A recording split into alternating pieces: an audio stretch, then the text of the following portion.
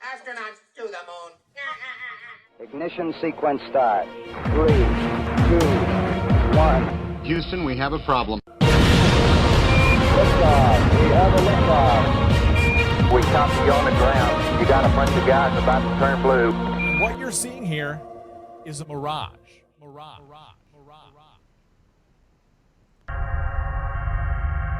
I see masked people. On Halloween, medical face masks.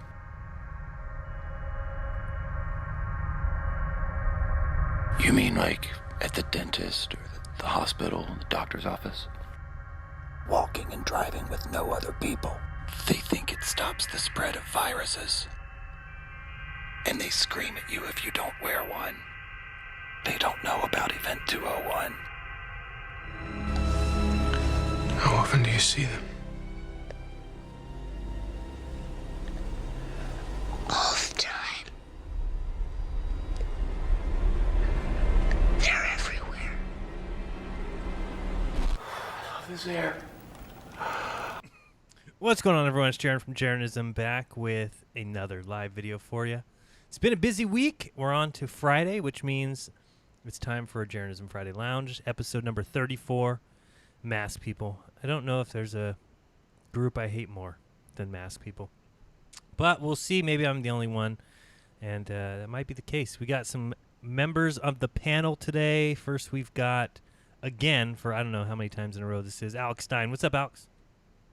Always a pleasure. I feel like it's Friday every other day. I think they're speeding up the Matrix. I don't know about you, but they might be. They fast forwarded the clock. But I'm going through a little censorship issue, like a lot of other people. So, I'd like to bring awareness to that. That today. means that dude, thank you for letting me be on here. You've reached the big leagues now. For a while, you can exist underneath the radar, but then they catch on to your tricks, or the fact that you caught on to their tricks. It's no secret that it was a certain communist country that their, bot farm is probably the one that flagged it. So, America, you talking about? Well, we're pre-communist. We're not post-communism yet. We're pre-communism. Wait till Joe Biden becomes president. So I'm voting for Kanye. Kanye 2020, baby. So the two things you can't talk about communist China, and you can't talk about the Jews. And no. As long as you stay clear of those, you're okay.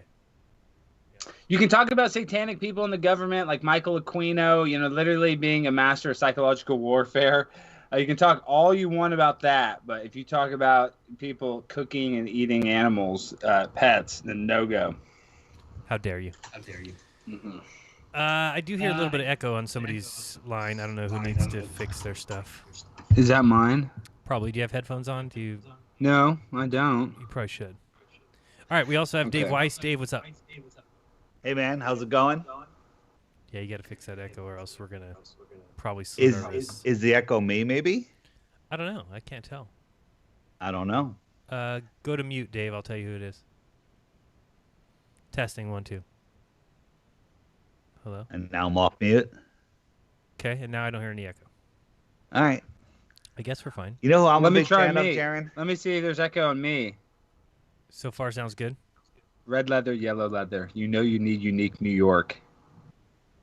Nice. You need New York? You need unique New York. By the Red way, leather, yellow leather. These are vocal exercises for warming up the diaphragm. if you can't tell, Red leather, yellow leather. David You know Weiss. you need unique New York. You need unique New York. David Weiss, welcome to the show. Thanks for joining us. Welcome. Thank you. Welcome, everybody. You know who I'm a big fan of? I'm a big fan of the Alex Stein haters. There's a lot of them. Me too. There's a few, and they're an interesting group. Nathan Stoltman is the head of that group.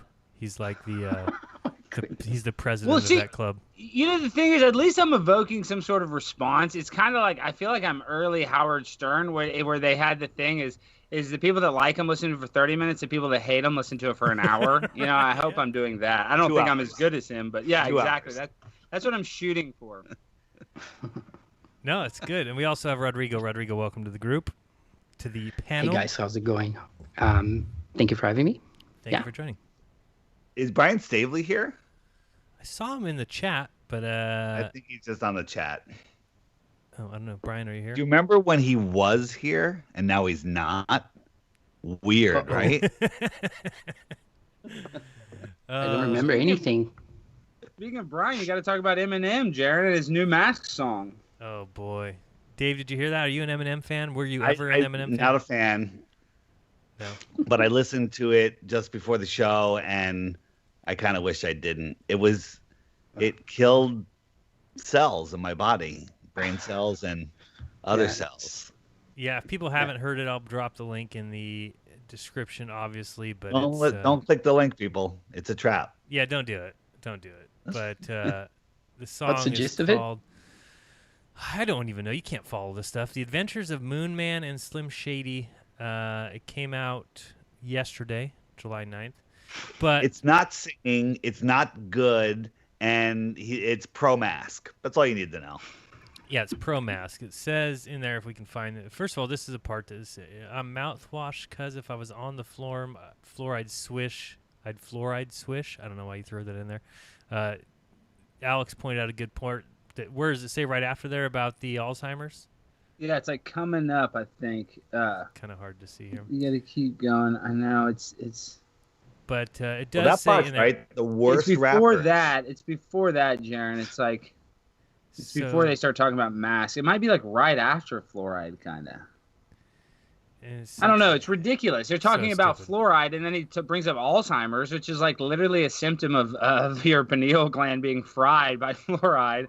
It's just that is not an accident. He knows that is a conspiracy theory, which is not, but you know what I mean? He's bringing that up on purpose for sure.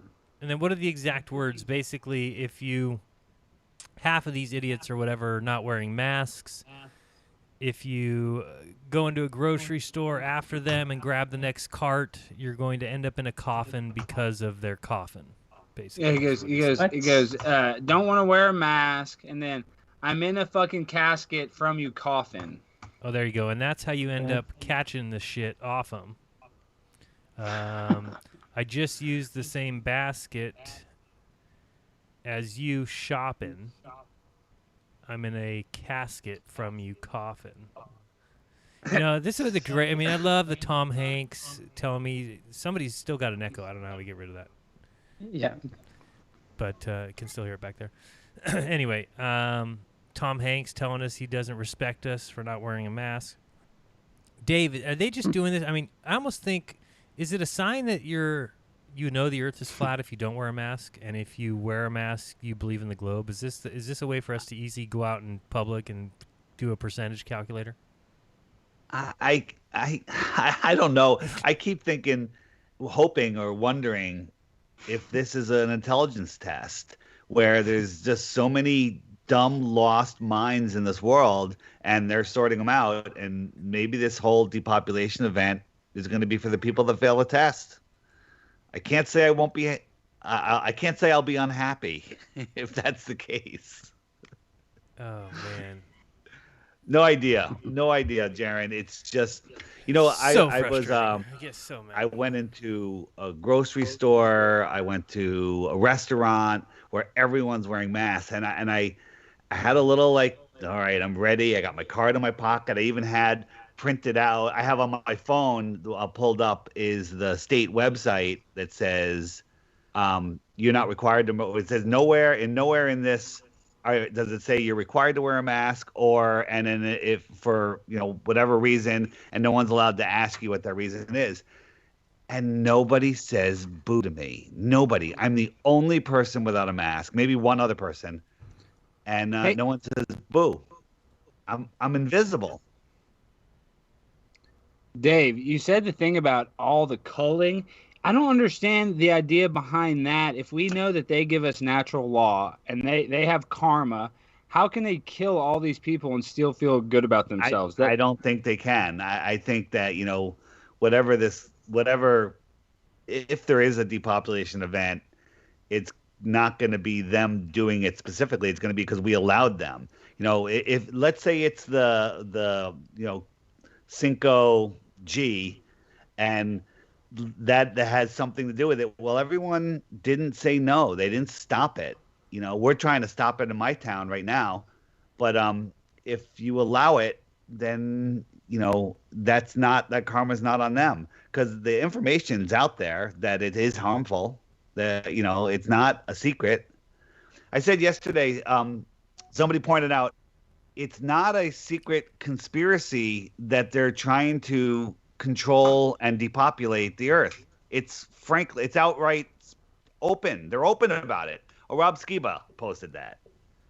It's not a secret conspiracy. They're open about it. Man, it's an old one too, right? It's Yeah. been around for a while, yeah. And I mean, we were looking at the guide stones, and it's just so creepy, it's bizarre. So wait, real quick on the we went to a restaurant last night, and there was an hour wait. You can't make a reservation at this place. So I went up to everyone except when the people at the table don't have masks on, but everybody else everywhere, waitresses, everything, masks. So I go up to the hostess stand, which is outside the restaurant, and I said, I put our name in. And the woman looks up at me, young girl. She goes, "Do you have a mask?" And I said, "I can't wear a mask." And she looks at me. She's like, "Okay, name, phone number," and that was it. And then later, when they were, they called our name and went up to the thing. Woman starts walking us. A different woman's walking us back to our table, and she goes, "Do you have a mask? Where's your mask?" I go, "I can't wear a mask." And she just looks at me, and then just continues walking, sits us down, and says, "Have a nice dinner." They don't even know what to say, and you would expect some pushback, but it's not there. It's not there. Yeah, but there's some viral videos that would tell you different, whether they're fake or not. Some of them are fake, some of them are real, but those people that got that pushback deserved it because they were assholes. They're just not. I mean, if you go into a restaurant, forget this whole face mask thing, and you're an asshole, they're going to push back and throw you out of the restaurant.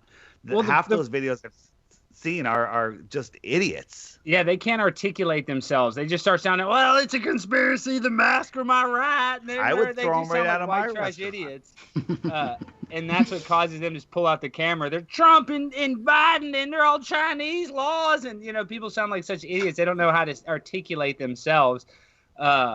So, Dave, you know how to say and how to speak how you feel. So that probably is why your experiences are different than Joe Bob off the trailer truck that doesn't, I'm not wearing a freaking mask because I'm not some Chinese immigrant. You know what I mean?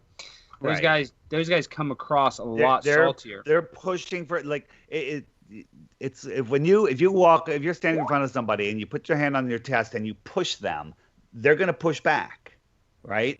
And so that's what people are doing. They're pushing. I'm not pushing. I'm just like, hey man, I can't wear a mask, and they're just immediately, they don't know what to do, and they just like, oh okay, and that's it. So, I have yet to put a mask on. But isn't it? I every day I expect it to get worse when I go out there, but it's not. I only had one incident up in Woodstock, New York, and the problem is, Dave, is that there's so few people like you. So I mean, I know. I keep thinking there's more people, and there's not. There's not. That's what's so scary. Is it's like I'm more concerned about the world than I am myself. I mean, I can get away with not wearing a mask. Fine, it's fine. That's easy. But I'm like looking at the world like, man, they just oh man, I heard some of the dumbest things the other night with Mike Adams. Were you listening to the show with? I did listen to the Mike Adams whole segment. What did you think of that? Is that the health ranger guy? Yeah. Yeah, we got to come up with a name for him because he's the worst. He's the worst. The worst, dude. That guy is such a little twat, dude. What He's happened? an alien head, and Did he sell out, or is he just a lost soul? I don't know. These guys, I mean, they're just so afraid of saying anything, especially with this COVID thing, man. I mean, they're just so stuck. I mean, he told everybody that we need to all wear masks so that they don't have to bring aboard the vaccinations. That's what he said. Right. That we well, need Jaron, to the wear worst masks. part is he makes up that he knows all this law enforcement and intelligence contacts, and he didn't know Jack. He didn't know anybody, dude. He's so full of crap. I mean, you couldn't. If he was being honest about any of that, then I'd have respect for him. But he's just so full of crap. Yeah, he starts out the thing by, at this point, if you're a mainstream person, if you believe in the mainstream, you have to be a moron. And then 30 seconds later, he's telling people to wear masks, and masks work. I'm like, wait, That's the It doesn't mainstream. make sense. Hey, you're talking about, you're giving the mainstream line.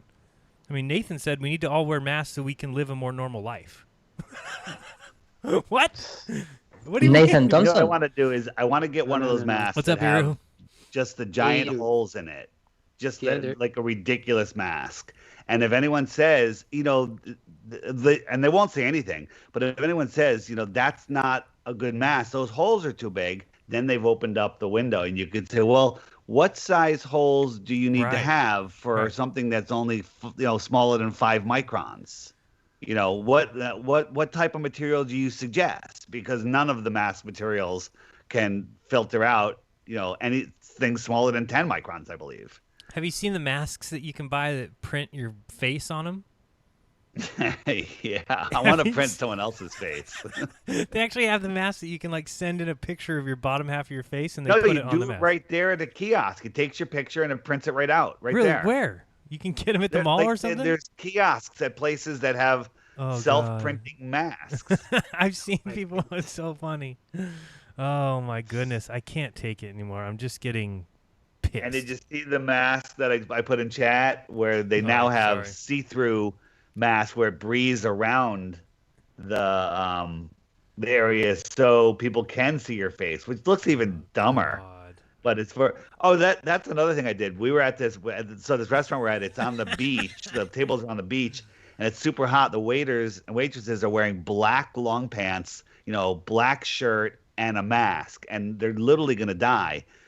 And so when waiter came up to me, and he's talking through his mask, and I'm like, "Excuse me, Paige is hard of hearing. Can you take down your mask when you come to our table? She can hear you." And he's like, "Oh, no problem." He took down his mask, and I'm like, "How's that fresh air feel?"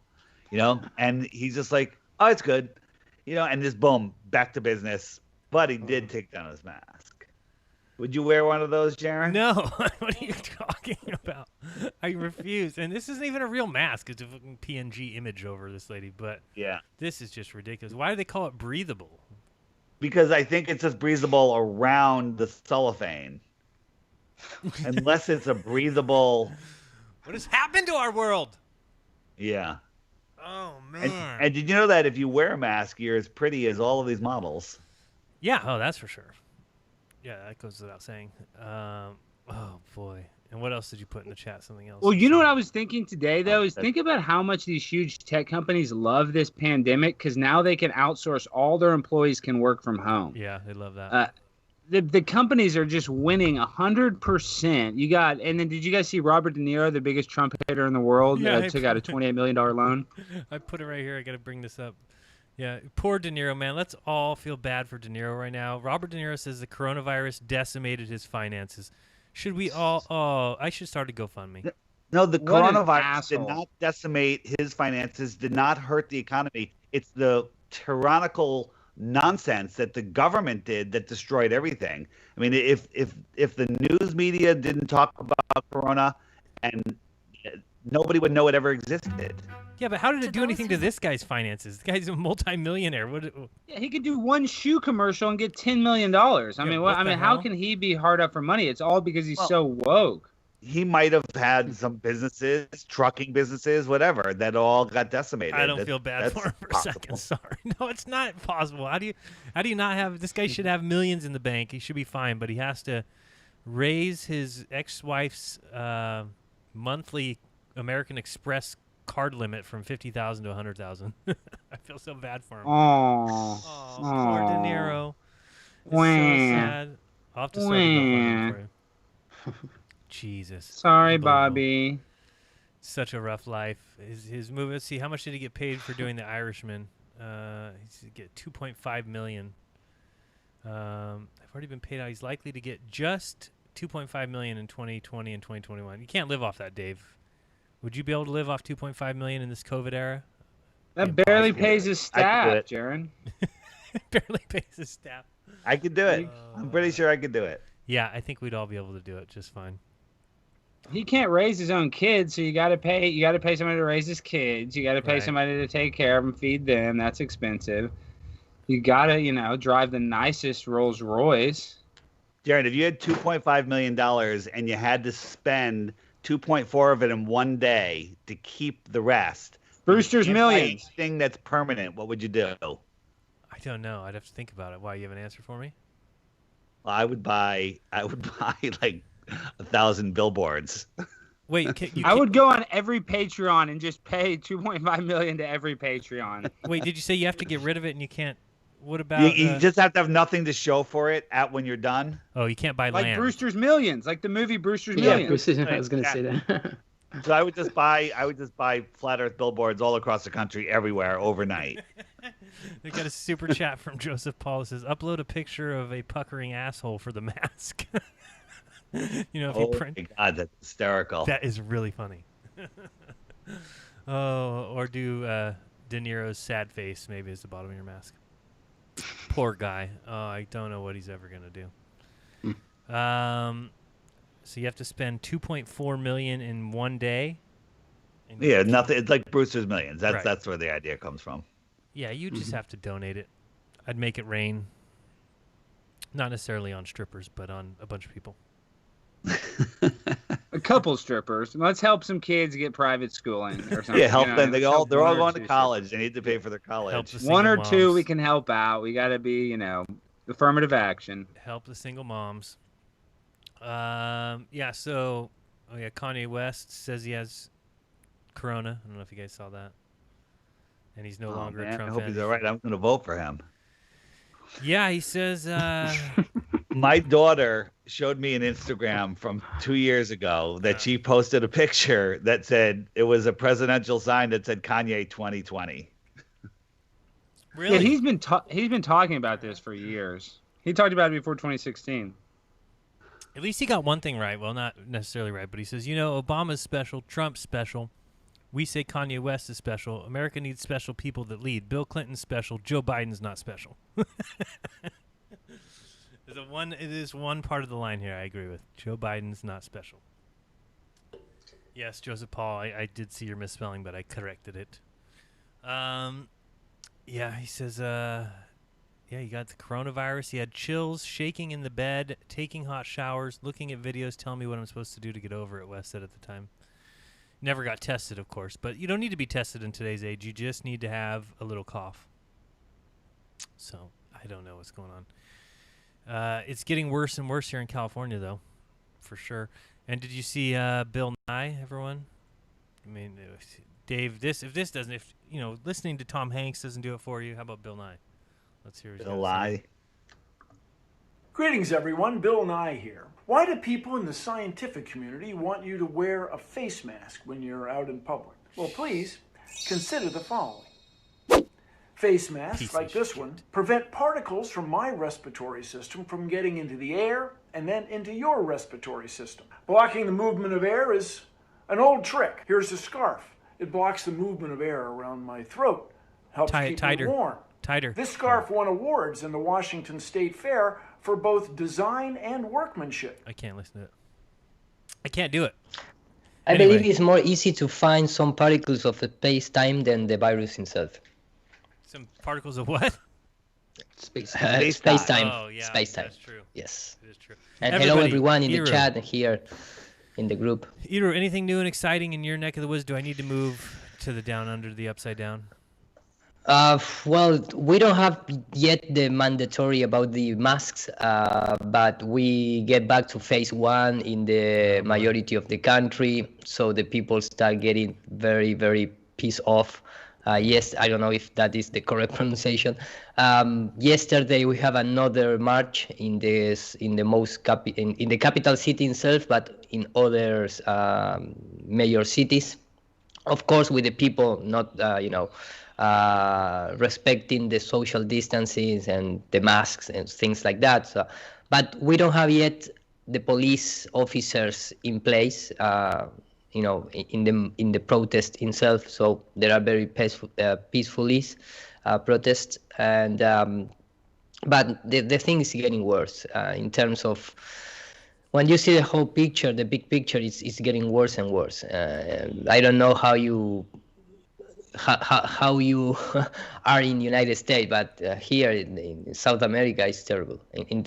Of course, the economic part is the most catastrophic thing, but even in Europe, they open, a few borders and things like that, but everyone is talking about the second wave, and it's just a matter of time. I don't know when this thing is going to finish, but it's I don't know if you saw the Let Me Just paste, because I believe this is very storytelling itself.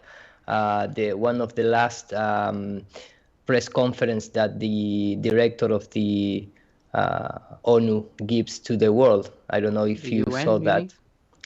The UN, yes, thank you for that correction, Rodrigo.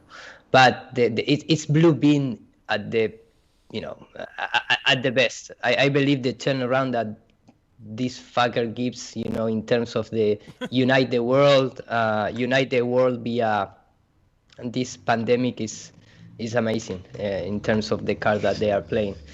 I post there the link. But first of all, if you pay attention to the acting of this guy, Dave, do you want to tell people? It's really bad. I'll go to it one second. But Dave, do you want to tell people about your awesome shirts and sweatshirts here? I made a shirt that kind of states how I feel, and I like it. I wish I had it for the 4th of July.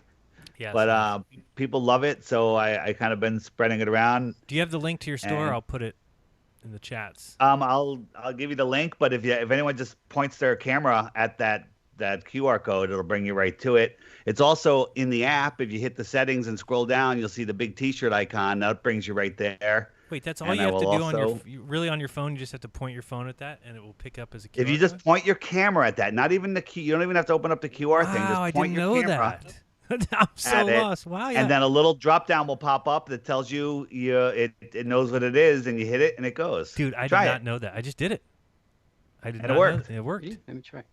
I had no idea you could just do that.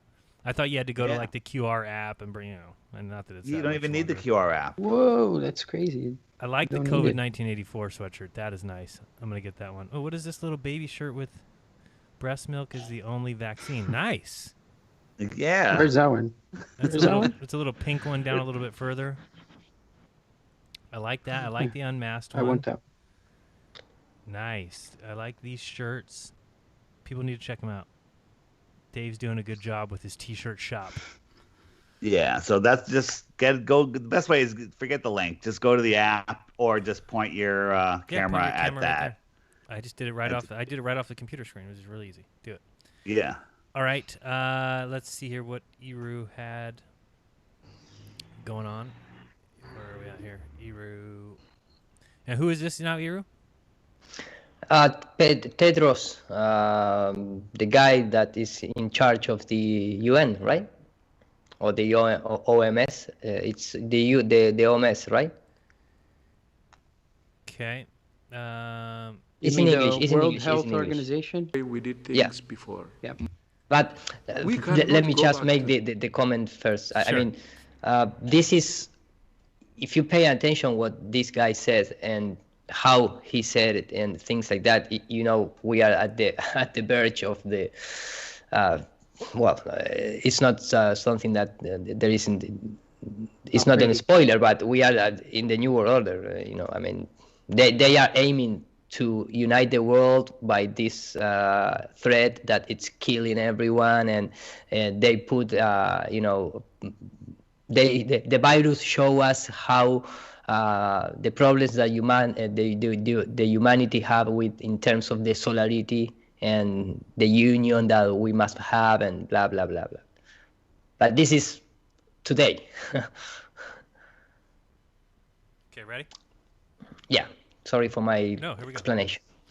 The way we did things before, my friends.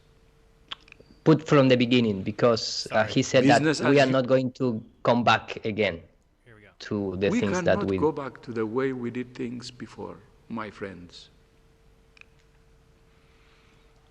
Business as usual has failed us. We must come together in a global conversation to take these hard-won lessons and turn them into action. My friends, make no mistake. The greatest threat we face now is not the virus itself. Rather, it's the lack of leadership and solidarity at the global and national levels. This is a tragedy that actually is forcing us to miss many of our friends. He's losing crying, many supposedly, lives. man. He's crying. He's Oh, crying. guys, there's video of We supposedly cannot of defeat him. this pandemic as a divided world. The COVID-19 pandemic is a test of global solidarity and global leadership. The virus thrives on division, but is thwarted when we The virus strives on division? Wow. unite. He's How is crying, man. He's crying. Iru, he cares for the world. He loves you. Difficult Bring Michael Jackson now and let's for sing humans the to unite to fight a common enemy that's killing the people in world. So did they just change the? You know, Make a better place. yeah. Do you think this is the? For me and the entire global race, we are Donald Trumpers and the No, it's amazing, man. I mean, the world is. I want to go to Antarctica right now. So Iru, and think try about to cross over. think about the videos that we did, and we talked all about NASA Project Bluebeam, right? And that they needed this alien influence to unite the human race. Do you think they've just changed it to this pandemic? Completely, man. Complete. It's more easy, more effective, and they are just testing. In fact, if you keep playing the video, he's gonna say like the virus is a test for solarity. Let's play and you hear for yourself. Hey, and real quick, Jaron, I just sent you that tweet, especially a video of him dancing in drag. David, I'm the one that sent it to David, but Yeah, you guys will love this video. Like, where did I see that? Okay, I'll bring it up right after this. Let's finish this. discriminately. Are we unable to distinguish or identify the common enemy? Can't we understand that the divisions or the cracks between us actually are the advantage for the virus? The magnitude of this pandemic, which has touched virtually everyone in the world, clearly deserves a commensurate evaluation, an honest evaluation. This is not a standard report that ticks a box and is then put on a shelf to gather dust. Together, we now have a once-in-a-generation opportunity to prove to each other that we can be greater than the sum of our parts. Oh boy. All right, let's see this video here. Let me get this up. Allegedly, it's him. Allegedly? Well, it sure looks like him. Hold on, so I gotta go here to this Twitter. Yeah. You guys will like this No, video. it's not him. It's not him. That meme rise very quickly here in Argentina. No, it's not him. It's not him. You look pretty close. It's pretty close. Yeah, it's pretty close. And he's filming them all like secret, like he knows it's him, or at least this person filming this thinks it's him. Oh boy, it's funny. Hero actually filmed that. Yes. And you are behind me, remember? He photobombed him, yeah. That was the most worry thing. You are behind me, David. All right, thank you. Michael Kamazi says, please give this to Iru, $100. It's from the other day when I won at Black Oak Casino. Oh, he's the guy that called Glowbusters. Oh, man, thank you so much. I didn't receive it, but that's okay. Well, he thank looks you like so much. he sent it to me, and now Google just took $30 of it. And I don't have PayPal, so I'm going to have to figure I'll get it to Iru somehow. Iru, I'll get it to you. I'll send Someday, it via carrier pigeon. Okay. Same. Go outside and wait for the bird to arrive. Right. No, I'll get it to you. I probably will send it to Bob. Bob will send it over to you. Time Muntz says, in California, restaurants are now required to take down the names and phone numbers of the party to contact trace. Also, I tried using the no mask card at the gas station, and they asked me to shop elsewhere. Dave, did you tell everybody your story about New York? I mean, they did eventually tell you to shop elsewhere, huh? So, yeah, so there was a hippie health food supermarket, decent sized place. I'm like, all right, this will be great. Now these guys get it, and big signs, must wear a mask. Even on all of the refrigerators. There's a sign on every one. Must wear a mask. I'm like, so I'm not wearing a mask. I'm going through the store. No one's saying anything to me. Got a whole basket of groceries. And as I'm getting closer to the front of the store, one person goes, "Excuse me, sir, you have to wear a mask." And I was like, "Oh, I can't wear a mask," the whole deal. And they're like, "Well, they're not going to check you out." And I said, "Well, I'll worry about that when I get up there." And I get up there, and the checkout, I start putting my stuff up, and the girl's like, "Oh, sir, you have to have a mask." And there was like a manager standing next to her, and I'm like, "Can't wear a mask," explain the whole thing. And he goes, "Well, we have to call a manager," and the radio up for a manager.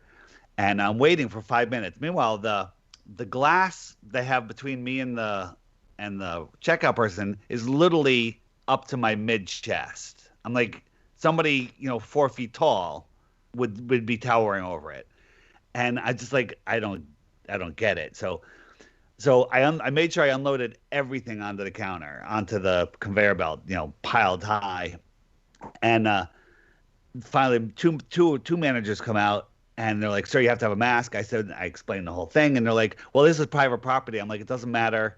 Yeah, I go, "You're a registered business. It's like saying somebody can't come in here with a wheelchair. That's discrimination."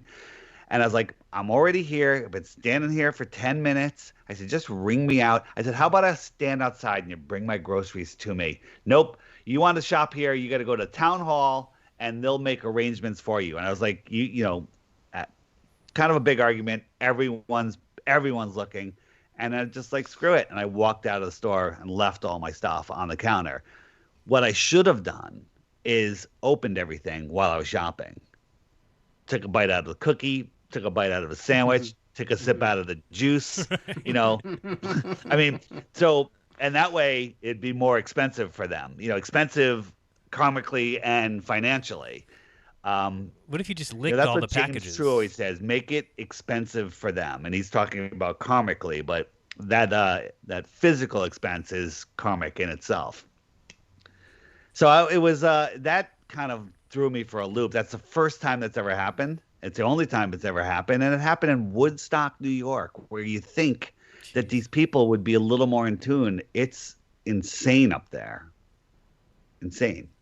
Yeah, California is no different. I guess everywhere in the middle is probably better than the two ends, but it's getting. I would say, bad. Even if there's they're checking at the door, pull up your shirt or whatever, put it over yourself. When you get in the store, pull it down and open everything when you're shopping. Just be nice about it though. Like, oh, I was snacking. Like I've gone in there when I was starving and I'll eat the sandwich or a tray of sushi or something. I'll eat it and then just check it out when I go and throw it in the garbage. Just do that and grocery store sushi. That's good stuff. They actually, we have good supermarket sushi. Excuse me. Really? Wow. We have it's totally separate business inside the supermarket. Yeah, very good. Here I eat the supermarket sushi all the time, Dave. Or I used to when I ate meat. I used to eat it crazy. You guys are making it fresh. I mean, it's no different. It's the same thing as getting it elsewhere. I don't know. It's like its own separate kiosk here too, in the thing. But you have some Asian guys doing it. Actual Asian guys doing it? Oh, nice. All right. Oh, for sure. Maybe you'll see a Hispanic guy every once in a while back there twisting some sushi rolls, but yeah. We can't even get Asians in some of the sushi shops here, so pretty impressive. Whatever you do, Hector's making my sushi. Be nice, be courteous, be yourself, be confident, and do it for the right reasons. Don't do it to start a fight because you'll get a fight if you're doing it to start a fight. Do you think there's a lot of people that formerly said don't wear masks and now they're like, just wear masks? There's so many people that are wearing them because I'd say 90% of the people are wearing them because other people are wearing them, and they're too uncomfortable to be different. Now, we're all able to do this. It's even hard for some flat earthers, but we're all used to being different, right? Exactly. Okay. So we've grown. That skin is like I don't even notice it anymore. It's thick, but I have no problem doing it. But as I said, I get a little tension builds up. Like, oh shit, I gotta go to the local store. The big stores. I'm like, I have no problem. The big stores let me right in. I'm like, it's the little guys where I know the owner and stuff. They don't say anything. They're just happy for the business. Except once. I had one guy. I told you that story. Dave, I think you're underestimating the fear, though. These people that are wearing the mask are afraid of catching a deadly virus that they hear about on the news. So what I'm saying is when I'm at the grocery store, when I'm at like Target or wherever the hell I'm at, and I'm not wearing my mask, dude, that looks I get from people is like I'm the world's biggest asshole. You're the And you have asshole. to get this. I'm just saying you have to be exactly, but you have to get those same vibes. You act like it's just a walk in the park. I feel like it's totally different. Notice it. I'm telling you, I'm invisible. They don't look at me. They don't say anything to me. I'm walking through a supermarket. There's 500 people in this giant supermarket wearing masks, workers and patrons, and no one says shit to me. And through the checkout. Whenever I can, I go through the self-checkout so that way I don't have to deal with it. But even at the checkout, nobody says anything, and I'm contending that I'm zero. That I'm. Yeah, and I agree with invisible. you, and that's this way it is here too. And I don't know if they don't mention anything because my wife is pregnant and clearly showing, and they just don't feel like dealing with either one of us. But I'm shocked that we're the only ones. Now, I did tell the story the other day. We were in our local market, and there was a guy with a shirt that said COVID-19 is tested positive for fraud. And I went up and celebrated with him, and somebody else came up to him and said, where do you get that shirt? How can I get that shirt? And the guy's like, yeah, take off your mask. You shouldn't be wearing a mask in here. And he's like, yeah, well, I think you have to have one to get in here. So, I mean, it's not like we're the only ones, but, I mean, we're in the 2%. I'm just shocked there's not more people. 2% is too much, I believe. Well, I just want to say this one thing. I go to the same Tom Thumb for years. Every single person at Tom Thumb knows me, or, a lot of the manager and stuff. And when I go in there, that's the only reason I can go in there is without a mask. They look at me. They all hate me now. I'm the biggest asshole. I went from first to worst all because of the mask, the way they treat me. So it's been and the only reason they let me in there is because they know me. They don't want to, they know I'll talk shit if they say something to me. But yeah, they all look at me and they all hate me and they all eye fuck me to death. It sucks. Let's do a You're little talking poll. about your family? No, he's talking about Tom Thumb manager. I'm talking about Luis, the manager of Tom Thumb on Lover's Lane. That guy, my boy, used to be my boy. Now he's my enemy.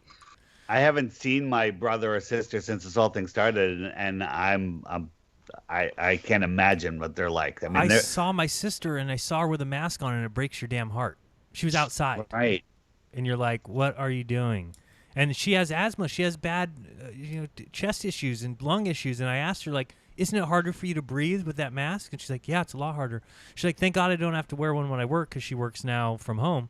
She goes, "Thank God I don't have to, because I don't know what I do." I'd be like, "Yeah, but don't you care about other people like you that do have to wear the mask when they work?" It's just crazy. Hey, let's take a quick poll. I want to see in the chat, pro masks, type 1, anti-masks, press 2. Just got to see if there's anybody listening to the show that is pro masks. Well, maybe. there was one guy, but he can no longer speak here forever. Nice, you got rid of him? Stand for life. Oh, boy.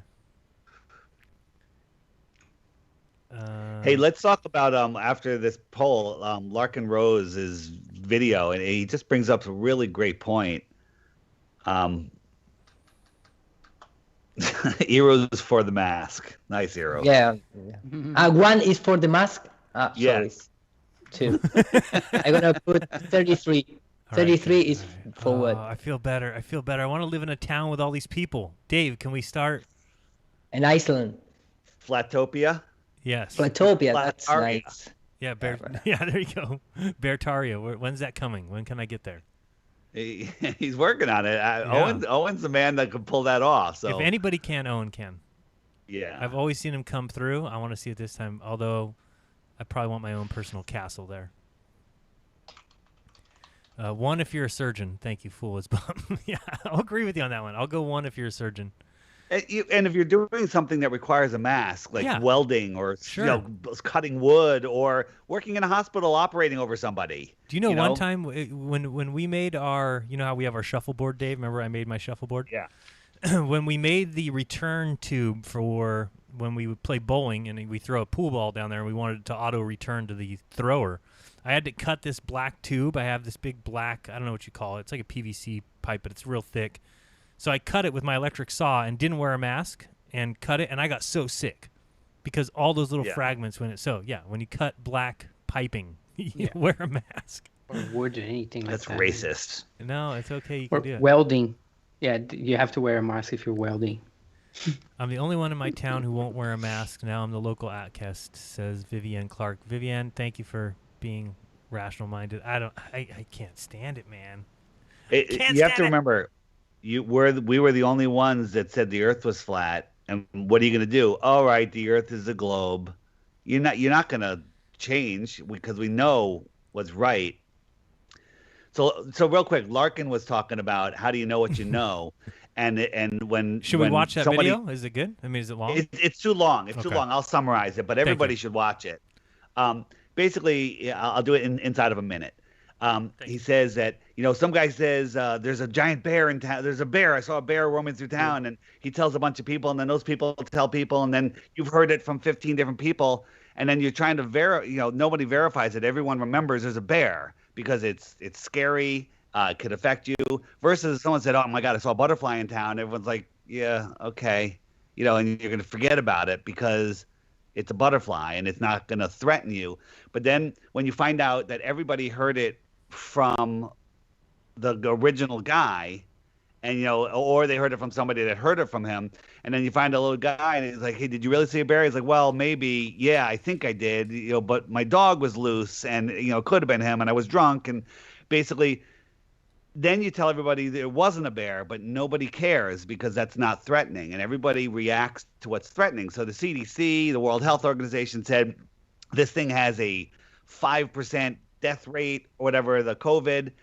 Then they retract it all the way down to 0.0 something, and nobody cares. Right, because what it started. And because it's not threatening to you. It's not big news. And just the way he lays it out, it's just, if the CDC didn't talk about COVID and the press never talked about it, you would never notice it. No. Yeah, people die every year from respiratory diseases.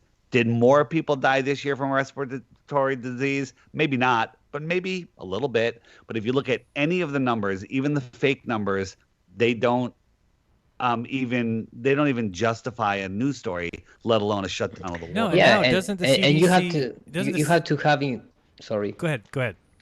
No, very quickly. You must be having to consideration how much of those new deaths are for negligence, for the doctor giving bad treatment, for example.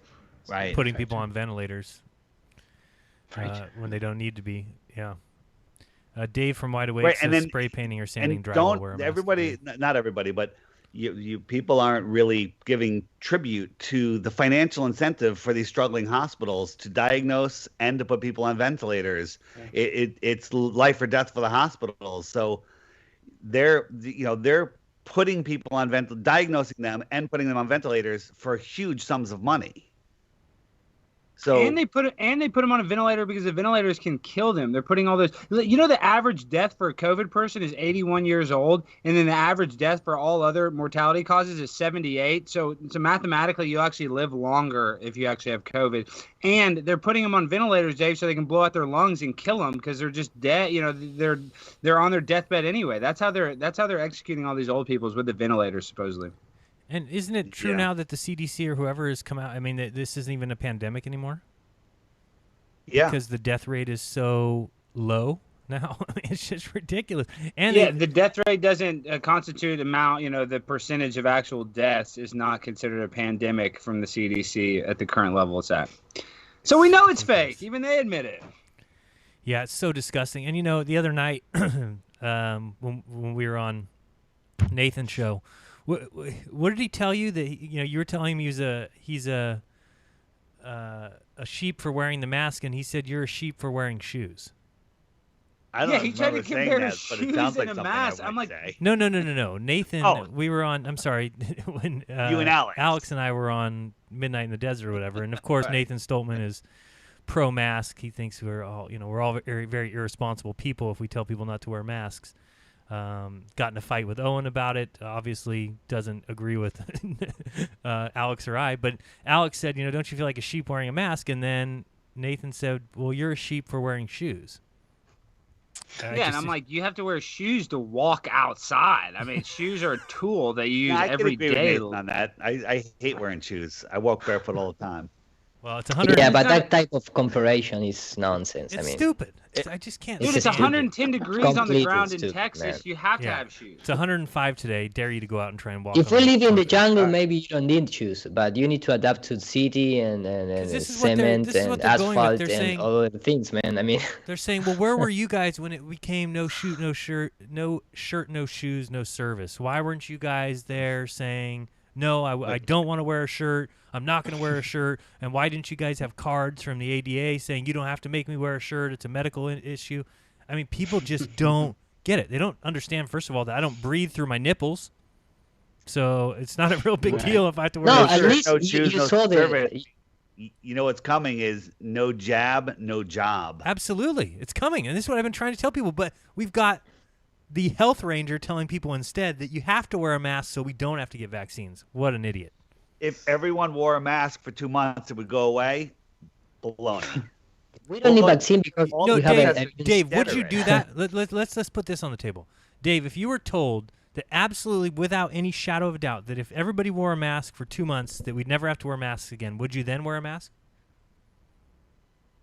I would want some proof of that. I mean, you can tell me anything, but we all know that the masks do nothing. The masks have giant gaping holes up on the side of your nose and the side of your mouth. What is it? The virus isn't going to go in and out of there? Well, I think this is the Bullshit. problem is that people think like, oh, if I wear a mask now, I won't have to wear a mask in the future. They don't realize that by cucking now, it's just like everything else. I mean, if you give these guys an inch and they're going to take a mile, it's just the way it goes. And if people don't see that yet, it's not How going can away. people believe on any of this stuff and it keeps coming and coming and coming and it just they just eat it up. They just buy everything. It's just quite incredible. I don't get it. And well, I mean, let's put it this way. I know people in Brazil who are claiming that their people in their family have died of COVID. Everybody's getting it in Brazil, they say. So one of my good friends, her grandpa died of COVID. He was 93, so he died of COVID. And one of my friends, one of my friends' dad, though, he's in his 70s and he got hospitalized. And we thought that they were saying the stories he was telling me that, oh, this thing is very real and it's very dangerous and blah blah blah. But his dad had issues before, right? Of course, but then he recovered. Yeah, I agree. Hero's been trying to say something for 2 minutes. Go ahead, Hero. Sorry. Slow-mo Moonbuggy just said they won't stop if you comply, and that's what I'm trying to say. That this is just a precursor, man. It's like they've realized how many people will do anything for the fear of death, for the fear of getting sick. I just don't think the world will ever be the same. Now medical experts will be the new gods. Well, it doesn't even need to be a medical expert, just somebody who ever speaks, if it's Bill Gates, as long as you speak along the current line of thought. Pretty soon we're going to need like full-body spacesuits. 12 Monkeys movie in real life. The only difference is that yet we don't live underground, but the rest is almost the same script. Okay, go ahead, Iro. Sorry. No, it's okay. I mean, you always treat me like shit, so I get used to it. Hey, I just sent you $70, I think. It's coming. Okay. Well, you are the best man in the world. I always say that. That changed quick. No, the fact is that when you go into the statistics, it's so messed up because everybody talks about the death rate, but nobody see the autopsies. Everyone received the official reports, and even in the hospitals make autopsies. So everyone received the same type of paper with numbers and with the sign from the doctor saying your family member died from COVID, but everyone knows that that's bullshit. Here in Argentina, and especially in the Spanish community. Uh-oh. We let him talk and he's gone. Iru, that's why we don't like you to talk. The doctors. There you go. You came back, Iru. You have to repeat some of what you said. Sorry, go back 10 seconds. In Argentina, you said? Hello? The wait room, I don't know if that is the correct word for that, in the room where you wait to be attended. And from a heart attack, because the doctor said to the family member, if I take your father, I need to take it as a COVID patient. and the girl saying to the doctor, but my dad is not, he doesn't have a COVID. He's in the heart attack. Yes, but you need to sign this because that is the protocol now. Yeah. And the person died in the waiting room while the discussion goes on. And for example, 2 days ago, our Minister of Health in the press conference say directly saying this: every cold from now to the end of August is going to be considered as a COVID-19. Absolutely. So the problem is, supposedly after 3 months, you're going to have more, intelligent tests to say if it's or not a COVID-19. So why now they are like getting back, going backwards in terms of the test? Because every call is going to be considered as the COVID-19. So where is your technology applying to the test? You know what I mean? Well, speaking of the test, it's insane. Have y'all seen people signing up online for tests and then going to the place and the line's too long, so they leave, and then they're getting text messages that they're still positive and they didn't even take the test; they just signed up. How about and the people ones where... sending in unused test swabs coming back positive? Yeah. So I mean, why would you get? Is that now, Dave? Which one is that? Is the test already positive, you think, or is it just fake? And I mean, do you think people can get sick? Fake. So do you think they can't get sick by getting tested? There's nothing they're putting. I don't up know. That's scary. Also, no one's shoving anything up the back of my nose. Well, but think about it. If they're talking about if you can get sick by just breathing on somebody or talking, right? Then wouldn't the test be a little strip that you just breathe on? Okay, you're positive or negative. Why would you have to stick something down somebody's throat? Right. I thought it's traveling in the air. It's traveling through mass. Why wouldn't you just be able to breathe on some test strip? So stupid. Right. As far as the media coverage of this, there's no scrutiny whatsoever into how the tests are made, done, what's the chemistry behind it, anything. Like, isn't that the basic question? It's amplified. It's not even a test of anything. Exactly. And again, with 50 to 80% false positive, I don't care what that is. I mean, you're better off flipping a coin. It's so stupid. They said that there was some. I don't know if it was, now I don't remember if it's basketball or golf or baseball or something. There's some player who tested 4 times in a week and was positive twice, negative twice. Like, how is that possible? Yeah, and the test for the SARS COVID virus. So they had these tests before then. These tests they've used to test for other viruses. So it's not necessarily COVID-19 that's making it positive. I mean, and the test is you add 2 third-party chemicals to it. They take the throat mucus, and then they get 2 other chemicals to add to it other than the test. So it's like whatever's in those chemicals is causing the false positives. It's obvious. Mm-hmm. You see that those presidents that try to come out and point that out, they have heart attacks, right? There's one, I think is the Burundi one. Oh, yeah. And then the Bolsonaro, now he's got it, supposedly? Oh, he's got it, but he took chloroquine, and now he's good, is what he says. Yeah, but Bolsonaro is another chunk, financed by the same guy behind Donald Trump. Of course, Netanyahu and all the Zionist regime. He loves Israel. He loves Israel. He loves, like Donald Trump. Stephen D. Oliver says you should be able to do the CV test from 5 feet distance. Yeah, just drive by and breathe out the window. Positive, negative. Nice one. Yeah, positive. First, it's funny that they have so many breathalyzers, right? Just adapt the breathalyzer. You should just be able to breathe into a little pipe, right? Yeah. Unbelievable. I don't get it. Well, that's a technology. They've been trying to develop this technology for years where they can give people that smoke marijuana a DWI, a breathalyzer for marijuana, and they still can't even develop that technology. Right. It just shows you that you think they have everything figured out. They don't have all this crap figured out. They're flying by the seat of their pants. A lot of these doctors don't have any idea germ theory. I mean, it's ridiculous. If there was a really scary virus going around, these people would be in the same suits virologists wear, that are plugged into oxygen tanks. That's what people would be wearing. They wouldn't be wearing cloth diapers on their face. Dave, would you make out with somebody who had been found positive for COVID? Absolutely, no matter what the age or sex. That's very Aleister Crowley of you. He used to love he would find sick girls and bring them over to have sex with because he wanted their I always wondered over 18. How nurses and doctors in hospitals dealing with people that have, flu or whatever, go in and out of these rooms and they don't get sick. And I always believed it was because of their vaccinations and stuff. It's you don't catch these types of diseases that way. I have no Nathan problem Stolman would being get around pissed any right now. sick person. Nathan Stolman would be like, "Are you a doctor? Where's your degree? How you can't just say that. People get sick I've from been each around, other." This is hard for a lot of people to take in. It's literally your belief system. It's a belief that, system. If you believe that you're around somebody that's sick, you're going to get sick. You're going to pick up on their frequency, their vibration.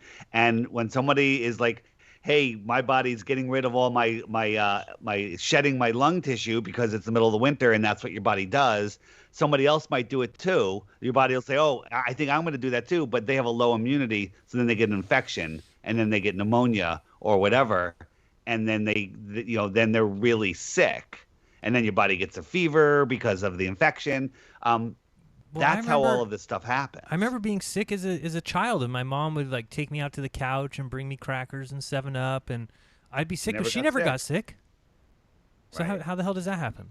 And again, You know what stat I want to know the most? I'd like to know, out of all the people that actually got sick and died of COVID or got really sick from COVID, how many of those people had the flu shot? Because I really absolutely. I honestly believe whatever is in the flu shot, like I said, I got it in high school and I got mononucleosis. I was so sick the one year I got the flu shot in high school. It messed me up so bad. The doctors didn't know how to diagnose me. They diagnosed me with mono. I had a 16-year-old girlfriend. I was 16. I'm saying we made out every day after class, even with mono, and she never got sick. So I just would like to, what I'm saying is I got sick from something other than mono. I would love to know all the people that got sick from COVID and died, like these actors and these people that we hear about, like that Broadway actor that died, and if they got the flu shot, and we'll never know. Yeah, and we wondered why all these flu vaccines were free, right? Come get your free flu shot. Not only free, they give you a $20 Walmart gift card to do it. I mean, they'll pay you. Yeah. Well, free is a very gigantic concept because never is free, man. Right. In the Well, just our capitalist attention, guys. world, That's why they call it paying nothing attention. is free. Somebody's going to pay. Yeah. So here is the same thing. You have free here in Argentina. We have free access to vaccine. No, it's the state who pay with taxes and other implementations and things like that. So. Yeah, they're not going to show you that test. I'll guarantee it. They're not going to show you, or the results of that. Figuring out how many people have had the flu vaccine. They're not going to do it. Yeah. They're just not. And I think that would answer a lot of questions personally. Because I bet a lot of people that got sick is because they went and got the flu vaccine whatever round before they got sick from COVID. Mm-hmm. And you imagine that if it really had a science on all these things, that it would all be integrated and there would be no profit motive like involved in making drugs, right? It's incredible that marketing is something that's acceptable to be involved with people who are making things that they claim will help people, their health. And they cannot even be scrutinized. They get these free passes. At the same time, they have the Injury Act in the United States, the Vaccine Injury Act. They pretend nothing's going on. It's just so weird, man. Doesn't make sense. It's very chilling, because it's kind of like that when you think of that depopulation agenda. It's like, that's where it's at. It's right under your nose kind of thing. With the pharmaceuticals and the medical mistakes and all that stuff and the people dying, nobody cares. And the abortions as well. That's another one. Yeah, I think they want to know how to make an autistic army one day, and that's what the vaccines. I know that sounds crazy, but they want to, when they do the culling, they want to still have strong people to work in the fields and do stuff and be their servants. And I think they want, basically autistic people to do that, so they feel less guilty, like they're helping them out. I honestly believe that. I think the vaccines are a big part of that. Do you want to explain this whole Wayfair thing, or I don't really get it yet? The Wayfair thing? Yeah. Eru, Rodrigo, what are your guys' opinions? Did y'all look into that? I'd love to hear what y'all think coming from an international perspective. What is it? Those sites with the names of the pillows that cost 10,000. Yeah, man. I mean, so what's going on is Wayfair. Supposedly, there's these child traffickers are supposedly using Wayfair as a black market, marketplace, where third-party sellers are selling furniture under the guise of it being $12,000, $13,000 for a piece of furniture that's like $200, and then all the furniture happens to have the same names as kids that have been reported as going missing. So that is so creepy. Coincidence theorist all the way. I'd love to hear RV's opinion on that. I bet I'd love to see what he thinks about that. What do you think about it, Dave? Dave said he'll be back in 5 minutes. Oh, did he leave? But what I'm saying is supposedly, from what I read on the tweets, you can't just go on there and buy it. Like if you buy the $10,000 pillow, they might send it to you and charge you $10,000. That you have to have some sort of code to send them back. And it's just really weird. Why would there be? I mean, the question: why would there be a pillow? Have a piece of furniture that costs $12,000? It's literally like a utility closet. It goes in your garage, or a pillow for $12,000. Whoever's selling this needs to be in jail, right? I mean, there's very similar things I've seen before. There's people who follow the people who are trafficking children on many different ways. Instagram. There's different codes that they use. They pretend it's like a tour of this girl doing modeling in some places, and you can book it, and it's very odd. So there's, but some people have been caught. People are getting caught more. But, this obviously raises a red flag if it's not totally an invention. If it's not fake, it raises so many red flags. How can you have names, such odd names matching these pillows? I mean, names that are very unusual, right? And they immediately deleted it once the tweets went viral. So it's like that's always a big red flag to me. The cover-up's always worse than the crime. It makes them look so guilty when they all of a sudden deleted it immediately. So it's like, what was going on now that we raised the red flag? Y'all are going to delete it? That's just guilt all the way, in my opinion. Like they're trying to cover up something. Why would they delete it? It just doesn't make sense. But the problem with the child trafficking is people think it's fake. When you got guys like El Chapo, who's this famous drug dealer, they don't realize part of his biggest business was child sex trafficking. Like people want to live in this reality of a matrix where they don't think this happens, where, supposedly 800,000 kids go missing. Now, I don't know if that stat is correct, but you're seeing this Wayfair thing and you're like immediately discredit it. I don't know, dude. It's weird. Their child trafficking's real, guys. It's not just on Law and Order SVU. It's not just on TV. No, of course, man. Here in Argentina, we have a lot of child traffic and also woman traffics and Brazil. I mean, that's not something new. Yeah, but nobody cares. Nobody cares. In terms of the real people that really they can do something. It's like the drug things, People still believe that the CIA and the FBI and the Interpol, they cannot arrest or know where the traffic drugs is making. I mean, it's a joke, man. They have satellites in space to see how they measure the salt in the seas. Supposedly, so they cannot see where the drugs is trafficking. Come on, man, it's ridiculous. I was going to ask you just one thing. Like, what about Paraguay?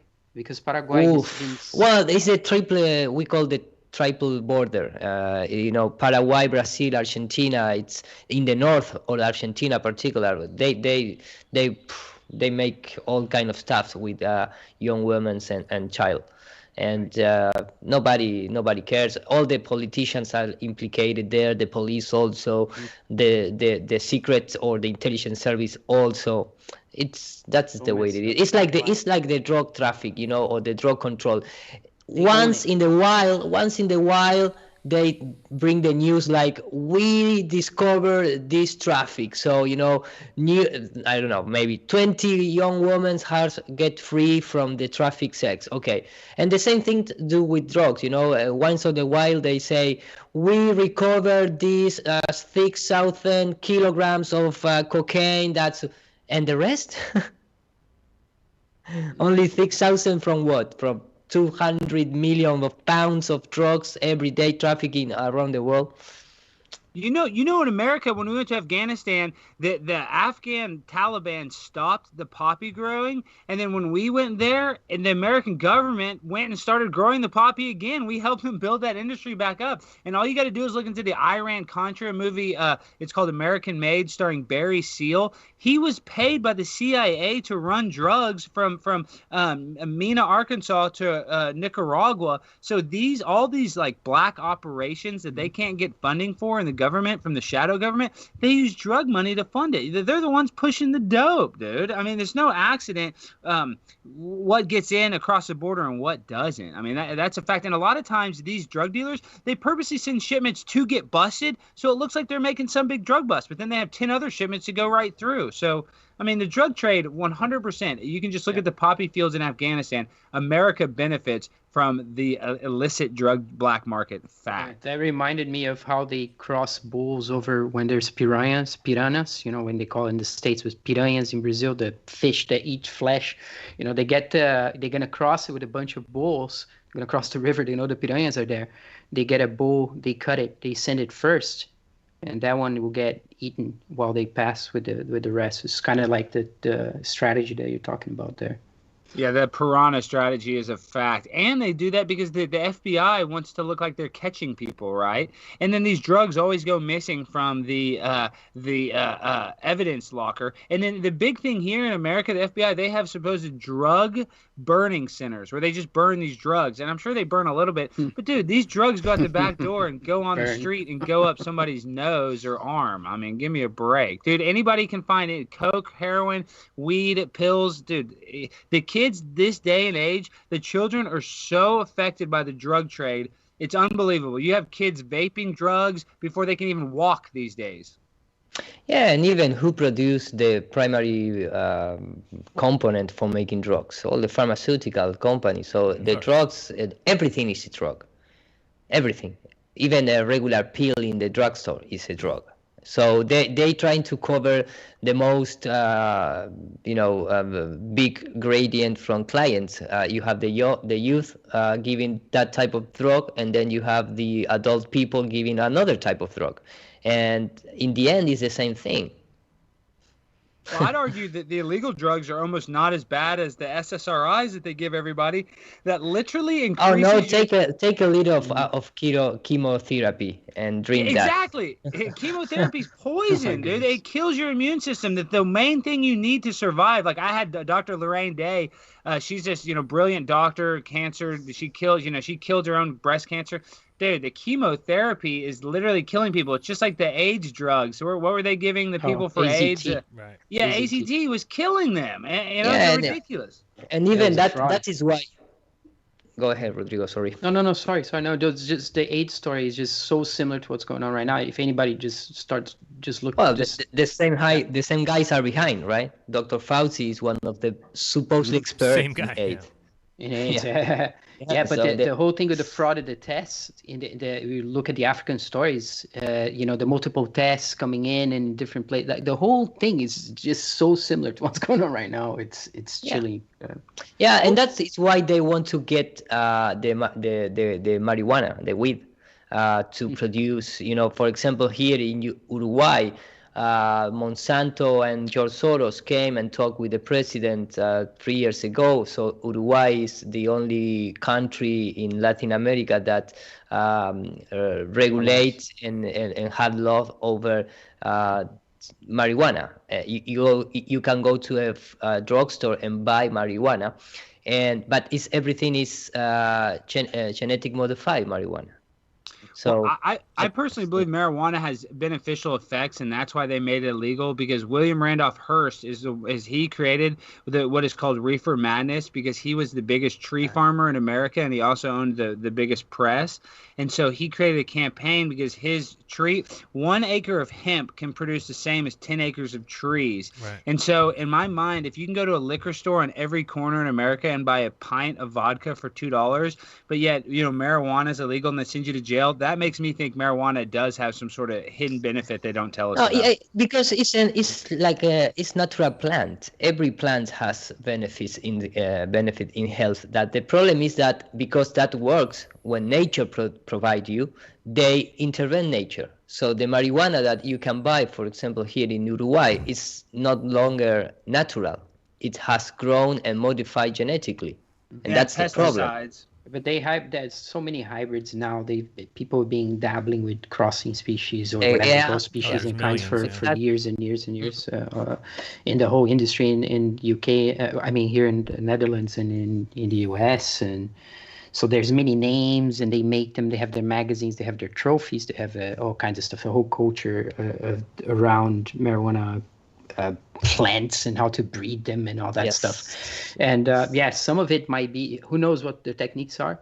The oldest obviously is by hand, the Mendel kind of style, old school, nothing of needles or labs and anything like that, just putting the plants together and getting the males, the females or whatever, making the seeds and breeding them that way. I see what Alex is saying. We know the weed helps kids with seizures. We know that. I mean, literally, there's kids that have seizure disorders, and they give them THC, and boom, their seizures stop. That's enough for me to know that it's medicinal. So many uses here in the Netherlands, at least. CBD stuff is huge, right? Jaron had a guy, a CBD guy, in his show as well, right, Jaron? Remember? Mm-hmm. Al Morenton. Mm-hmm. Yeah, he was talking about not using with the THC, right? But I guess he used to take it with the THC as well, and has to take high dosage. Yeah, you can find either one. You can find CBD that does either one, but a lot of people can't take the one with the THC because they work. Too strong, yeah. Or they'll get in trouble, basically, if they get tested or something and it shows up positive, because then they'll think that you're smoking even though you're just taking CBD. Holly Berry, thank you very much. She says, supporting what I like. Love you all for speaking the truth. See you at Bertaria. And James Richard, let me guess, within the laboratories where viruses are created or manipulated, all they're wearing is N95 masks and staying 6 feet apart. Doubt it. And then did we already? Yeah. Time Month says, first they swab your mouth, then stick the same swab up your nose. I can't imagine.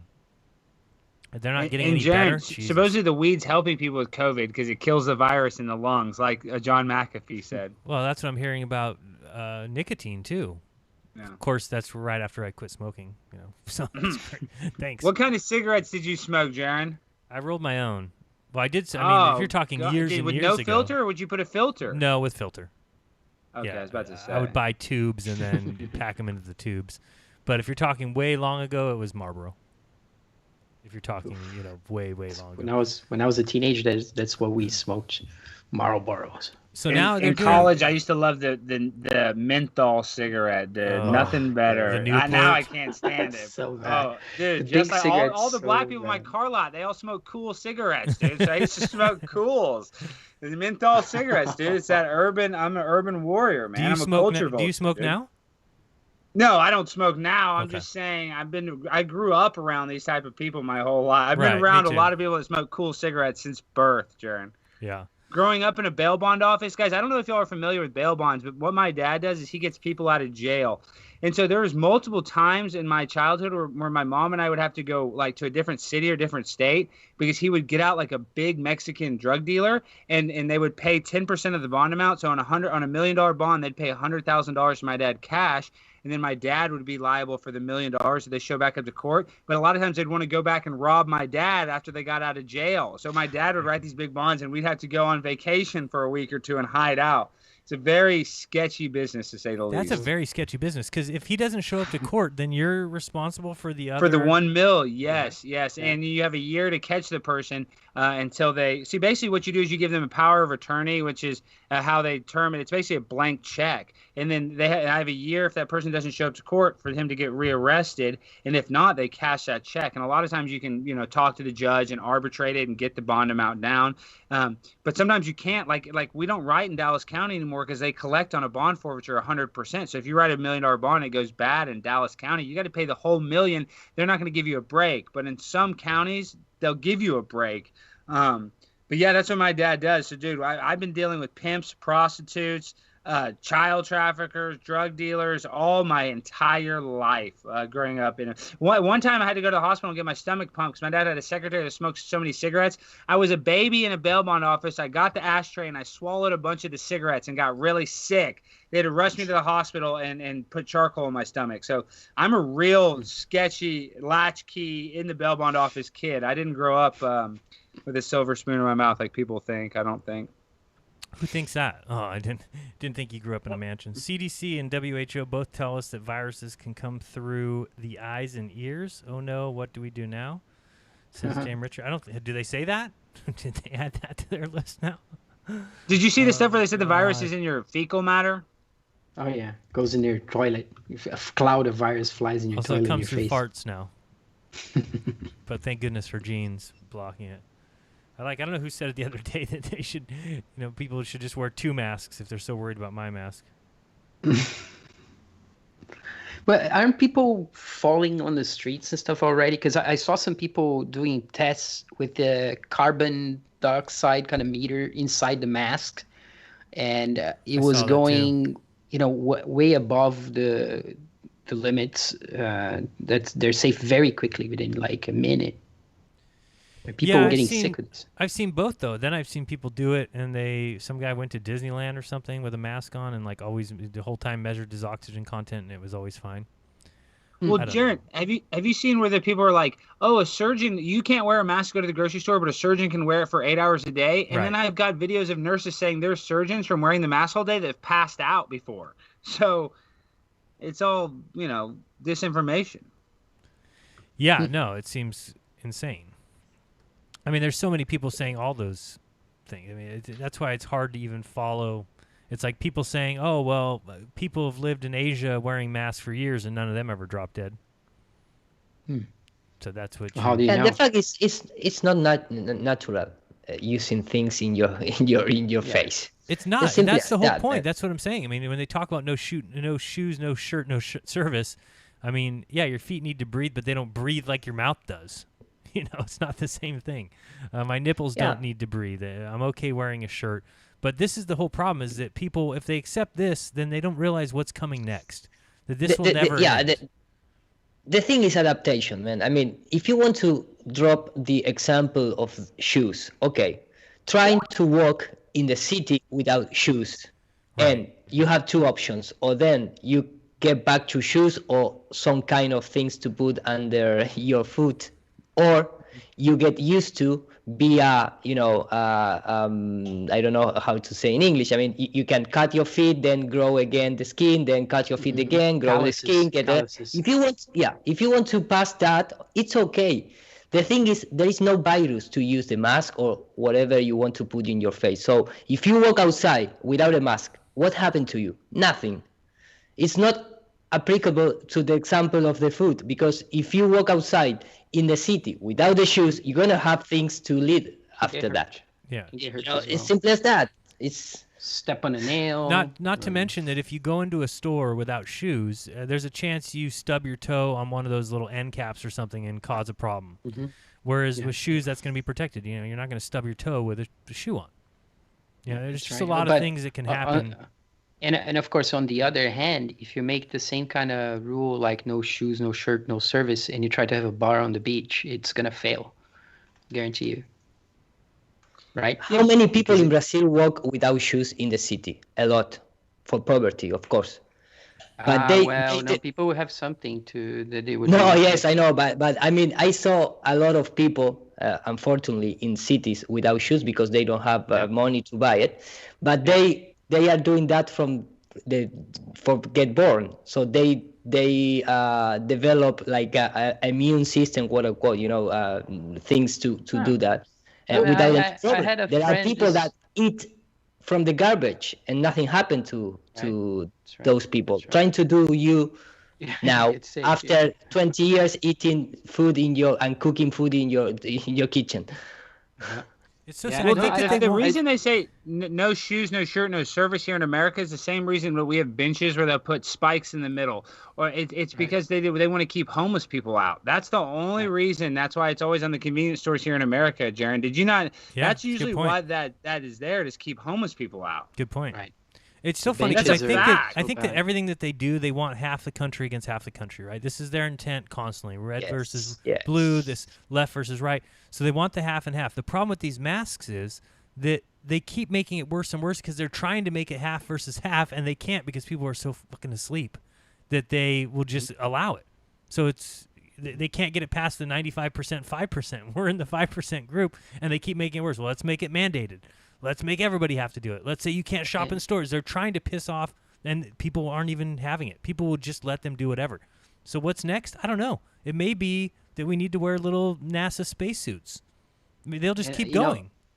I don't know why they would One stop. thing that you find odd, but it's believe it or not, I swear that I went to an anthropology conference in Estonia once, and I met some people that they did not wear shoes.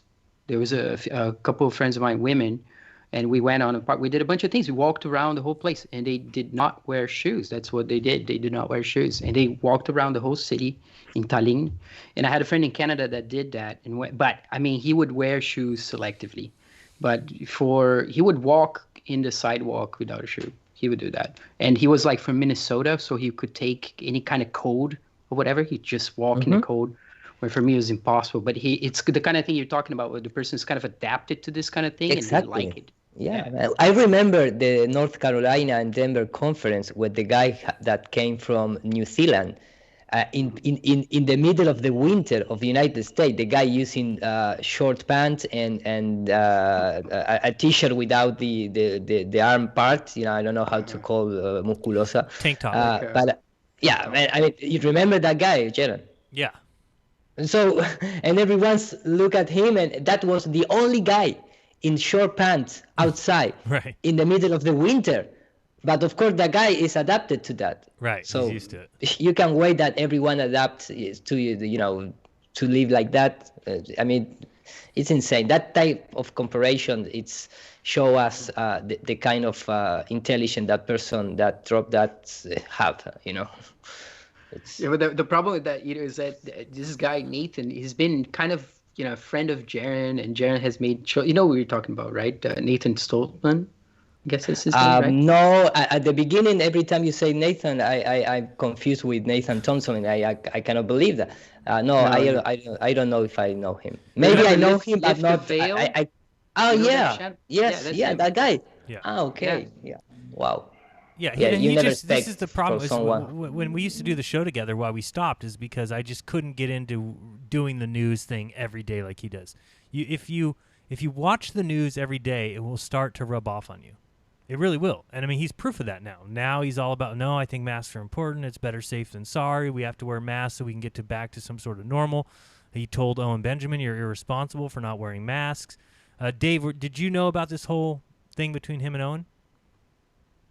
I heard Owen making fun of him, and it was hysterical. I didn't know the details behind it, but I figured it out. Yeah, I think it was just basically Nathan saying, and so yesterday he called Dr. Kaufman an idiot. I mean, it's just like it's going downhill. Let's put it that way. Where is he qualified to call Dr. Hoffman an idiot? He's not. And then some caller called in and was like, oh, you should really look at Dr. Kaufman. I don't think viruses exist. And Nathan started getting pissed at him, yelling at him like, are you a doctor? Are you a doctor? I'm like, Nathan, what about Kaufman? I thought Kaufman is a doctor. So I could say the same thing to Nathan. Are you a doctor? Are you a doctor? Again, it's always this thing, and that's what the mainstream is. The mainstream is telling you that you have to protect other people, that you have to be part of society, and that's just exactly what he's spouting. So, I don't know. It's pretty sad, and it's just the kind of narrative that's going. And he had on Adam Green last night, and Adam Green did a great job of talking about the JQ, but then it gets into COVID, and he's like, oh, I'd rather be safe than sorry, and I definitely think that viruses can be transmitted. He's like, I've gotten the flu many times, and it's because somebody else had the flu, and I was near them. And Dave, if people don't get that, that's just a belief system too. They're just going back to their indoctrination. How about this? Let's assume that the COVID is contagious the way they say it's contagious. Okay. And if that's the case, the size that it is, the small micron size it is has to also be true. How does a mask with gaps in it, made out of cotton, whatever, protect you from a virus? I don't think How does it it's protect not you? supposed to protect you, they say. It's supposed to protect others. So if I go into a grocery store and I'm wearing a mask, if I cough, if I sneeze, if I talk, they think it's limiting the amount of little droplets that are flying onto the cucumbers and tomatoes in the produce section. And therefore, the next person who comes in who handles the tomatoes and cucumbers, that there's a less chance that they touch the droplets and then they don't touch their face. The series of events that needs to happen for somebody to get sick anyway is ridiculous. Right.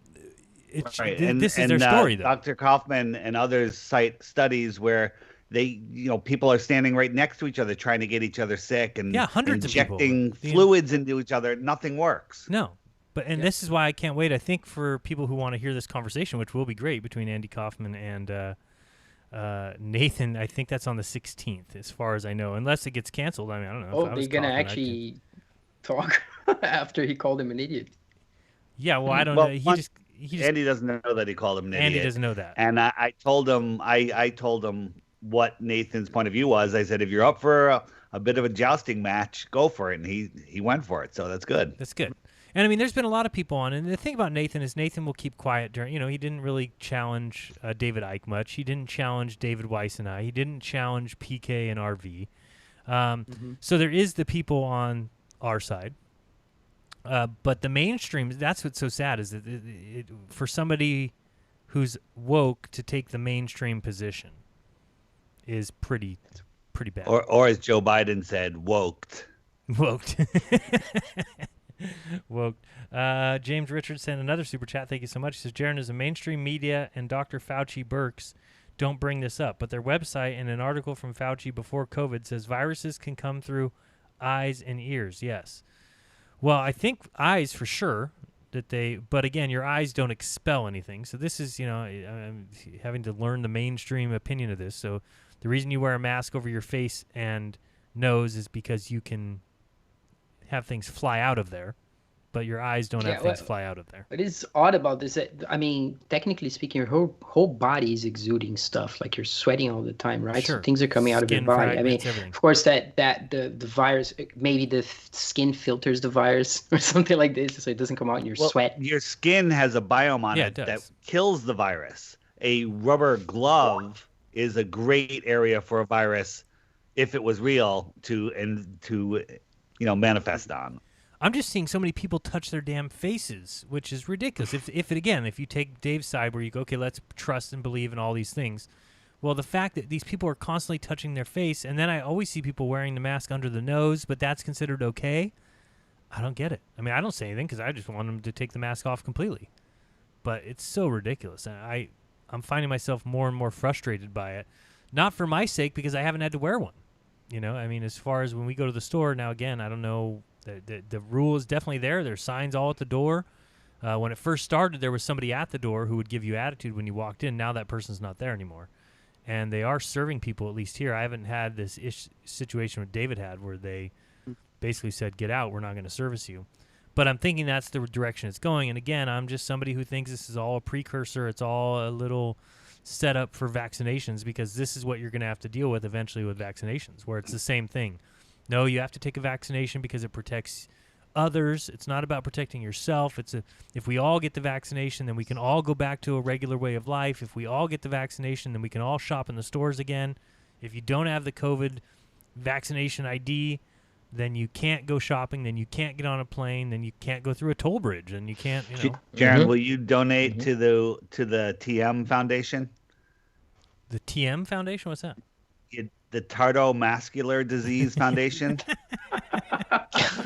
That's from a super chat from Anito Latopus. No, it's Anita Lotopus. Come on, Dave. Lotopus? Yeah, Anita Lotopus.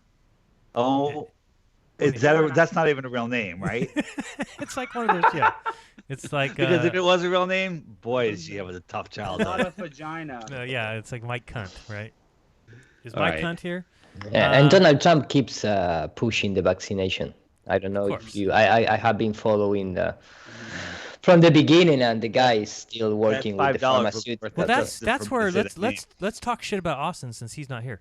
That's where I don't understand where Austin keeps saying that he thinks Trump is going to be the vaccination savior. right? But Trump pushes vaccines.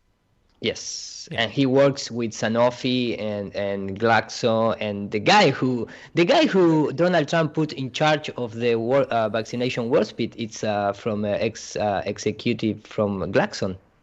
So they are all working with the big pharmas.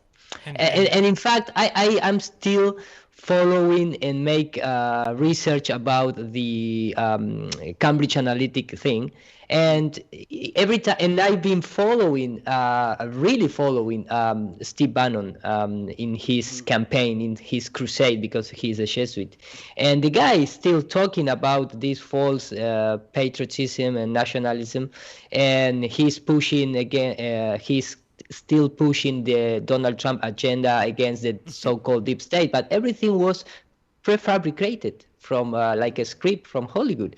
The guys developed the fact that they must be used terms like deep state, swamp, the Came up with all the terminology, all the means, terminology to is to bring the only community that is against the new world order. So manufacturing the way of thinking for the people to follow exactly the means. Yeah.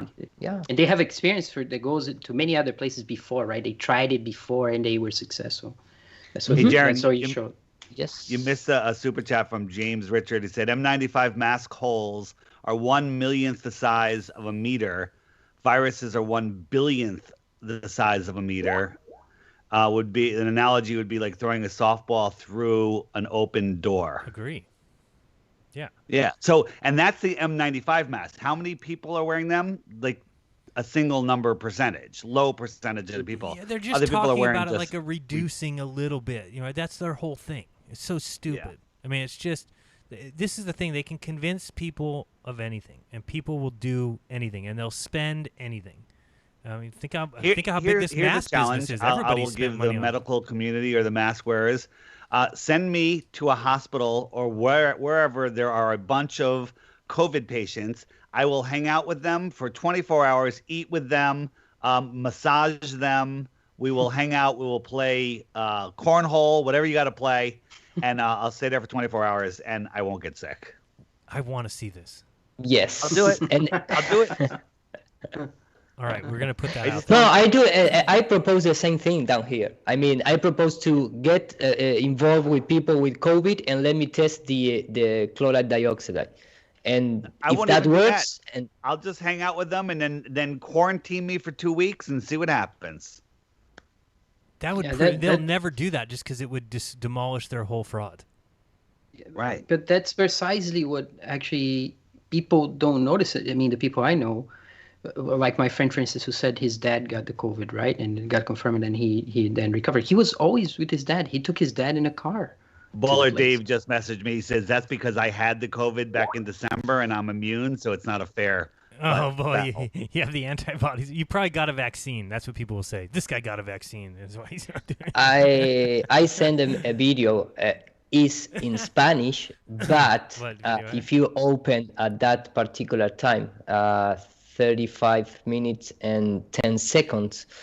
Right now, here in Bolivia, there is a really good fight between the pharmaceutical companies and the state against independent doctors that they are using in hospitals, private hospital and private clinics, the chloride dioxide, and it's working super great. That is microscope contrast video, and what you see in the right upper corner is the red cells we call globulus rojos, globular cells red. I don't know the name exactly in English.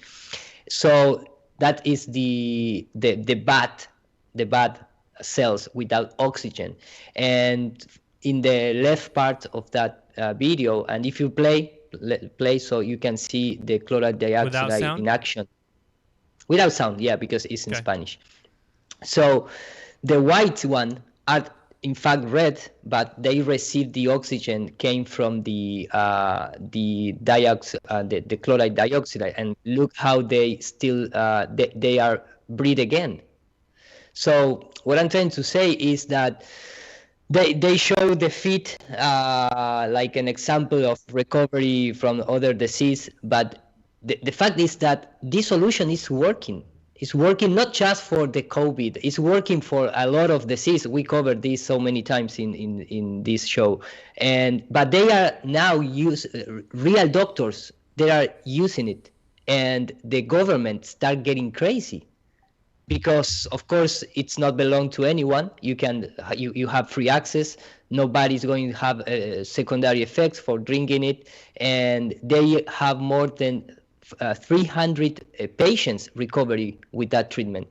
Those guys that you see right now in the screen is one. The guy from the left is from Mexico, and the other one is a doctor from Bolivia. They are talking live in the mass media TV show from Bolivia, because in Bolivia they start using it like 1 month ago, and immediately the authorities, jump on the doctors that are using it and trying to stop it, but they can't, because the patients sign like an order to say, I want to receive the treatment. Right. And the guys who cheap, receive the treatment get recovery in 3 days.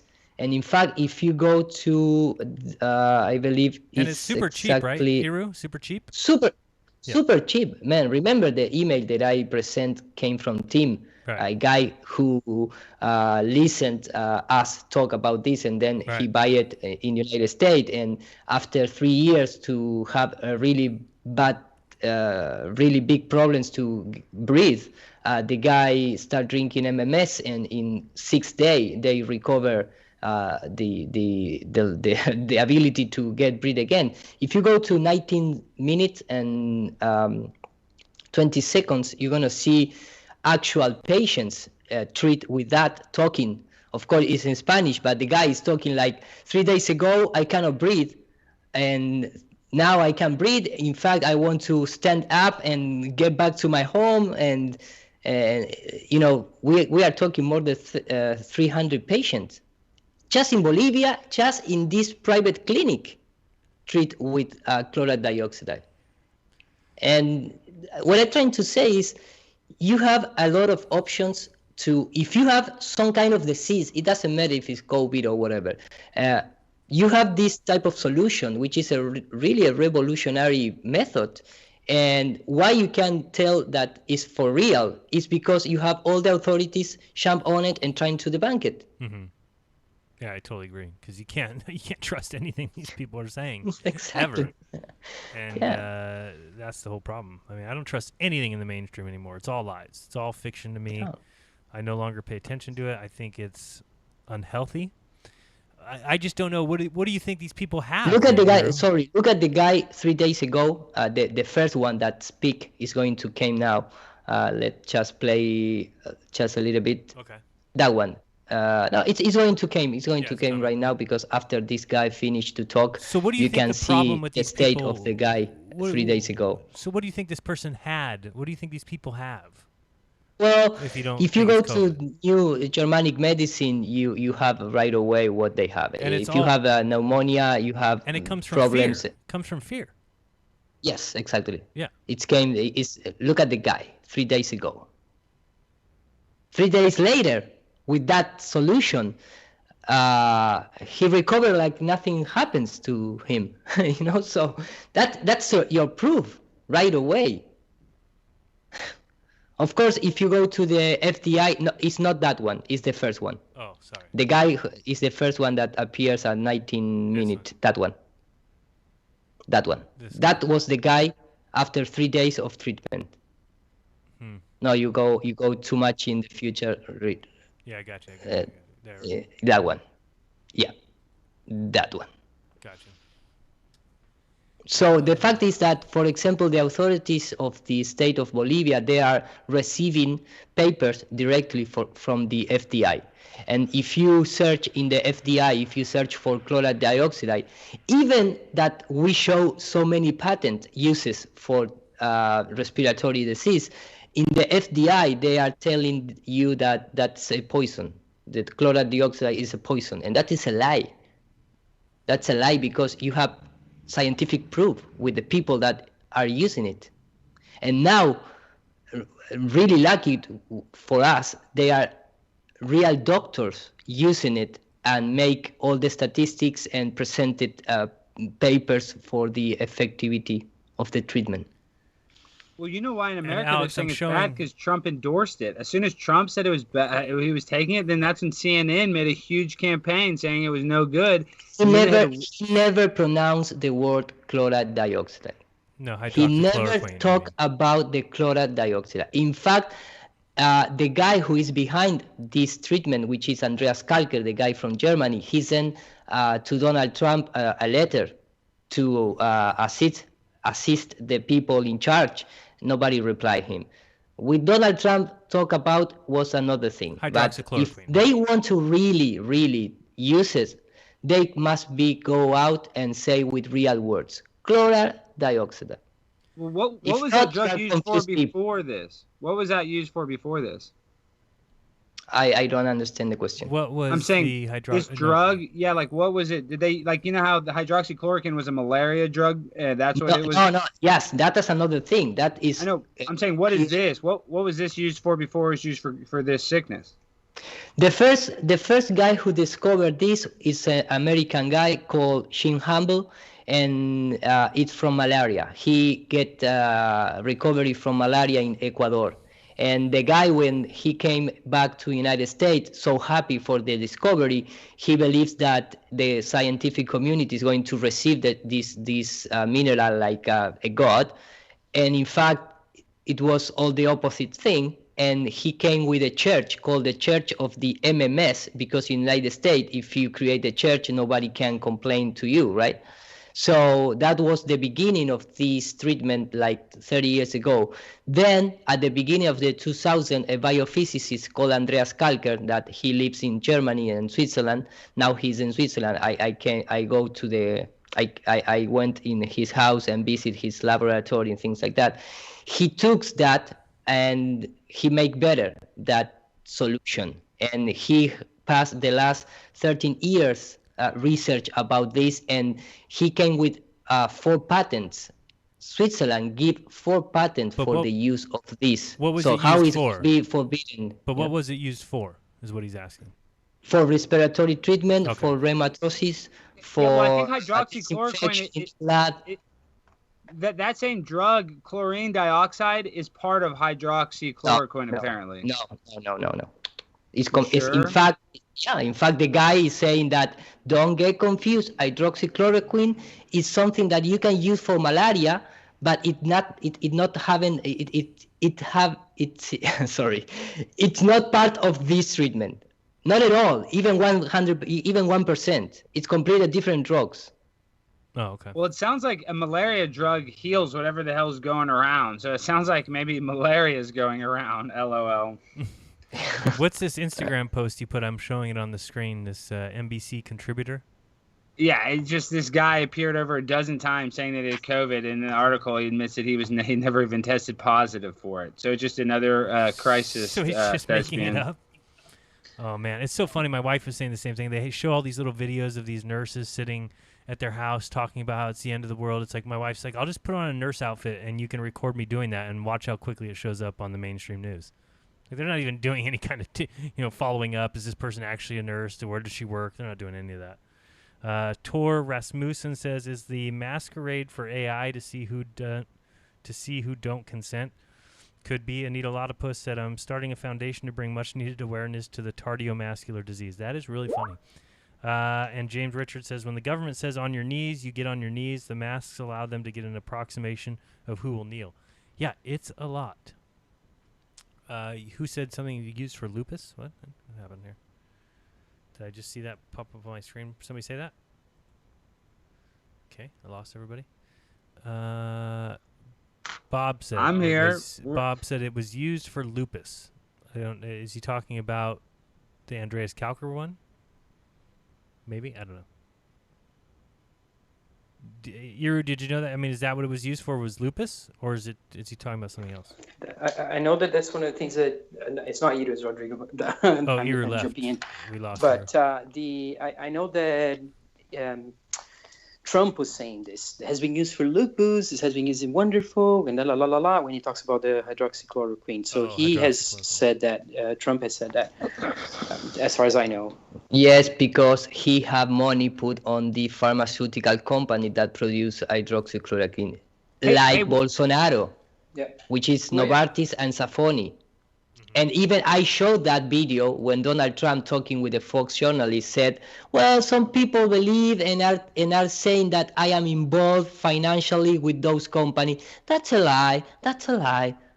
Yeah. Well, Jaron, I posted that video of Bill Gates talking about. I think Trump knows more about these vaccines and he's leading on. I think a lot of that is optics to try to keep people happy. Because there's a video I posted in the chat, Jaron, of Bill Gates giving a lecture, and in that lecture he's talking about how Donald Trump was questioning him on the safety of vaccines, and Bill Gates' literal words was, you don't know what you're talking about. You got to see that clip I posted. Well, you'd have to send me an actual link. This is when I click this link. Okay, I'll send you a better link. Hold on.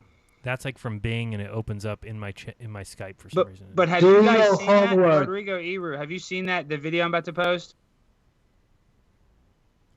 Eru. No, I didn't. I haven't either. Which one? Yeah, we'll have to see it when he sends it. I'm about to find it. He's about to find it. So we saw this. If anybody wants to look up the Wayfair thing. Sorry, I'm just collecting links here. Before I forget. I was just watching Where We Go One, We Go All did a piece on the Wayfair thing. And while he was looking at the pillows in real time, they changed from $10,000 to $32. It can't be a mistake. They've already changed. They're already pulling everything that was seen on there. Weird. Not weird. Disgusting. That's because they're caught, dude. They got to get rid of the evidence. Okay, so we're listening to this video. This is a good video. You guys need to see this.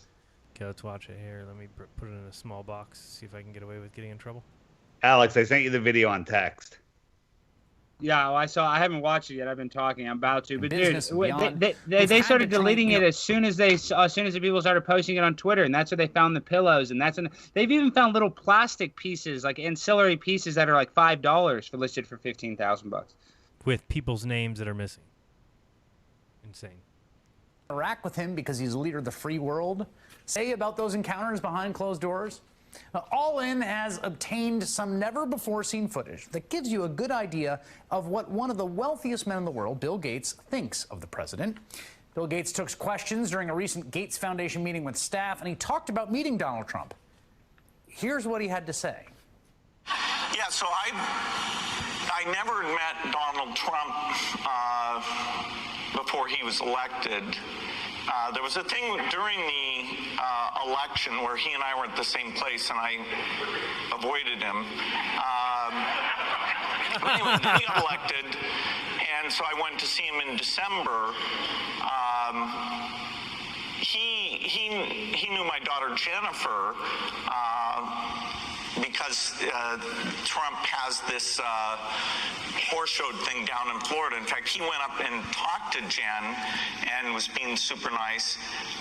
Sounds like a nice guy. And then, like 20 minutes later, he flew in a helicopter to the same place. So clearly he had been driven away, but he wanted to make a grand entrance in a helicopter. Anyway, so when I first talked to him, it was actually kind of scary how much he knew about my daughter's appearance. But Melinda didn't like that too well. Anyway, so I saw him at Trump Tower. I said, hey, science and innovation is a great thing. You should be a leader who drives innovation. And that conversation was about a broad set of things in energy, in health, in education. Pick things you want to do that are big. HIV vaccine, you could, accelerate that. Be associated with innovation. And then the second time I saw him was the March after that, so March 2017 in the White House. In both of those two meetings, he asked me if vaccines weren't a bad thing. because he was considering a commission to look into ill effects of vaccines, and somebody, his name is Robert Kennedy Jr., was advising him that vaccines were causing bad things, and I said, no, that's a dead end. That would be a bad thing. Don't do that. Both times he wanted to know if there was a difference between HIV and HPV, so I was able to explain that those are rarely confused with each other. I love how they but wait, laugh there's at him more, for asking a including question. He's not even allowed to ask a freaking question. No. Jeez. President Trump talks about himself next.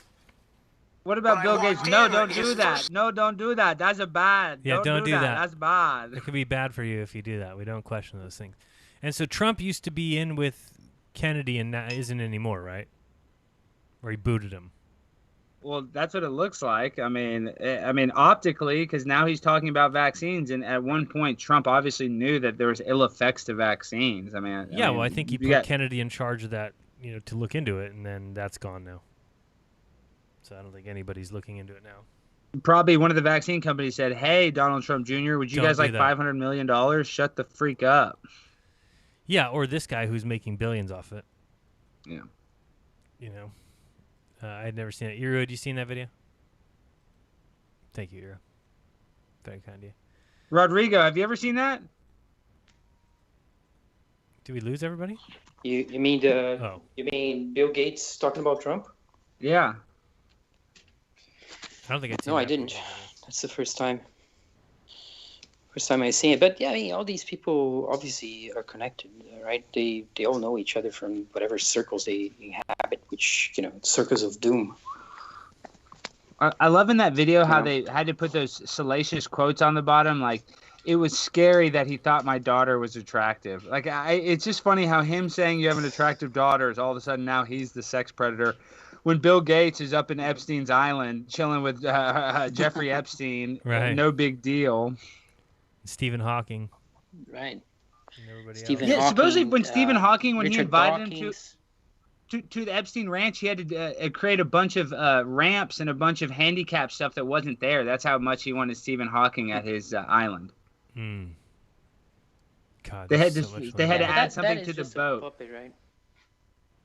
It's just so weird. I mean, because we know that story is more than one puppet that they had, or who knows, when the first actual person who they decided to create this character after actually died. It's so weird. But there's, like you're saying, why is it that they don't get all these people who have been going to these places? Or maybe Richard Dawkins, for instance, right? And there's others like Lawrence Krauss and whatever. That's already disgraced one way or another. And I saw that even that guy, Ron Jeremy, porn actor, is also being put in jail. Maybe he's going to spend a life in jail. For Yeah, I raping saw and- that. and Ron these Jeremy, some girl said he raped him. And think about all the weird sex stuff. He's lived in the porn capital of the world in Los Angeles. So, I mean, I'm not saying what he did wasn't some sort of statutory rape or some sort of crossing the line, but they could have probably put him in jail 1,000 times over. Yeah. Oh, yeah. I saw this article. Oops, do I have the screen up? Yeah, I guess I do. Some Ohio lawmaker tells people to stop getting tested. That's good. He says, "Are you tired of living in a dictatorship yet?" He wrote in a post on Facebook Tuesday after they announced a mask mandate. "This is what happens when people go crazy and get tested. Stop getting tested. It is giving the government an excuse to claim something is happening that is not happening at the magnitude they say it is happening," which we've been trying to say forever. It's all bullshit. It's all lies. Vitale called into question why the new order wouldn't go into effect until Wednesday evening, saying if it's such an urgent matter, why wait 30 hours? They make no sense. Stop listening to these frauds. So, hey, some people Jared, are speaking out. Imagine a deadly virus so deadly that you have to get a test to know if you have it.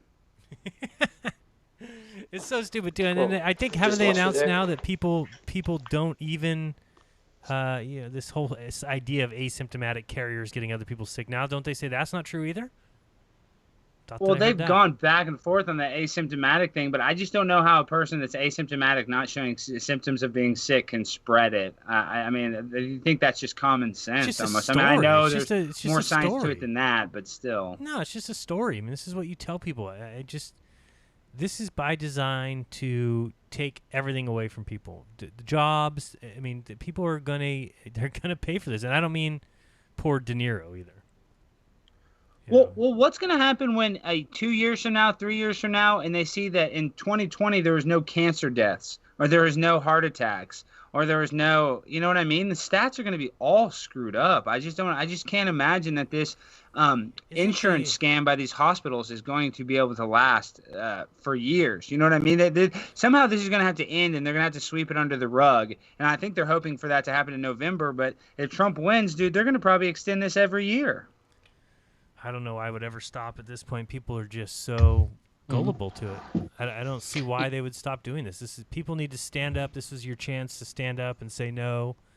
And, because this whole idea is, it's better safe than sorry.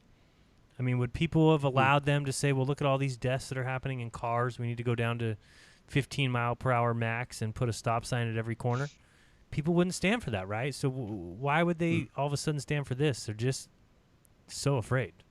Well, I told this story, and I was at the car auction. It was like 100 degrees, and this dude is wearing this mask, and I'm joking with him. I'm like, man, it's too hot to wear this mask.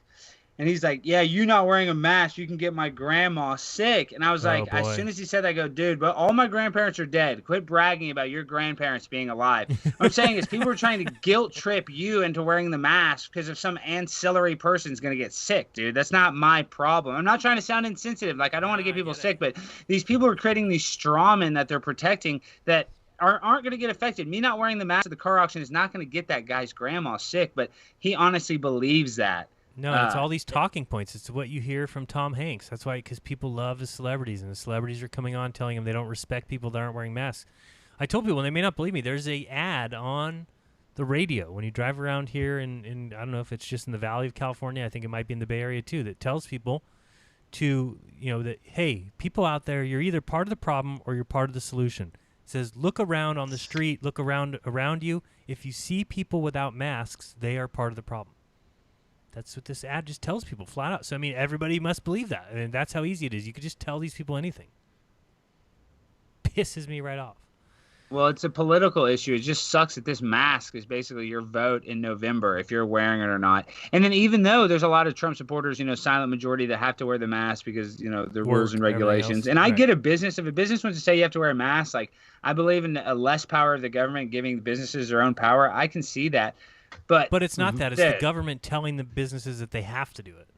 Well, exactly. And, I'm just, you're right. That's the problem. One thing I was going to say, just back to remember you asked the question about Austin's position on this. And I'm not sure I understand it completely, but I think the idea was that you play with polarizing issues, vaccination being very polarizing, of course, and most Trump supporters, QAnons, whatever, being against vaccines, supposedly. And then you push that line and you exacerbate the binary until then the elections come, the vaccine is not going to be there anymore. And then I guess that's what you're saying, that he's going to say no, and there'll be something else. But how can we ever? I don't know what you're saying by that. Trump is on the side of vaccines right now. Right. Right. So I don't understand what the whole idea is. I think he's on the side of everything. Everything is pharmaceutical that can give him the chloroquine, which is not the vaccine, of course, that he's been pushing as well, and he'll push this anything. But I thought Austin's Nostradamus prediction was that Trump is going to be the savior by being against vaccines or coming out against vaccines. Well, that's not going to happen. Yeah, well, it's not happening now, but that's what I was saying. Well, it's not going to happen ever. When have you ever seen Trump change his mind on something? You think he's going to come out and say, I was wrong about vaccines, now I think they're bad? It's not going to happen. No, I think he's just playing everything he can for the campaign. Pulling all the resources, and they probably have a plan that goes back years. If he's playing everything for the campaign, why wouldn't he be against vaccines? You're saying that he's playing for the campaign so that he's ostracizing all the people that are against vaccines?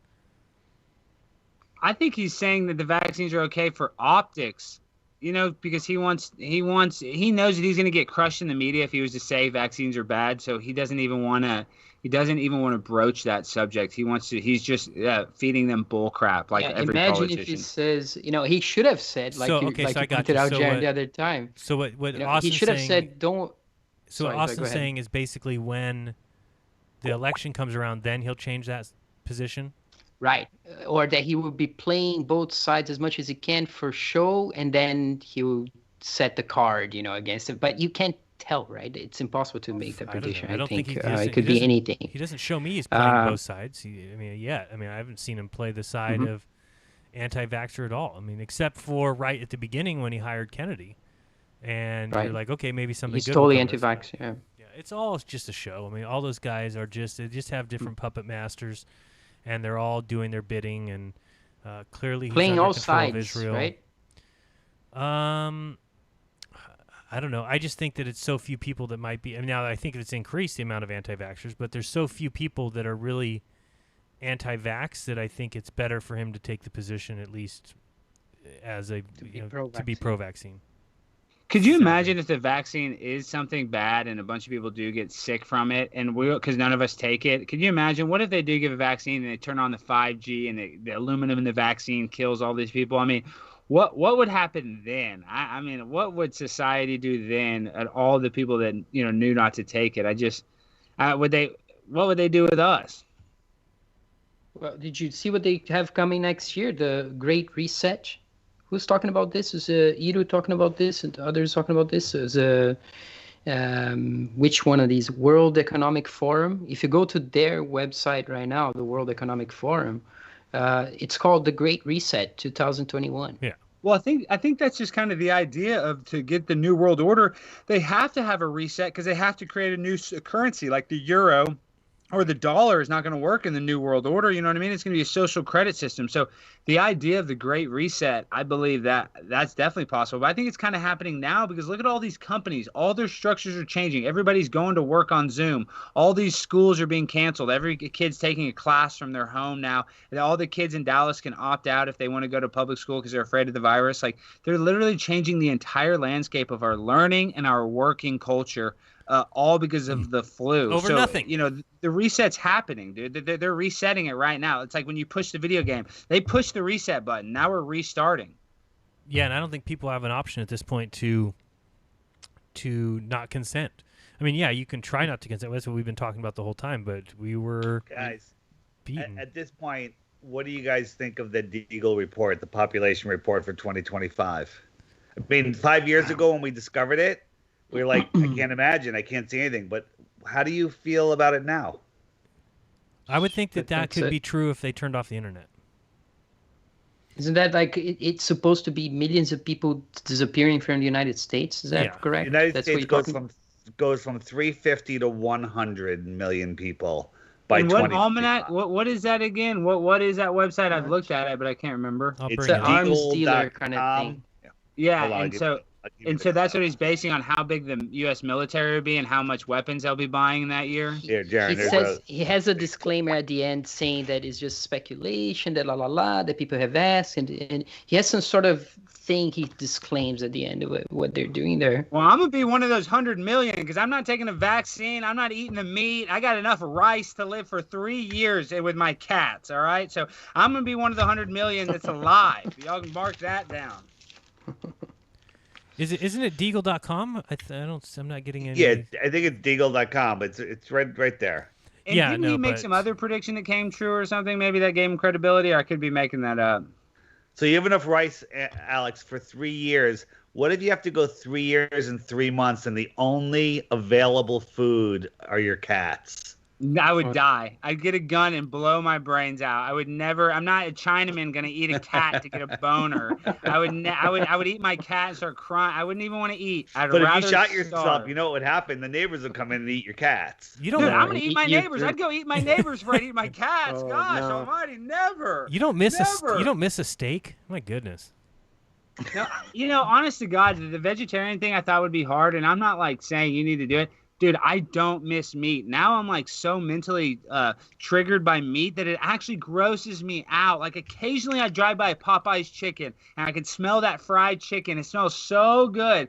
But other than that, dude, I like the even the grilling when my neighbors are grilling outside. That smells good. But the idea of the meat and just the adrenal glands and the secretion of toxins in that animal's adrenal glands when they are killed unmercifully in front of all their best friends and family, dude, there are some bad vibes in there. And I mean, whether you want to get woo woo and believe that, I could not make this up, guys. My mental health is way better since I stopped eating meat. Way better. Have you seen Earthlings? Have you seen the film Earthlings? It sounds familiar, but I don't think so. So everybody, if you want to be like Alex, stop eating meat. Yeah, you want to be a freak like me, then stop eating meat. I thought. Or you can be a smart person like Dr. Lorraine Day. She doesn't eat meat either. But it's not the meat. It's also I was overeating meat. Like, I don't know about y'all, but I was eating a freaking hamburger every other day. I'm eating buffalo wings every other day. I'm making chicken breasts all the time. I'm just eating all this factory farm. I was overeating meat, so maybe that's a reason too. Maybe I just overate so much meat that my body's happy to get rid of it. Adam Green's argument yesterday was that human beings wouldn't be here if we hadn't eaten meat. Yeah, not so sure about that. I think you can make an argument like that for seafood.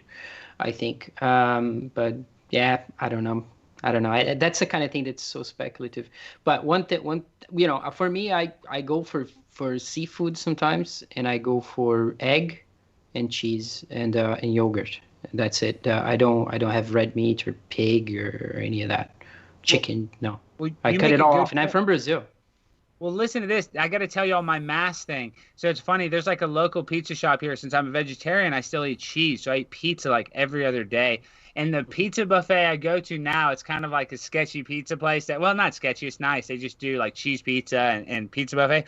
You don't have to wear a mask in the pizza buffet. It's like and you go and grab your pizza. I'm just saying the one place it should be sanitary, it's just wide open. No restrictions, no changes. They don't even give a crap. So there are some places that don't get, they're more worried about making money and selling their pizza than, all the fat customers like us making us wear masks. So Dave, it's funny because in a serious kitchen, you get a hat, right? So your hair doesn't go in the food. But, good cooks, they work with their hands. They wash their hands. They touch things with their hands, Yeah, it just doesn't make any sense, the whole, obviously.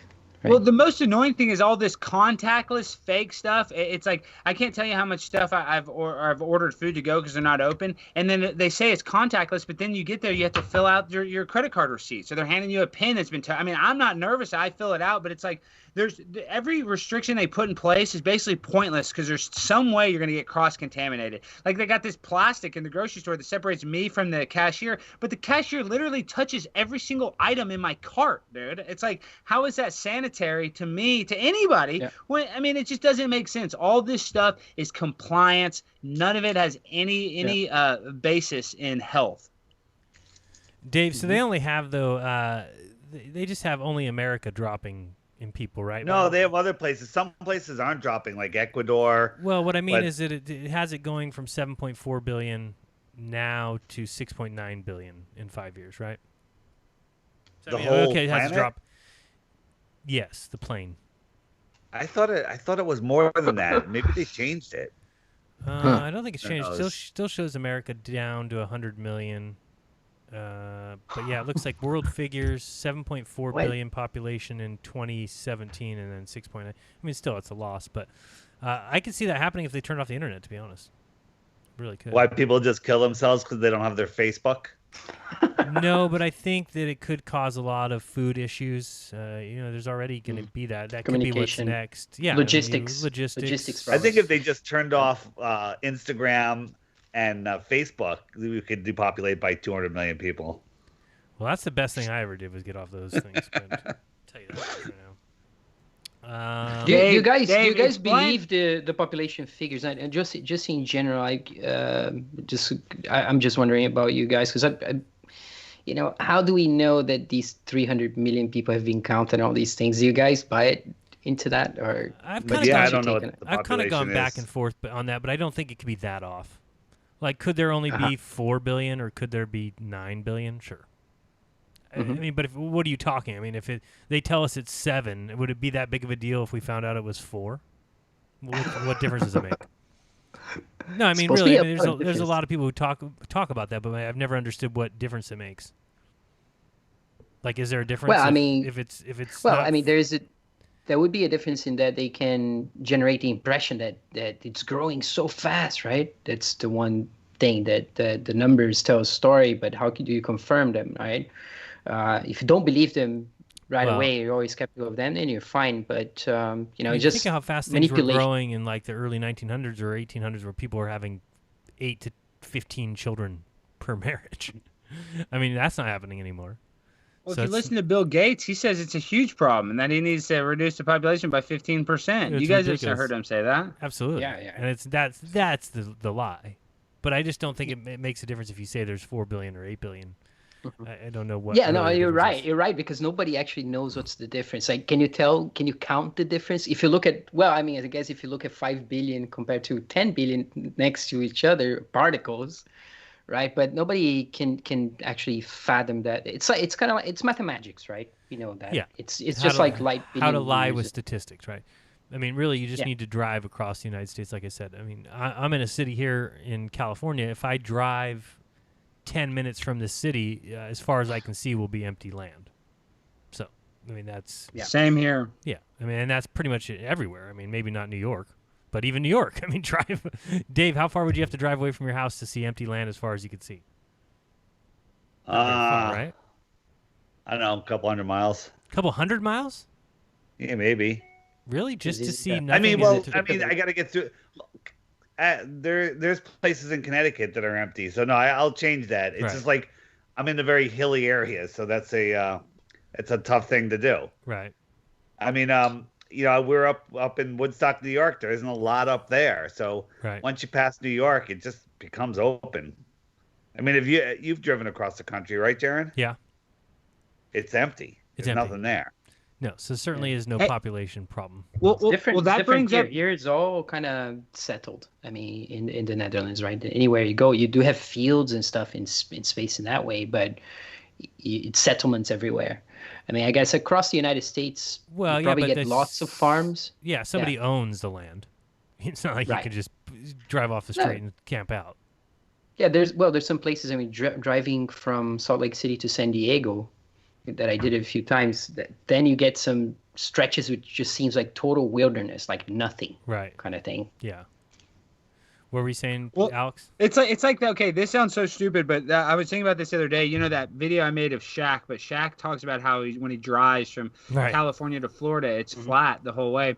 But that video, obviously we know guys like that are sending disinformation, but it reminded me of when I first got into flat Earth, and I'm asking y'all if y'all were the same way before you were jeranism, before anybody knew. When I first got into flat Earth, that's when I kind of talked about it the most. When I was unsure, I used to like bring it up to people to see if they would believe it. Did you guys used to do the same thing? Like you kind of play it out there, like, dude, did you hear the Earth could be flat in the Antarctic Treaty? Were you guys that same way? Like you wanted to tell people, but you didn't want to act like you knew it for sure. Do you see what I'm saying? Well, that's definitely even when I came out with my first videos. It was always the questioning. I mean, that's the great thing about YouTube. It was like I was just going to ask people questions and say, hey, this is weird, and let people go on the journey with me. It certainly wasn't like, I know. It was certainly like, well, all this evidence is certainly pointing to that. But I remember I used to do so many things wrong, even mathematically. I remember looking at the distance between like L.A. and Hawaii and saying, oh, it's 2,500 miles, right? And I thought that you had to multiply it by, so I was like, okay, 2,500 miles times 8 inches. I thought that was the curvature. So which comes out to 20,000, then you divide by 12 and you get 1,666 feet. And I remember like laughing and like saying, there's no way there's 1,666 feet of drop. And it's actually 787 miles of drop. That with the 8 inches per mile squared, is that how much drop it's supposed to be? 700 miles? Yeah, between California and Hawaii is 700 miles of drop. Well, it's like in that Eric Dubé video of him debunking Professor Dave. Dude, we're just going off the 25,000 mile circumference that the globers give us. Like, there's no other way you can figure out that equation of the Earth being a ball without that number. Yeah, no, it's totally a number that was given to us, and I know where they came up That's with what it. I'm They saying. came up with it by simply how far you can see. Jaron, is there any way to measure the distance between two land masses in the southern regions. For example, the easternmost edge of South America and the the westernmost edge of South America and the easternmost edge of Africa. I don't know how you would measure that. How would you do it?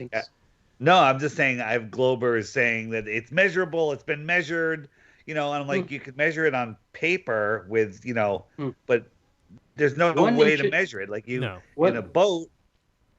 Well, what's the difference between nautical miles and land miles? Do it.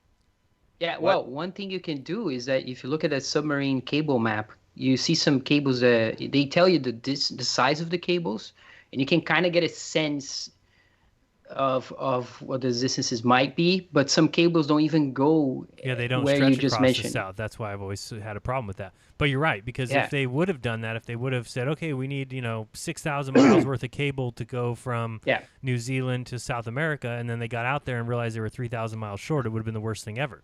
So there just isn't cables there. Why not? I don't know.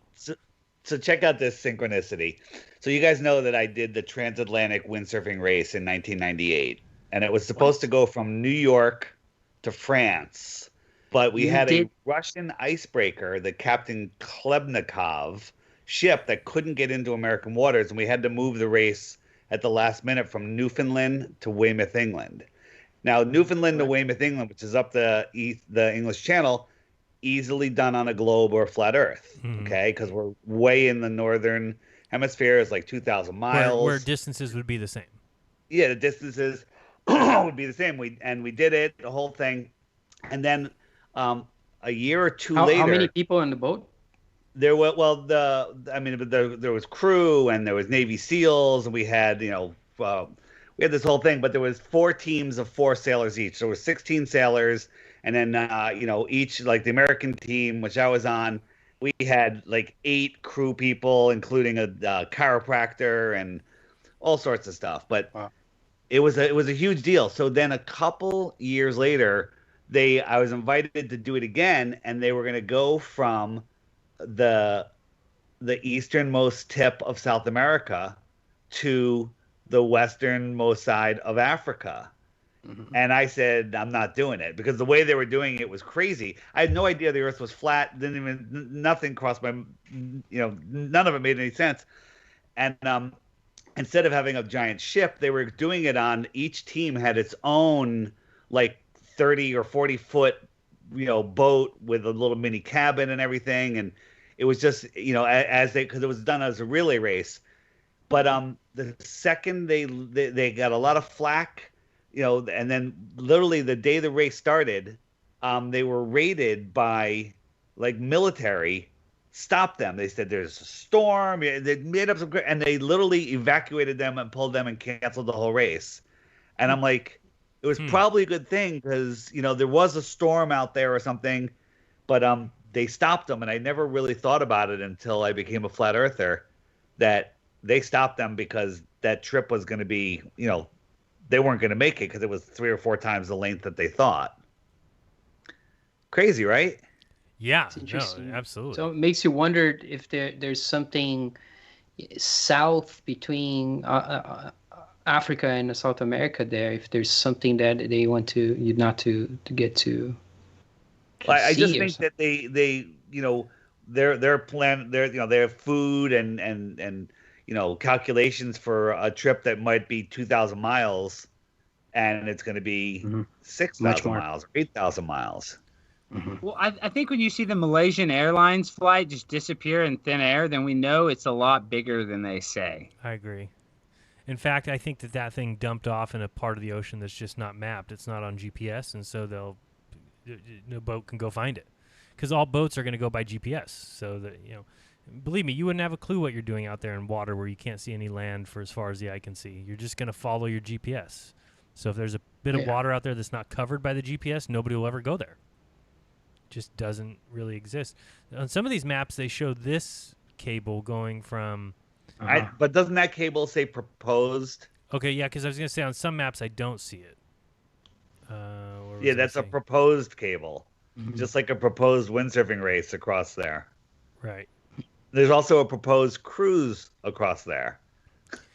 Yeah, which I What still about haven't seen. their sails that they go around Antarctica, Dave?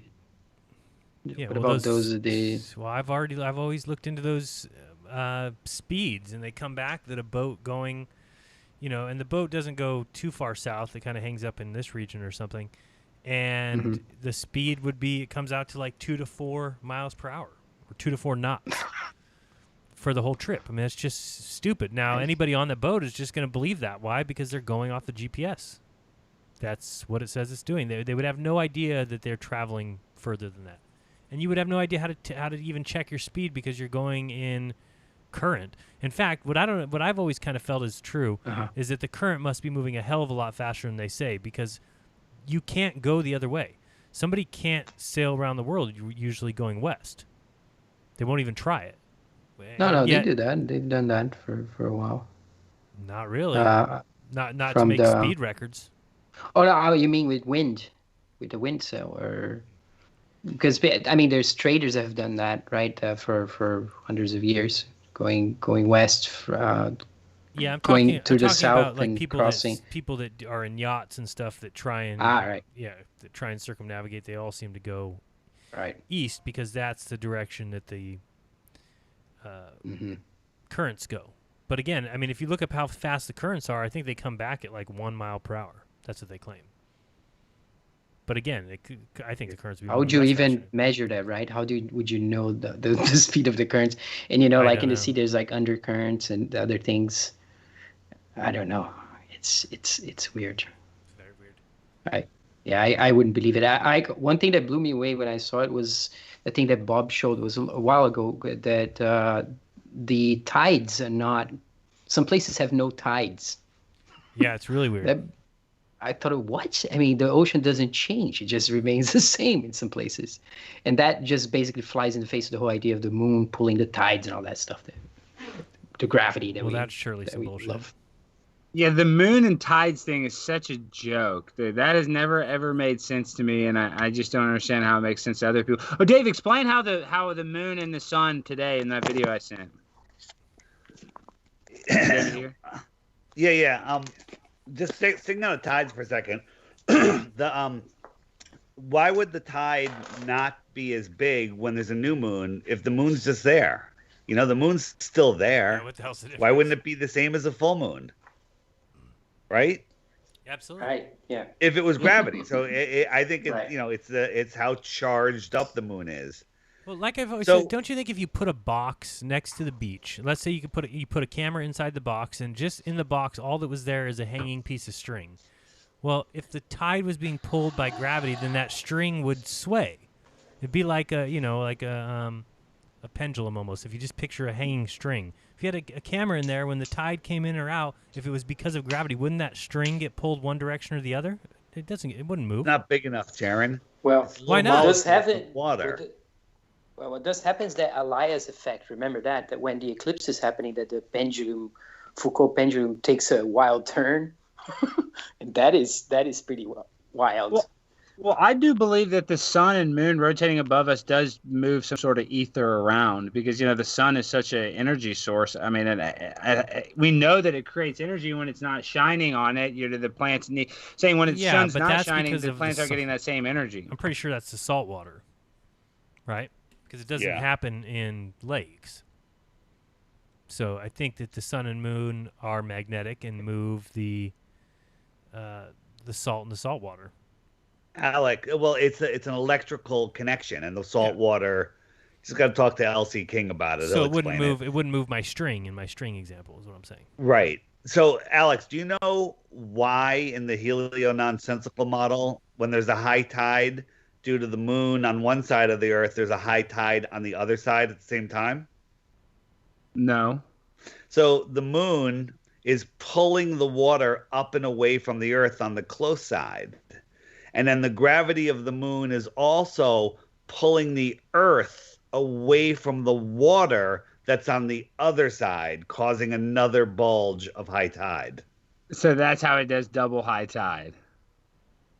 Doesn't it just hearing that make you feel like you're losing brain cells? Well, what makes me so mad is I sent that video today, dude. The moon moved like thousands of miles in the sky in the matter of minutes, dude. After that video, not even 10 minutes later, the moon was gone, dude, and the sun was even was it higher up from my perspective. It's like, how can anybody go outside, guys, and watch the sun and moon moving, dude? They're moving, and it makes me crazy when I see the sun moving and I think all the other people around me think we're the ones moving when the sun is literally rising, dude. It's rising. Let me try one.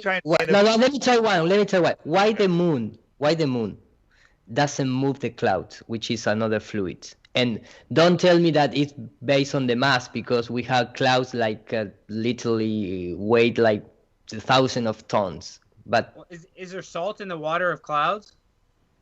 No, but based on gravity model, that doesn't matter. Sure it does. No, it doesn't. No, it doesn't. Nothing in the model they give us makes sense. Yeah, I've given up on that model. Yeah. It doesn't do anything for me. Well, this is what I don't understand is you say the sun is sitting still, but then it's going through the Milky Way galaxy at 1.4 million miles an hour? How does that happen?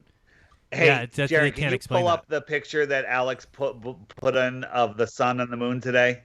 Yes. All right, because it's a video, right? I want to describe this video I want to make because I've been wanting to make it for a couple of years and I haven't made it yet. And I don't remember if he put it maybe here someone or else on will make it that has better equipment than I do. You mean the video, right? Okay, so there's the sun. Hold on, nobody's right, seeing it yet. The sun that we see. Hold on, nobody's seeing it yet. Okay, there we go. Okay. So play the video.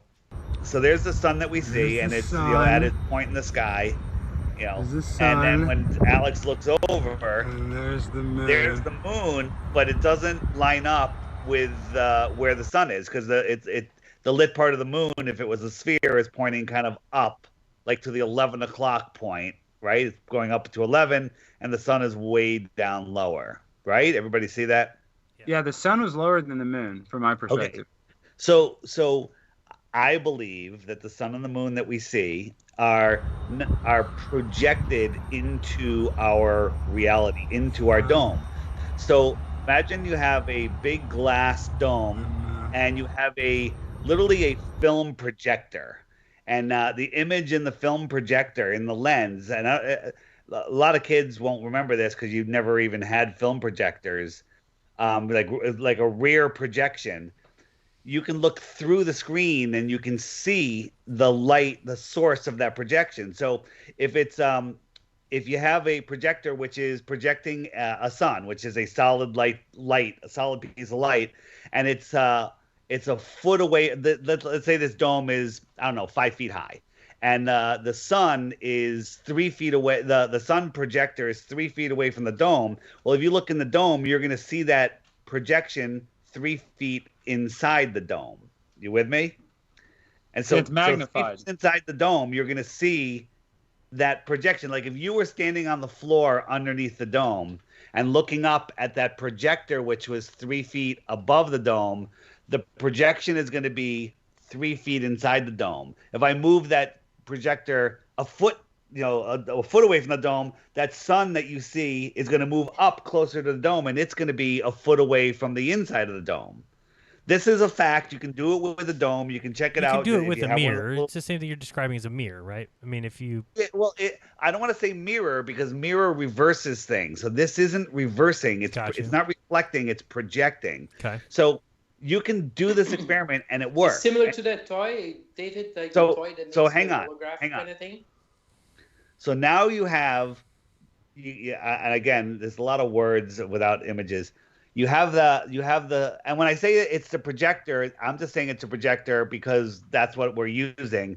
But above the dome, if there was a sun that was 3 feet above the dome and a moon that was only a foot above the dome, that moon is going to be reflecting up towards the sun because it's being lit by the sun. But the moon projector is reflecting the moon only 1 foot inside the dome because it's a foot above the dome, and its reflection still is pointing up, even though the sun is 3 feet inside the dome, 3 feet down. It's below the moon, but the projection of the moon is still in the same orientation as the real sun and the real moon above the dome. I'm gonna try to put that in images. I sent something here in the chat, and maybe something. I totally agree. I totally agree. Well, we know the angle of sun rays. There's no way that the sun is a million times bigger than the Earth, because the sun rays come in angled if there's clouds. There's no way it can be that far away. If it's a million times bigger and 93 million miles away, all the rays should be coming in straight. Right. Take out the sound. If you laid a mirror down on the ground and you held one ball a foot above it and one ball 3 feet above it, well, you look in that mirror, the one that's 3 feet above it is going to be 3 feet into the floor. The one that's a foot above it is only going to be a foot into the floor. So they reverse their position in our reality, but it's not. But if the sun, which is 3 feet above the mirror, is lighting up the top side of that ball, which is the moon, is being projected, but it isn't being reversed. Iru, you sent it? And yes, so, still sending. Oh, sending. So sorry. that's why we see it the way we see it. Makes perfect sense. Can model it. Can make it work. Don't know if that's how it really works, but it makes perfect sense. But in their model, why wouldn't the video that we just watched from Alex, why wouldn't the bottom part of the moon be lit up? No, there's no answer to that. Okay. Here, Baller Dave would say. Yeah, Baller Dave. I want Baller Dave. Baller Dave would say because you guys talk about perspective all the time and you're not paying attention to it. It's just perspective. The moon, the sun is farther away, therefore it looks lower, but it's really higher. It's all perspective. Prove me wrong. Yeah.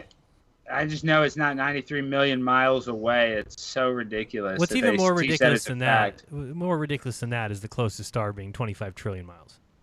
That makes sense. Isn't that a quadrillion? Is that what is a light year? Is 6 trillion miles? Is that correct? Right, and the closest star supposedly is 4 light years.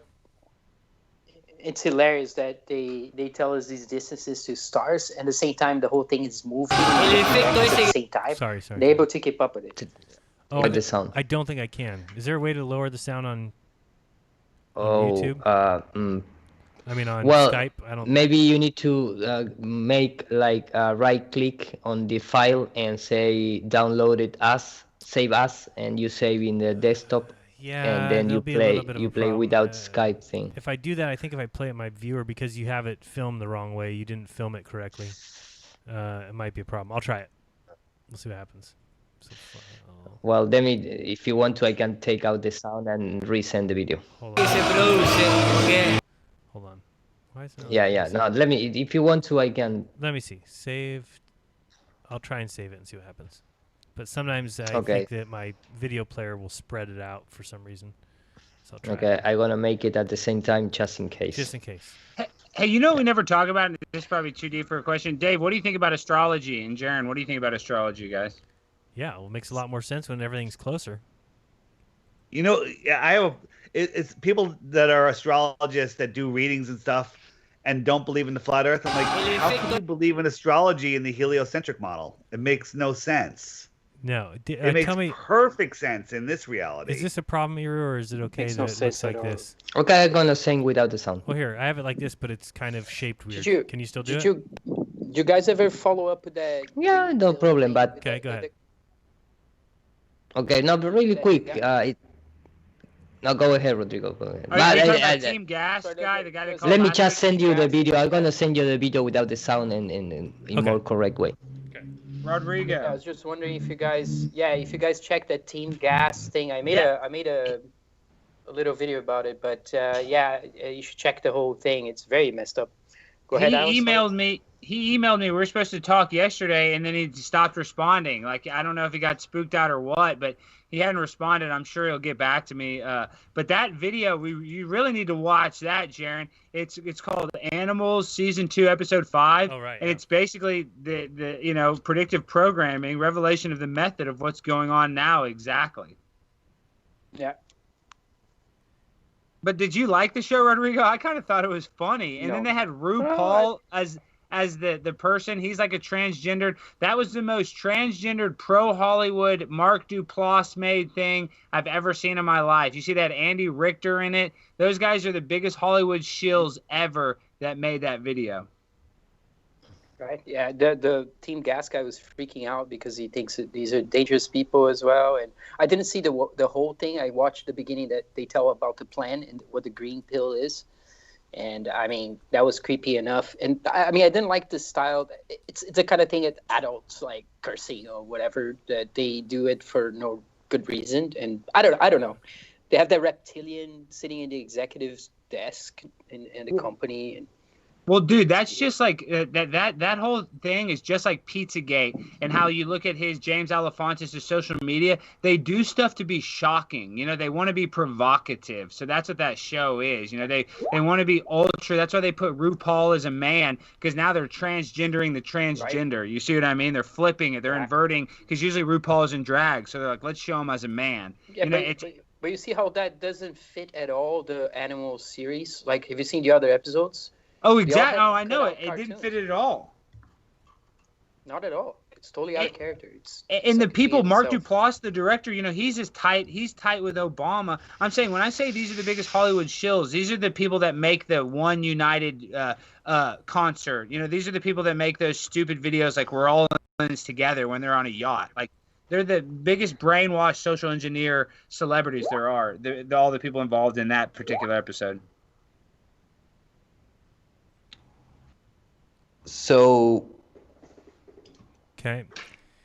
No, I you know, once upon the time, I was in the bar in those 3 days that we used to have in the 2019s, and I filmed this. I filmed this lamp in the ceiling, hanging with this, you know, bulb light inside that is reflecting like the actual brightness of the bulb light inside of that kind of holographic thing inside of that glass. Yeah. And the nice thing is that when you trying to, if you get closer with the camera and you far away, things like that, the light still keeps there. So, this one. You know, yeah, exactly. So the thing is that is something that is projected inside of that space, three-dimensional space. You always need some medium. That glass is representing the atmosphere or something else that we cannot go into check it. Like maybe there is this so-called genetic ether. Who knows what it is? Right. But the fact is that was listening to David trying to explain that, it came to my mind this type of thing. I don't know if it's closer or not, but and if you had clouds in here, you could say that the clouds were behind the light. Yes, but they're not really behind this light. If this was, you know, up higher. What I love, Zero, is at a bar with friends and he's filming the lights because he can't get flat Earth out of his head. Yes. Well, this model makes sense. That's me.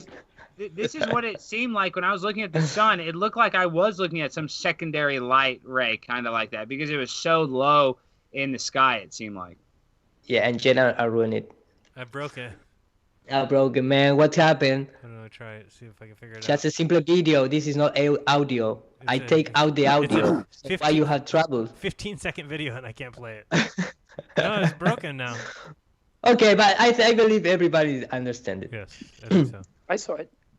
Try it again, see why it's not coming. No, and I make my also simulations in computer with the two suns, things like that, and everything is like a projection of some projector who nobody knows what it is, the actual source of that light, and that is a huge problem. You should be getting $70 on your PayPal from me, and then also Joseph DeFreitas said, Jaron, can you ask Eru if he got any money from me from PayPal? I emailed him, but he didn't reply. Just letting you know. Okay, well, thank you so much for the people that helped me with my demonetization YouTube behavior.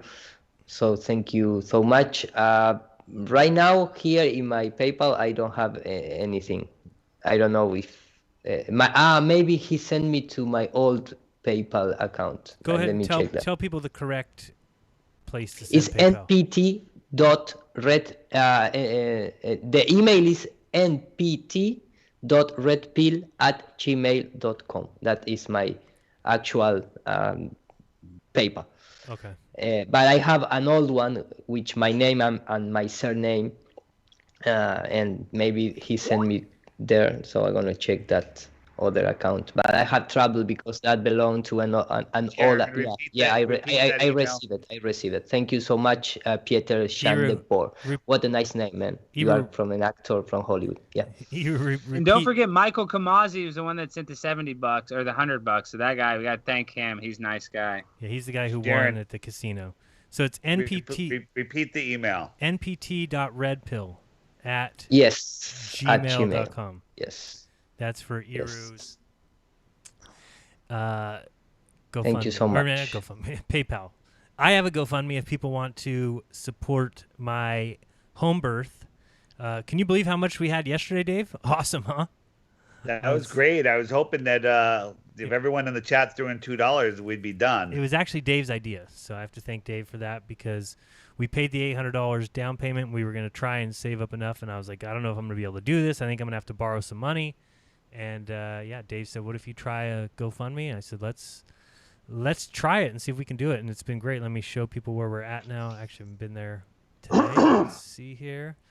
Jaron, explain the procedure of the home birth a little bit. The timing of that email from the people that had the baby at the hospital. It's crazy. Wow, look at that image, man. Wow. Yeah, this is my baby. Him sucking his thumb. How cute, huh? So cute. So we've had $2,898 raised in a day towards a $3,700 goal, and that is for the actual price of the procedure and everything is $4,500. But that is what you need to pay to have a baby? Yes. Yeah. Yes, in the States. Yep. Jaron, how does it work? Once Miss has the baby, do you take it to a hospital? Or do you No. guys have, like? No. Well, I know that. No, I'm just saying, like, stays how do you get it checked out? Because you don't want a vaccine. How does it work, dude? Explain the process of the midwife Just hold a little the baby. bit. The baby's fine. Yeah, the midwives the baby's fine. They'll do whatever you want. They check the baby. I mean, they have some equipment like a little breathing machine and some other stuff that they bring just in emergency situations. But the way that they've been working with Missa, they really, expect like a pain-free birth. They do it in water. They call water the home birth epidural. I did put a link in here if people want to see. Am I showing this? Yeah. And I guess let me drop the link so people, if they want to support or help out, that'd be amazing. We've already got and Benjamin donated $400 today. That was awesome. Had a couple people donate a lot yesterday. Now I can't find my link. Here, let me find it. I'll put it in the chat. Oh, thank you. I'll put it in D-Live. Hold on, let me do this real quick. Keep $20 and send me only 50. I already sent 70. I donate with 10 to 20. You already sent it? I'm going to get back to you.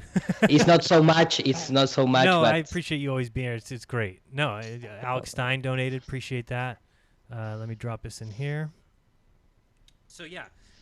The home birth is just better, and you don't have to do any vaccines. And, I was talking to Amanda Vollmer yesterday and even asking her, like, kind of what you were thinking. I was like, well, is there a way I can find, like, a healthy, natural practitioner where if, do I need to have my baby see some sort of pediatrician at some point? And she's like, no, you don't even need that. Yeah, So, that's awesome. I didn't know it was like that. Baby visit is, hey, what can we give this baby to make it not well? Right. I mean, exactly. People have been having babies since the beginning of time, and it's crazy. It's absolutely crazy what happens in a hospital. Well, explain that story about those people who had the baby and they took it away because they wouldn't let it get COVID testing. And am I telling the story right, Dave? Here, and so the nurse came in and said they're on some sort of list. I'll bring up this.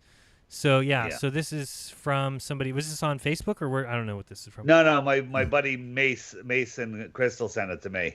So it says, Danielle and I just had baby number 4 and our first here in Texas. After 15 hours of labor, the nurse came in and told us that Danielle must do a COVID test. We respectfully declined, stating that there was zero reason to do so, as we had been quarantined. Nurse said, that's your right, and then left. Less than 5 minutes later, another nurse came in and said, I just want to inform you that if you decline this test, you'll be placed on what she called the federal investigation list. She then told us we would all be considered positive, me and my family, and the baby would not be able to leave with us. Now, keep in mind, we are in the heat of labor, few labor complications going on, and now this, kidnapping my unborn son in that moment to get a test, of which, if we decide to decline, we now will be treated as if we are all infected and counted as positive COVID tests. She also stated that with contact tracing, everyone who will be notified must also get tested and prove a negative test, or they will be considered a positive case. Just even retelling the story, I'm about to explode. This is all BS. I'm so sick of it. Ran over. Crazy. Absolutely insane. I mean, this is what I'm so happy that we don't have to worry about any of this at all. So, I mean, that's well, part the of it. scariest thing is, Jaron, I saw an Instagram post, is the doctors get paid not just for giving the vaccines, but on the percentage of their patients that take it. So if they do over 85% of their patients, they get a bonus. If they do over 90% of their patients, and like I think the top thing is if they get over 93% of their patients to take a vaccine, they get something like an $800,000 bonus. So these people are incentivized by money to poison our children, and people can't even see that. So one of the reasons it's so expensive is, number one, these people don't live very close to us. I mean, they're about 45 minutes away. But when Missa goes into labor, they come. They'll come over. There's like two of them. They spend the whole time here. Basically, here I'll read this. Where are we at? In pregnancy, you can meet as often as you want with the maternity health care provider once a month until the 28th week of pregnancy, then every other week until 37 weeks, then weekly until the baby arrives. We will monitor your progress through pregnancy and your baby's growth to make sure all is normal. You will be offered all the standard screening tests, labs, ultrasounds during your pregnancy with enough information about them to make an informed choice. Again, a lot of these things they tell us too, like if we didn't want to do any more ultrasounds, which we don't, they just say, yeah, we don't need to do any more. When you are in labor, we come to you. We monitor you and your baby's health throughout the labor, birth, and an immediate postpartum. We stay until everyone is stable after the birth and all your questions are answered. We return about 24 hours, 72 hours, and 7 days after the birth to check on everyone. We're available by phone. Postpartum visits are available at 2, 4, and 6 weeks as needed. And that's basically it. So they serve a wide area of, and these, these people are everywhere. They're licensed. They know what they're doing. This particular lady says they do about 40 a year, 40 home births. So it happens a lot more than people probably think. Yeah, it's here. It is the norm here. So it is the norm. It is what we did, and yeah, it's incredible that it costs so much in the United States. It's way cheaper there. We didn't pay anything. It's subsidized, and we'd have to pay say like I think 300 euros for the care that we had after. Because the care they came here for 7-8 days every day and spend the day here helping out in the house and even doing chores like cooking and other things. It's a whole different system, and they don't recommend, even with COVID, especially COVID, they did not recommend birth in the hospital. Mm-hmm. Really? Here. They certainly do recommend it still here. That's what Amanda was saying yesterday about Canada that I didn't understand too. In Canada, you have a right to say you want to do a home birth, and I don't think you have to pay for it. Not the case here in California, obviously.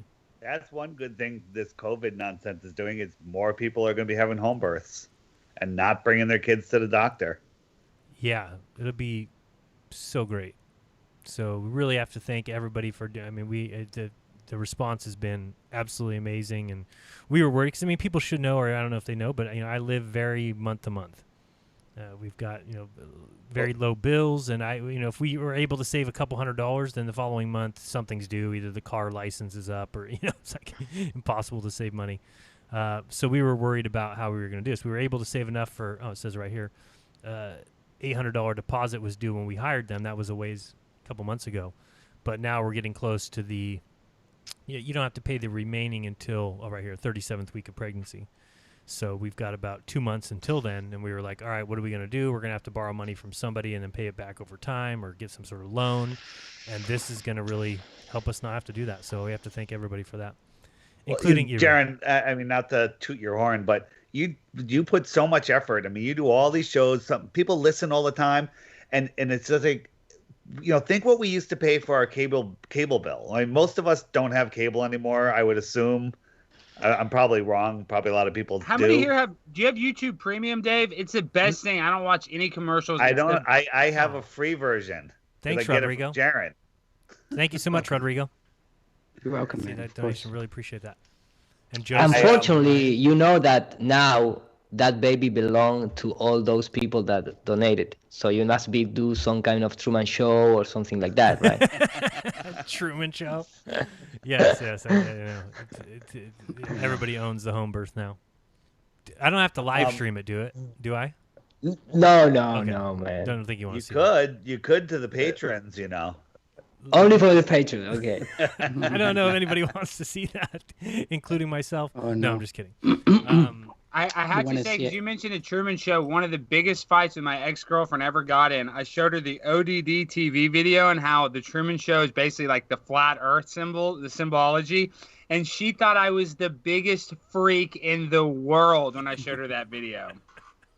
You may be the biggest freak in the world, but you were right. I know. I'm just saying. I look back and I'm like, what a dumb bitch! Don't even know what the hell's going on. You try to give a cool video like that, but you guys, when I watch the Truman Show, there is so much predictive programming in that movie. Unlike, I think, With unlike space as well, right? It's well, amazing. unlike Back to the Future, unlike anything, I think the Truman Show is the most predictive programming there ever was on how we're actually living. I love the star that falls, the light that falls. Yeah. And it says Sirius on it. Yeah. Yep. Yeah. That's great. So no, a big thank you to everybody, and this is going to be awesome. Getting super excited. It's around the corner. Rodrigo, how's your baby doing? No vaccines, right? Doing well, healthy, and everything. Oh yeah, doing great. No vaccines, nothing like that. They send us they send. I guess the mother's a huge block of all the different vaccines you should take, and the whole block of documents or whatever. And you can just ignore it. When you have a baby in the hospital, they're jabbing it with a whole bunch of vaccines before you even get to bond with it. While they're cleaning it off, they're jabbing it with vaccines. So if it takes that baby and literally, sets it back, how would you ever know? Because you've never experienced the baby unvaccinated. Yeah, I mean, I think that these things hamper or retard the child from before you even get to hold it. Possibly. Well, even, David, Andrew Kaufman says. Andrew Kaufman said when the baby's under fear and they give it the vaccine, it makes it a million times worse because I guess it's able to go through his blood-brain barrier easier. That's what Andrew Kaufman said. Even maybe spiritually cutting off something. We don't know. Right. We don't know. Did you do delayed cord cutting, Rodrigo? Yeah. Yeah, we did. Yeah. How long? Yeah, we did.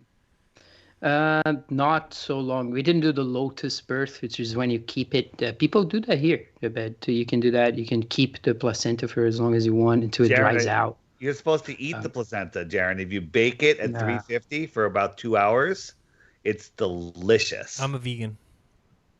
So. Yeah, no placenta. But you might want. The only intervention that we did was that after the birth, the placenta was not coming out immediately, and you have to. This is something that you have to. Yeah, you just have. You give. There's one thing that they give. It's an injection of something that helps you release it, and that may be a problem if you. One way that you can end up in a hospital is if the placenta doesn't come out. So after, Don't they just pull it out with the umbilical cord? No, you can't pull it. No. You can't Jared, pull it. Yes. You're going to keep the placenta. Can you go into the woods and plant a tree on it? Dig a hole and then plant a tree over it or something like that? Sure. Yeah, probably in the backyard. I don't know if I'd go to the woods. Yeah. But no, definitely we're going to, and this is a great thing, and I recommend this to anybody just because we did start with the medical system. Our first 2 appointments with Miss when we found out she was pregnant, when they did the first ultrasound, was in a doctor's office. And I mean, they just get you in and out. They don't care about you. You basically see the doctor for 3 minutes, and they don't even look at you in the face. And then when we transferred care to these midwives, it's just unbelievable. It's like you have over an hour with them. Mm-hmm. They're taking you through it step by step, really helping you with your diet, taking a look at everything you're taking, your prenatal vitamins, talking about what you should be changing in your diet, talking about every bit of it, and it's so much better. I can't imagine if we didn't do this. I don't know what I would do. It would be interesting to see their healthy children statistics versus proportionally doctor's, hospital births. Oh, they've done it. People are way more healthy when they do. I know. I births. just yeah. show the statistics. I bet they're drastic.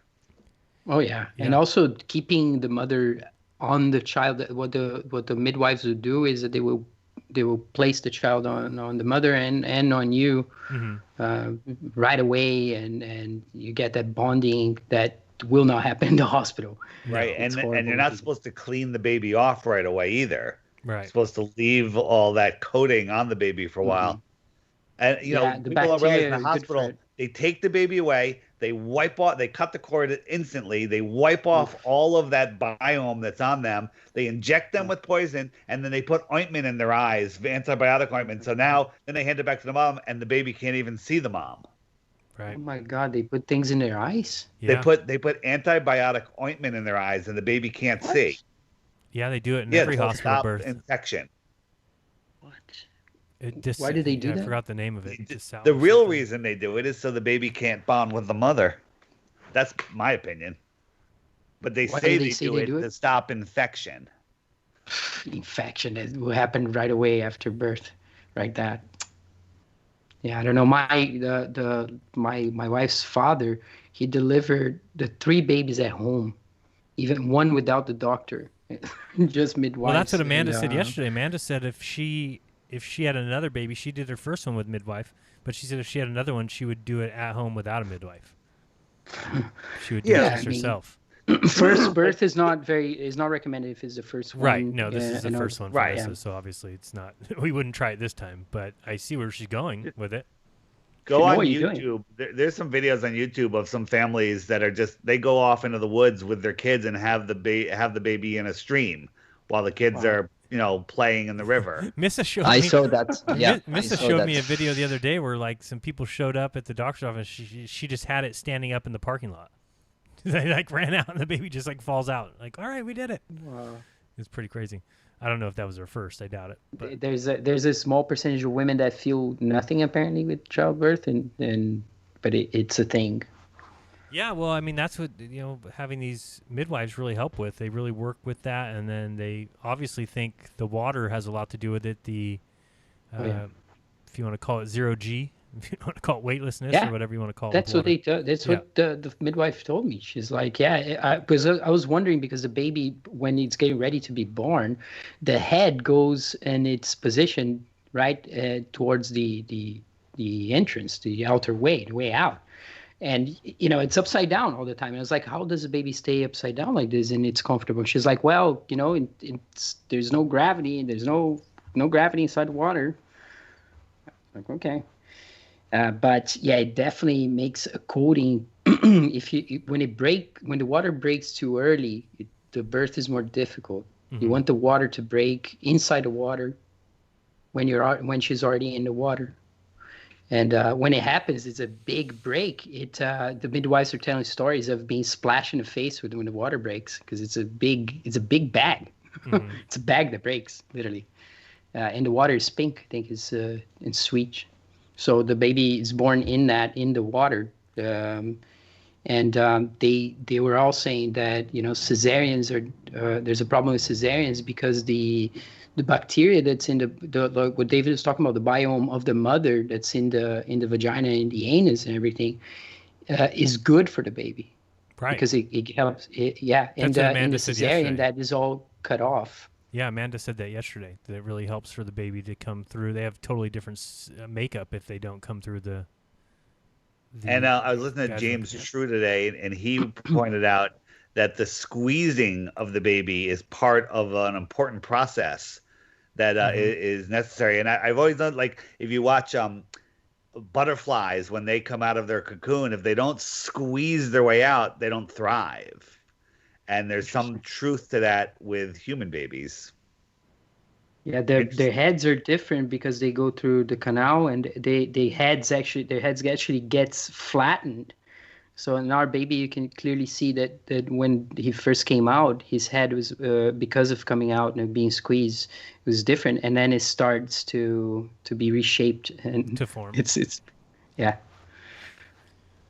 It's like Tupperware. Well, I notice a lot of babies with helmets, with those type Rubber of helmets. You know what I'm talking about? No. Baby They wear helmets? those like helmets that are like part of their head. I have a lot of my friends that have kids. I swear you guys, none of y'all know what I'm talking about. You'll see babies wearing like some sort of helmet type thing No, I've because never seen a their baby. heads were misshapen from birth. No, I never seen it. You guys are kidding. I'll post a picture in the chat right now. I've never seen a baby helmet. Interesting. Never heard of that. When I post it, you guys will know exactly what I'm talking about. Hold on.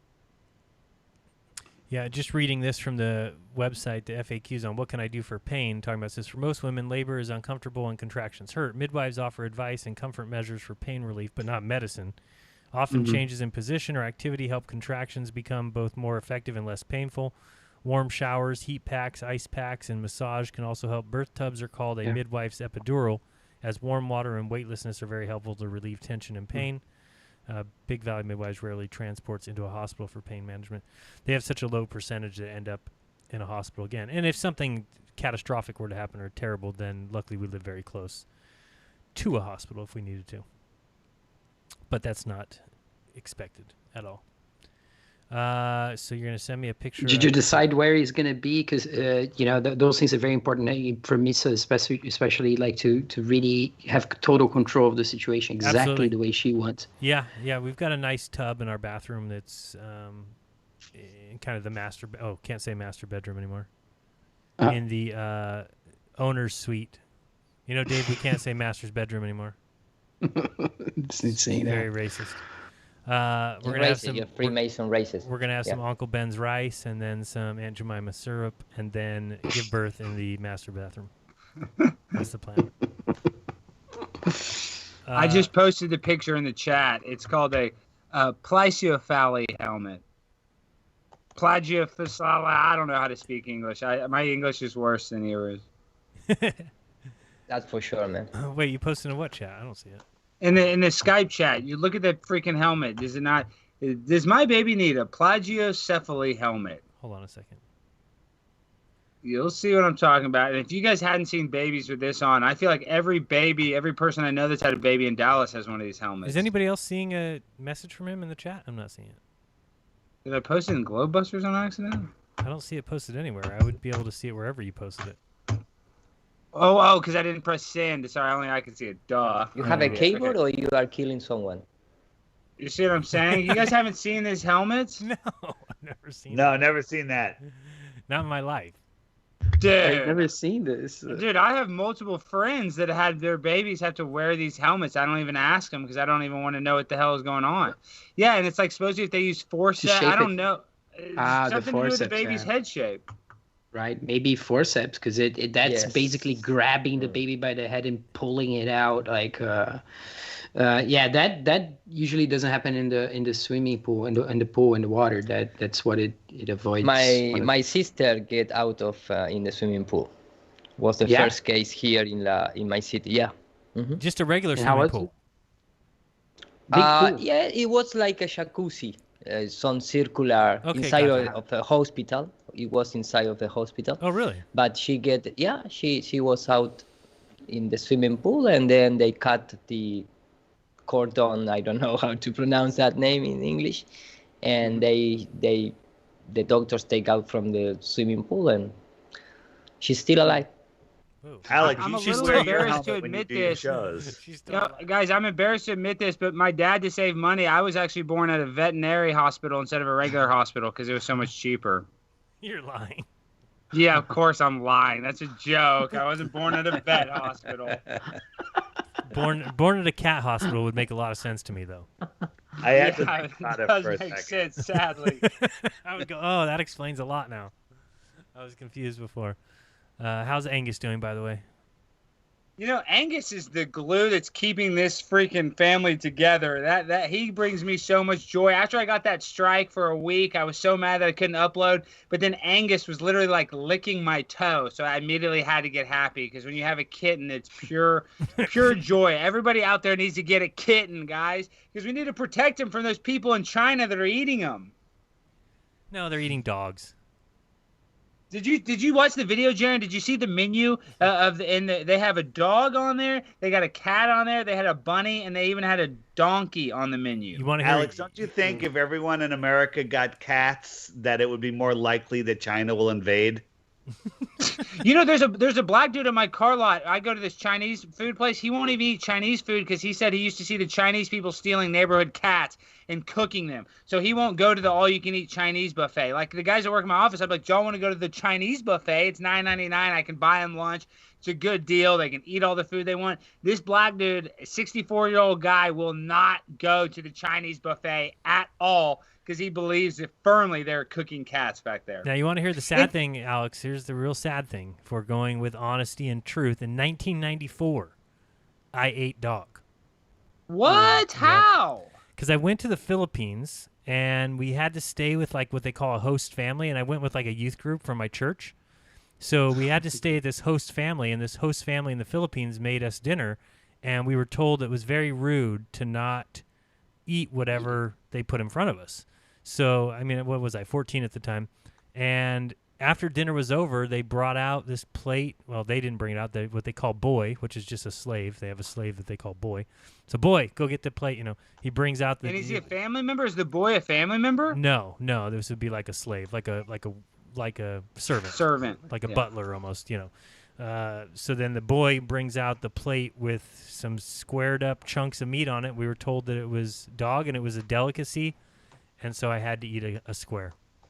Well, you know, I'm not mad at you for that anyway. I'm mad at myself for it, but, you know, what can you do now? But this is the thing with that is I wouldn't even be mad if they were like cooking just sick dogs and it was some small thing, you know, and occasionally they ate a sick dog because they thought it helped them. They thought there was some medical benefit. Like I could almost justify that. But they literally do the Yulin Dog Festival so these guys will have better sexual experiences so they can get a hard on. It's like, dude, that's not worth it to me. I mean, they're doing this under the guise that it makes their sex life better. It's just that's evil, dude, to me. But you're not evil for eating a piece of dog meat. It is what it is. I've probably eaten some dog. You know, they say there's 90% of McDonald's meat has some form of human DNA in it. Did you see that article? I've seen that. Yeah. So we've probably eaten human. So you know, I mean, I don't get mad at somebody doing something like that. I just get mad that it gets so celebrated, like it's Coachella, but they're killing dogs, dude. You know what I mean? It's it started in 2010. Like I don't want to get distracted. I don't even want to get into it. But if you guys realize we live in a world where they eat their pets to get boners. That's not okay with me. Everything's okay except for that. Like you can tell me 9/11, you know, that doesn't affect me as much. Everything's okay except that. So drinking, you know what, from tortured children, that's okay? Well, not everything's okay. I'm not saying adrenochrome. I'm just saying I think the fact that I know the Earth is flat, when I walk around, I get frustrated about it. But at the same time, I feel comfortable knowing what I'm on. Like I feel some sort of relief, like knowing that I'm not on this spinning rock. Relief. Yeah, but what I'm saying is I don't feel bad that not everybody knows. I want to tell them, but as soon as I start telling them, they look at me like I'm crazy. So I feel like I can't do the Nathan Thompson approach. I can't tell everybody the Earth is flat. They're not going to know that. But when you can tell everybody for a fact that there's a dog meat festival and that they celebrate it and nobody does anything about it because China is basically our, you know, they're our puppet master. It's disgusting, dude. That makes me almost more sick than the Earth being not a spinning ball. We also had a good conversation yesterday about circumcision. Please don't do that to your child. Please. Talk about some sort of ridiculous practice, mutilation. Don't do it. Hopefully. Yeah, they say don't do it, but Jaron, I got circumcised. So it's like, so did I. know. I mean, you know, I'm missing part of my man meat. Like, I think that's why they want to circumcise people is because so many people got circumcised. They don't want to be the only ones because they say you get better sexual pleasure by not being circumcised. And where does that go? It ends up in Jamie Lee Curtis's cream for her face or something. Exactly. No. I hope that's not where mine ended up, but I don't know. It's not. It's not where it should be. In the Let's put it United that way. States, that's like a practice they do in the hospitals right away, right, with the babies. Oh, and it's huge. Immediately. The percentage. And then even the Jewish ones, they'll do a bris, and the rabbi will put his mouth on the penis Yeah, head, I on the know, head I of the know. baby's penis to stop the bleeding. So you're telling Yeah, me I you get know. a BJ from a rabbi to get your baby circumcised? Yeah, right, dude. And what's the percentage so in the United States? It's got to be in the 90s, yeah? Well, did you know a rabbi got sued because he gave 100 different babies herpes? He didn't know he had herpes, and he did in over I guess it takes you 6 months or something to test positive for herpes. And before he got tested, he infected over 100 babies with herpes by giving them the bris with his mouth on it.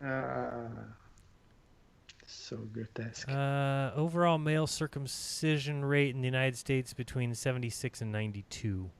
Whoa, 92%. Yeah, I think and okay, I think it doesn't. I don't know. But that's Here not in that's the not Netherlands. across this. Where you guys are at, it would be much less than that, right? In Brazil. I don't think that is even a thing. I mean, I know people who got circumcised later because they had some sort of issue. They needed to do it when they're growing up. There was like a problem with their whatever skin or whatnot. But so I heard of people who got it because they wanted to, and I know somebody who got it because he married a Jewish woman. He had to do it. He was in his 30s. yeah, but remember, I don't know, Rodrigo, if you listen about it, but here in Latin America, in Bolivia, particularly in Bolivia, it was a big case called the Operation Condor, Condor Blood. Condor is like saying hawk, something like that. And it was perpetrated by United States and other companies that they contract medical institutions, doctors, official doctors, that they just checking women for some kind of classical medical check, but they are making sterile the women. Sterilizing. Yeah. Sterilizing in the same process. So a few months later, the husbands of those women, they know what's going on, and they kill like 300 doctors. Oh my goodness. I know it's some kind of related thing. There is a documentary about it. It's not. They went on a revenge then because they went in revenge. Yes, they made the same thing that they make in Africa. I know there is not a 100 straight relate topic what we are talking about with the circumcision, but it's kind of that topic. Yeah, it's medical interventions that people don't choose to have done on them and are done anyway. Like imagine a baby choosing do you want to cut I don't piece care of if you're your an dick adult. off? If you're an adult and you want to do whatever you want to do to yourself, go ahead. Yeah. I ain't gonna stop you. But don't do it to your children. I didn't have a choice. Alex didn't have a choice. To just paste the article of that event. It was really a huge event here in Bolivia. Wow. Yeah. It was crazy, man. I mean, it was crazy. That's what should have happened, right? In some other places, when what I mean. Like this is people, doing something about being attacked. It's but I heard so many crazy theories behind the circumcision of the shoe, in terms of how that can affect when you are adult, how you trade women, because I cannot explain very well, but I believe it has something not particular from the Jewish community. Everyone that trying to cut part of your body, it has another more profound meaning, maybe behind this the medical thing. They give in the United States. When I was growing up, people would say, "Oh, it's more hygienic. You can avoid some infections or something like this by circumcising." That was the excuse I would hear. That's the excuse they use here, is that it's more sanitary because it's hard for the boys to clean under their foreskin, which is the biggest bunch of bull crap. Right. Yeah, it's bull. It's just a typical use health to, control us. That's what all it is. It's like use health and sickness to cut off our wieners so they can use that circumcision to make a face cream that costs $1,000 a gram. Go Beckley T says, love you guys. Thanks for all you do. Appreciate the super chat. Daniel Hobbs says, what is your backup plan for communication when the shit hits the fan? Have you looked at two-way radios? I have, but those don't go very far. Walkie-talkies go like 5 miles. Having some even cheap Motorola walkie-talkies. I do have that. Just to communicate for a couple miles. Yeah, I do have that. Is key. Because then people can set up repeater stations too. So are you guys seriously feeling like that's coming, and you're getting ready for something like this? Because right by now, anything could happen.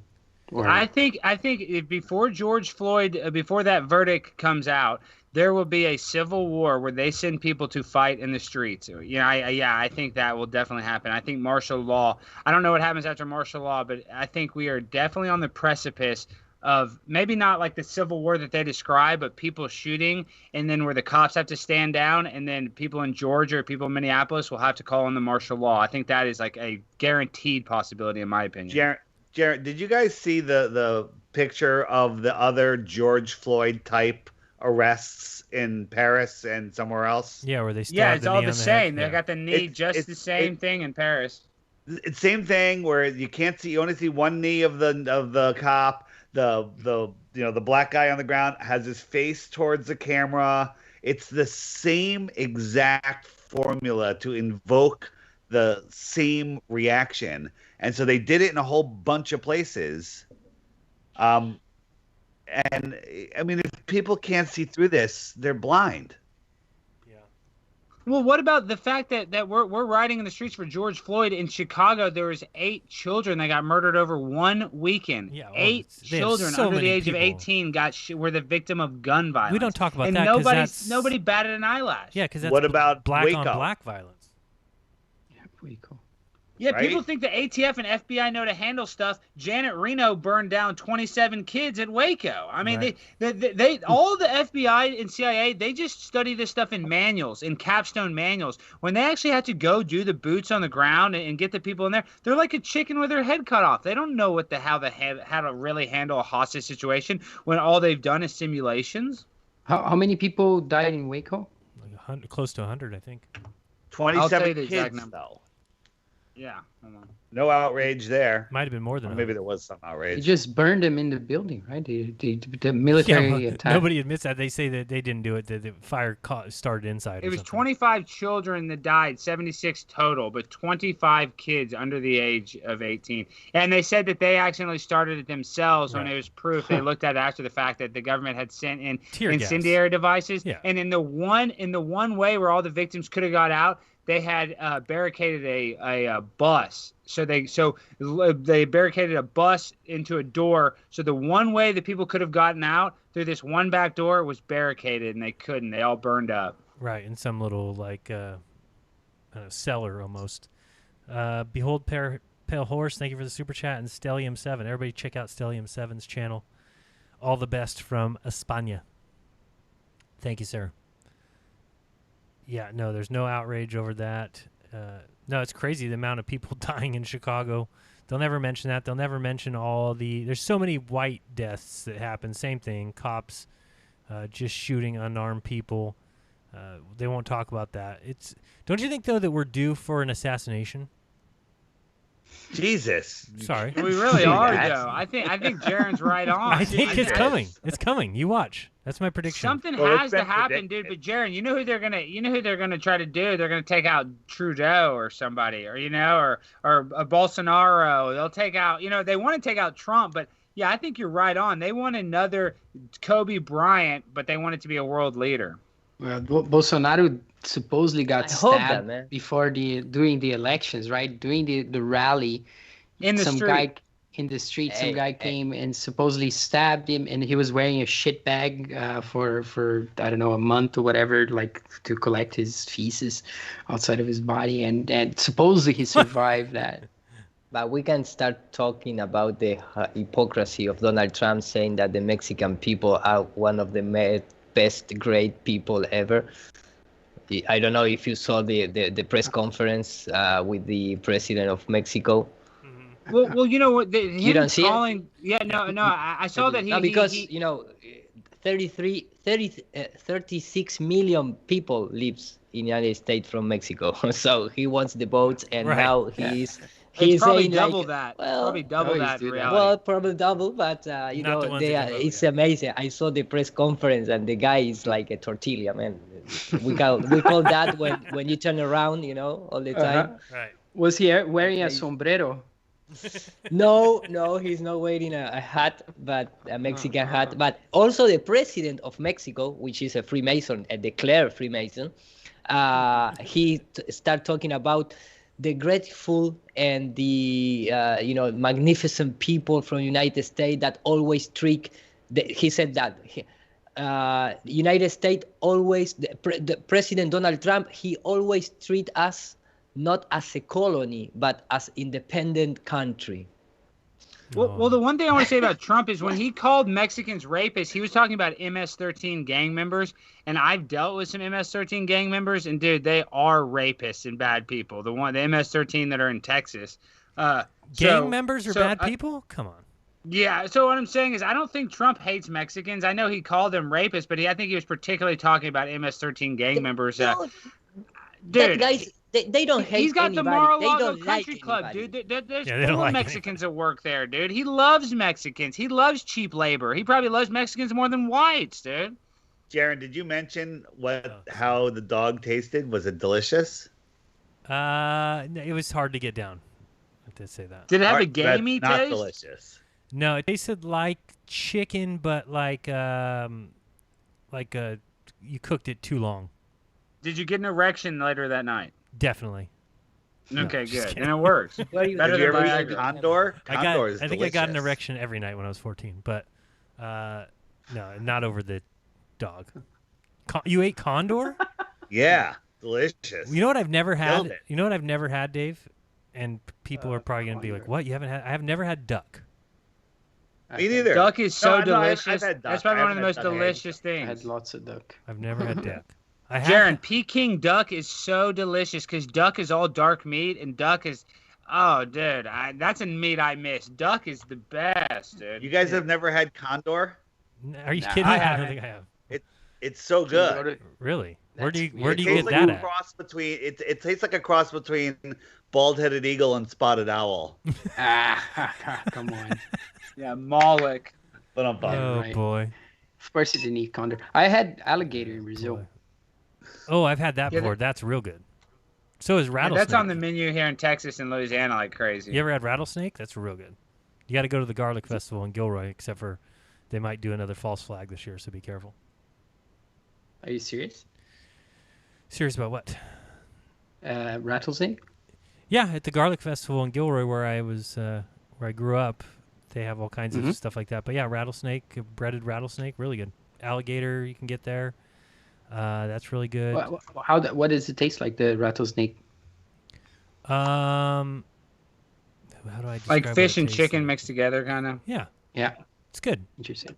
Yeah, it's really good. I mean, it's breaded, so anything breaded, I think, can end up tasting good. Fried and breaded. Right. No, I do like that, though. But what's the other thing? You ever had frog legs? Or frog? Oh, yeah, of course. Yeah. Here in Texas. And like we talked about, cow balls, calf fries, that's common. I have not had that. Bull testicles. Dave, have you had that? No, No, me neither. Come on, Not Dave. You gonna need to go happen. eat some balls, dude. not Brains. gonna happen. I'll pass. Have you had I'll the eat brains, some chicken real brains? oysters.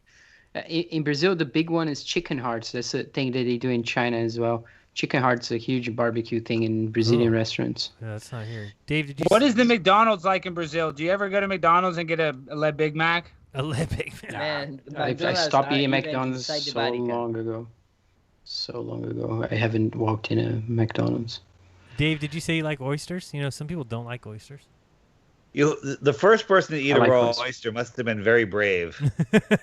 Have you tried it? You Yeah. not tried? Yeah, I love it. Have you guys ever it's had amazing. char grilled oysters? Dave, you ever had a char grilled oyster? Absolutely, I've had oysters They're every the way. best. I was at a festival in New York City, and they had this place was serving oysters, but the line for a dozen oysters for $10 was like 50 people long. But then I noticed all these tables where the couple people, these big rows of tables. I'm like, what's going on there? They're like, oh, it's an oyster eating contest. $10 to enter. Oh. You have to see how many oysters you could eat in 10 minutes. We're just about to start. You want to sit down? Like, so I ate 130 oysters in 10 minutes. No, you didn't. Wow. No, you did, dude. Let me tell you this story. I tried to eat 130 oysters. It was no problem. It was just walking down the street later, feeling them sloshing around in my stomach. That was freaking me out. What was Dave, first did you place? really eat 130? 130. What was first place, Dave? I tried to eat 144 in New Orleans. I was so drunk, dude. I can't hardly even eat an oyster anymore. I got so sick. And I only ate 60. Sober. I think I was like at 65. You ate 130? 130 oysters. How big? A lot of them were small, but oysters are oysters. They're regular size. They're not that much. I mean, they're 130 is. What'd the person who won eat? 100. I have no idea. I didn't care. I just wanted to have some oysters. So I figured I got 10 minutes. I figured I would eat like, I don't know, 30 or 40. And then I was like, this is kind of fun. I kind of got into the spirit of the thing. They kept bringing out trays of oysters, and I just like throwing them back. Did you use any horseradish or ketchup or anything? A little horseradish and hot sauce. They pour hot sauce all over it. It was amazing. Did you win? No, I did not win, nor did I care. Dave, do you ever do any of those? $1 for 130 oysters. Do you ever do any of those spicy contests where you got to eat so many chicken wings? I did one of those in high school. It was pretty easy. I won a shirt. I did it at Buffalo Wild Chicken Wings, and I did it on a night where it was kind of busy, and I go to the waitress. I was like, yeah, I'd like to do the challenge, because if you do the challenge, you win a T-shirt. And she just rolls her eyes because she's busy and she don't want to deal with it. So she brings out the wings with like triple the amount of sauce. She trying to fuck you. Literally on the second wing, I threw in the fucking towel. I was done. At Buffalo Wild Wings, or where was it? Buffalo Wild Wings. My kids laughed at me because they both won, but I got just trounced. Yeah, I did it. I did that. I went number 2. It was the worst pain I've ever felt. Like I had a fire coming out of my colon. Yeah. One thing I never understood when I went to high school in the States to learn English, the kids are doing milk drinking contests or something like this and barfing all over the gym. Is that normal for you guys? Yeah, the gallon milk challenge. We always did that. We did that multiple times. It's impossible to drink a gallon of milk in an hour without puking. The other one is a certain amount of, you can't eat like 7 crackers in a minute. Sounds very without easy. water. Yeah, dude, we eat Tide Pods in America, dude. We are the champion. We're the fattest country on the planet on the plane. Don't say we. Has anyone we done don't. the cinnamon challenge? I haven't, but I've seen it on YouTube a bunch. Yeah, I haven't tried. Yeah, a teaspoon of powdered cinnamon, and you try to swallow it. You can't. Without any water. You have to first wet it in your mouth for a while and then try. Yeah, you can't. You can't produce enough saliva. It just doesn't work. To hold it. You end up coughing it all out. Well, this show went off the rails. Well, dude, I'm just saying this. We live in a world where the eating contest in America. I told you, I made a video of Joey Chestnut eating 75 hot dogs and winning his 13th Illuminati hot dog eating championship. Literally, getting fat and diabetes are part of the American way. So disgusting. Hey, Ed. Thanks, Brian, for mentioning. I'm going to be on Rippin' Rabbit Hole tonight, talking flat Earth with the guy for the first time at 10 p.m. Eastern. There'll be a link on where will there be a link? Link on the Flat Earth Podcast Facebook page, and I might even put it on the app. Wait, what's the guy's channel's name? And he's never. So what's his channel about? What's the deal? He just interviews different people. He likes the Mandela Effect. He's interviewed Brian and somebody else recently on it, but he's like a good radio guy, and he's open-minded to anything, and he's never discussed flat Earth. Interesting. All right. Yeah. So it's not a giant channel, but it'd be nice to have some flat earthers over there. He's going to take calls.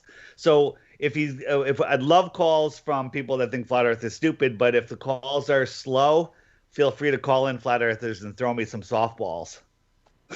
They're all softballs. I'm going to try to call 100%. Yeah. I'm going to try to prank you, dude. That's fine too. Yeah, you tried that on Raw. It didn't work. If Gary from Indiana is calling, you better have your antenna up, dude. You better be on your heels. I'm ready. I can't I wait. want to know how this rock's going 66,600 miles an hour. Or it is. It is. Show me how it's not going 66,600 miles an hour. All right, you prove it. Hey, Jaron, you know how they talk about, look at a merry-go-round. If the merry-go-round was going around once per day, would you really even see it moving or feeling, right? You know that argument, right? Yeah, stupid. And then we say, expand it to 10 miles, expand it to 100 miles, Correct. expand it to width of the Earth. I've showed it before on my video, Are We Spinning? I did a video that shows you what it would look like on the edge of that merry-go-round going 1,000 miles per hour. But go ahead. Right. So I'm saying if you expanded it to 200 miles per hour, I think that's faster than a runner, right? Because 200 miles an hour, 24 hours. Yeah, it's that. So imagine you're on the outside of a merry-go-round, 200 miles an hour with a push cart, and you have a big open bowl of water, right? Yeah, Could you run around that thing? No. Keep up with it and not have the water slosh out? No. No. way. Not even close. The water would be everywhere. It's so stupid. If it was perfectly smooth, it would at least be tilting outwards. It would at least be sloping somewhat. We made with our group equivalent to FA Core. We did an experiment with a pendulum trying to detect, I don't know, I don't know, no. I know that you didn't saw that. But let me just paste the video and the results. I believe it is in terms of what you are talking about. So let me try to put in images where David is talking, because David talks a lot, but they don't show nothing. He don't show nothing. So I don't share screen. I don't say, let me share screen for 4 hours. No. Yes, I wanna make my first screen share right now. Jeran, it's my right. Sorry, are you going to screen share? Yeah, I'm going to screen share be easier. and try a little bit the show, my show, okay? Yeah, because I don't want to click this link anyway. So go ahead. Screen share. I'm tired of clicking your links.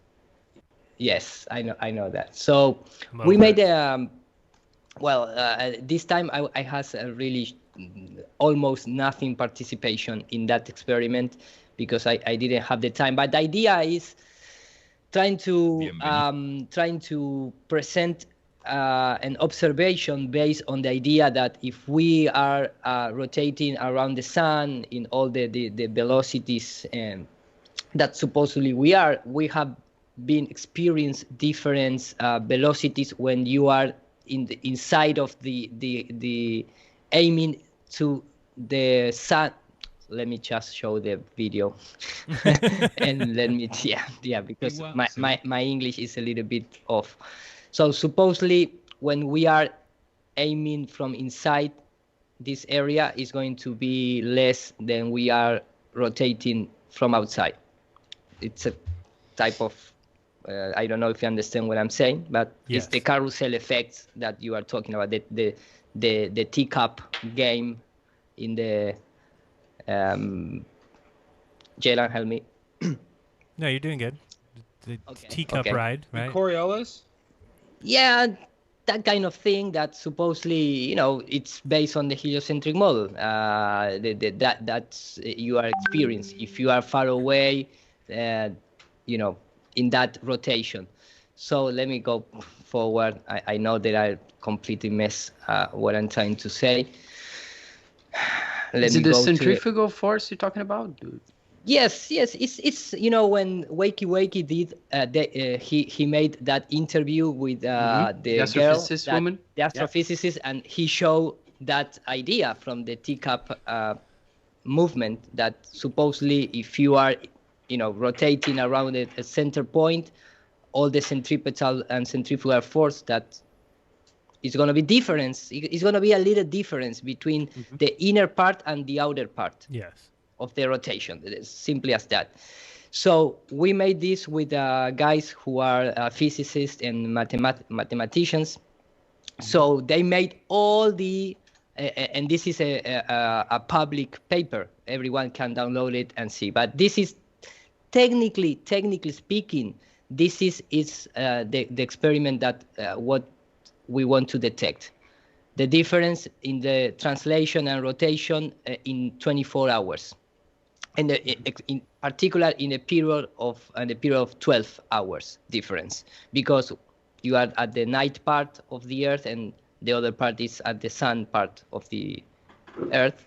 So that was the experiment, all the calculations based on the standard model and all the mathematics behind it, blah blah blah. And the idea is, let me just put this is idea. So if you are rotating, you need to detect something. It doesn't matter the frame reference or whatever. It's going to have different vectors. It's going to have different accelerations and things like that. So this is a homemade experiment. Of course, it's not something that super experiment, financed by institution, nothing like that, because nobody wants to. And this is like the graphic part of what supposedly must be happening in terms of the Earth rotation. Oh, right. So the carousel represents the Earth going around the sun, and then the pendulum is the Earth itself. No. Nope. I don't think so. I think that any air currents. Oh. What, Jaron? I think you popped out for a second. You cut off. Say it again. Okay. It was. What is the carousel? Sorry, is the carousel representing the Earth going around the sun, or the carousel is representing the Earth spinning? The carousel representing the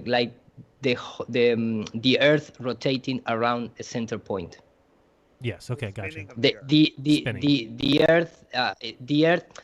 Earth is like the carousel, and yes. This is represent our pendulum. Right. Okay. So the measurement that we made, of course, is really tiny. It's about like supposedly if we are rotating at the velocities that the heliocentric model tell us, you must have like a drift between night and day of, I believe, was like 2 centimeters, and that is not the case. Right. I mean, the pendulum are completely still.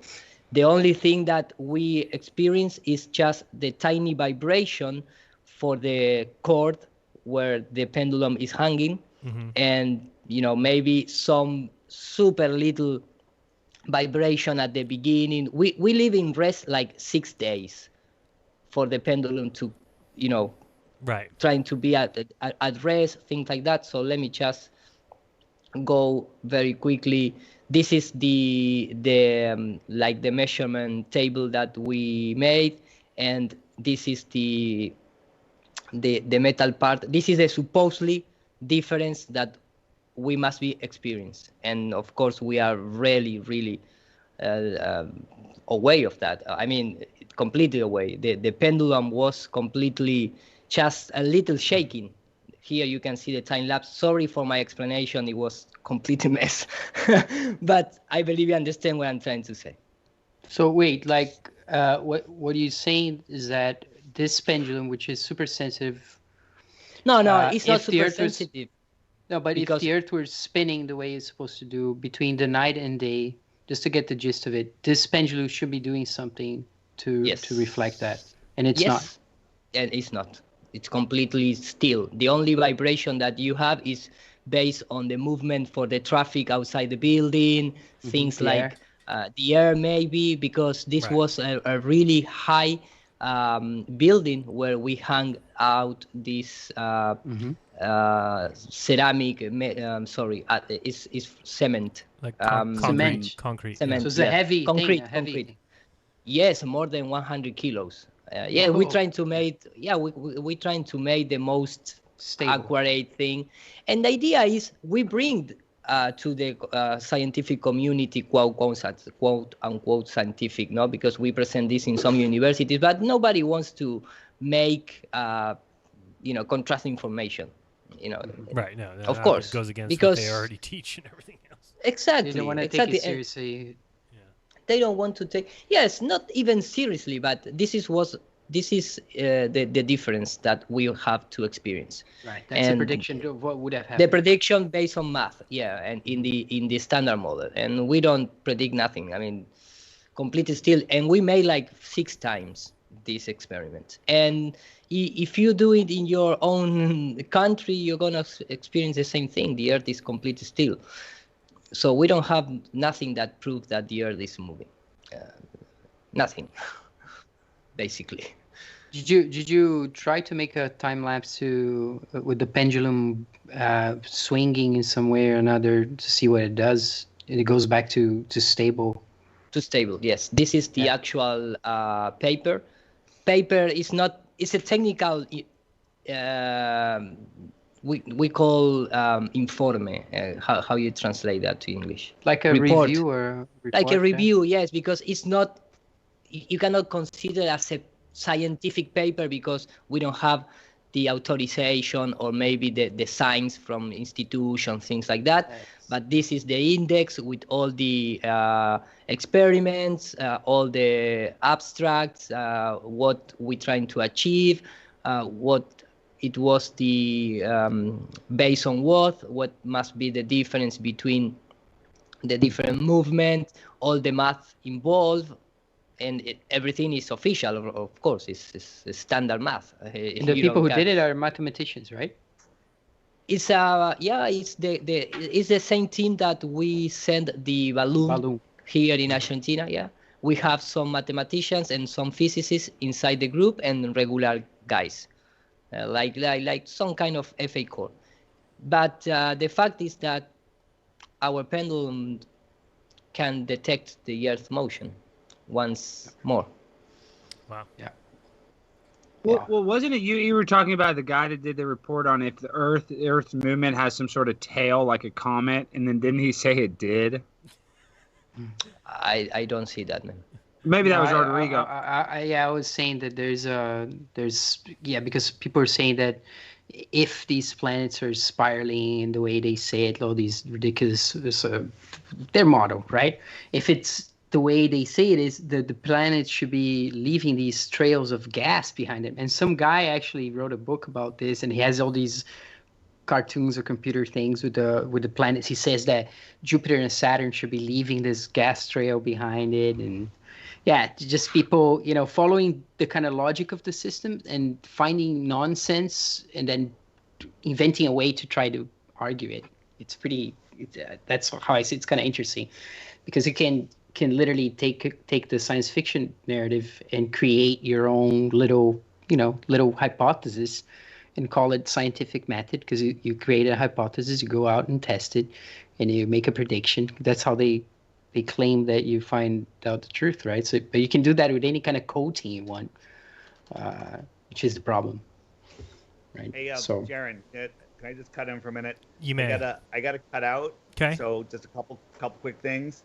I'm going to be doing that show tonight at 10 p.m. I'm going to put it on the app with a notification so you can see it. If you miss it, I'll probably leave it up for tomorrow. Just a new thing on the app. If you go into the web button, I added a Mudflood Tartaria playlist that is being run by the guy that actually came up with the term mudfloods out of Russia. So there's great videos there. Today I had one of Jamie Lee's videos that the Tartarians were flat earthers. That was on the app. Also, I've added Arabic for all of our Arabic listeners. I don't think there's any here right now, but we've got somebody running that. And congratulations, your GoFundMe went over the top already. You're kidding me. Nope. That's awesome. Well, let me stop sharing the screen so you can thank you guys. Wow, that is all. I can't wait to tell my wife. That is awesome. Thank you guys so much.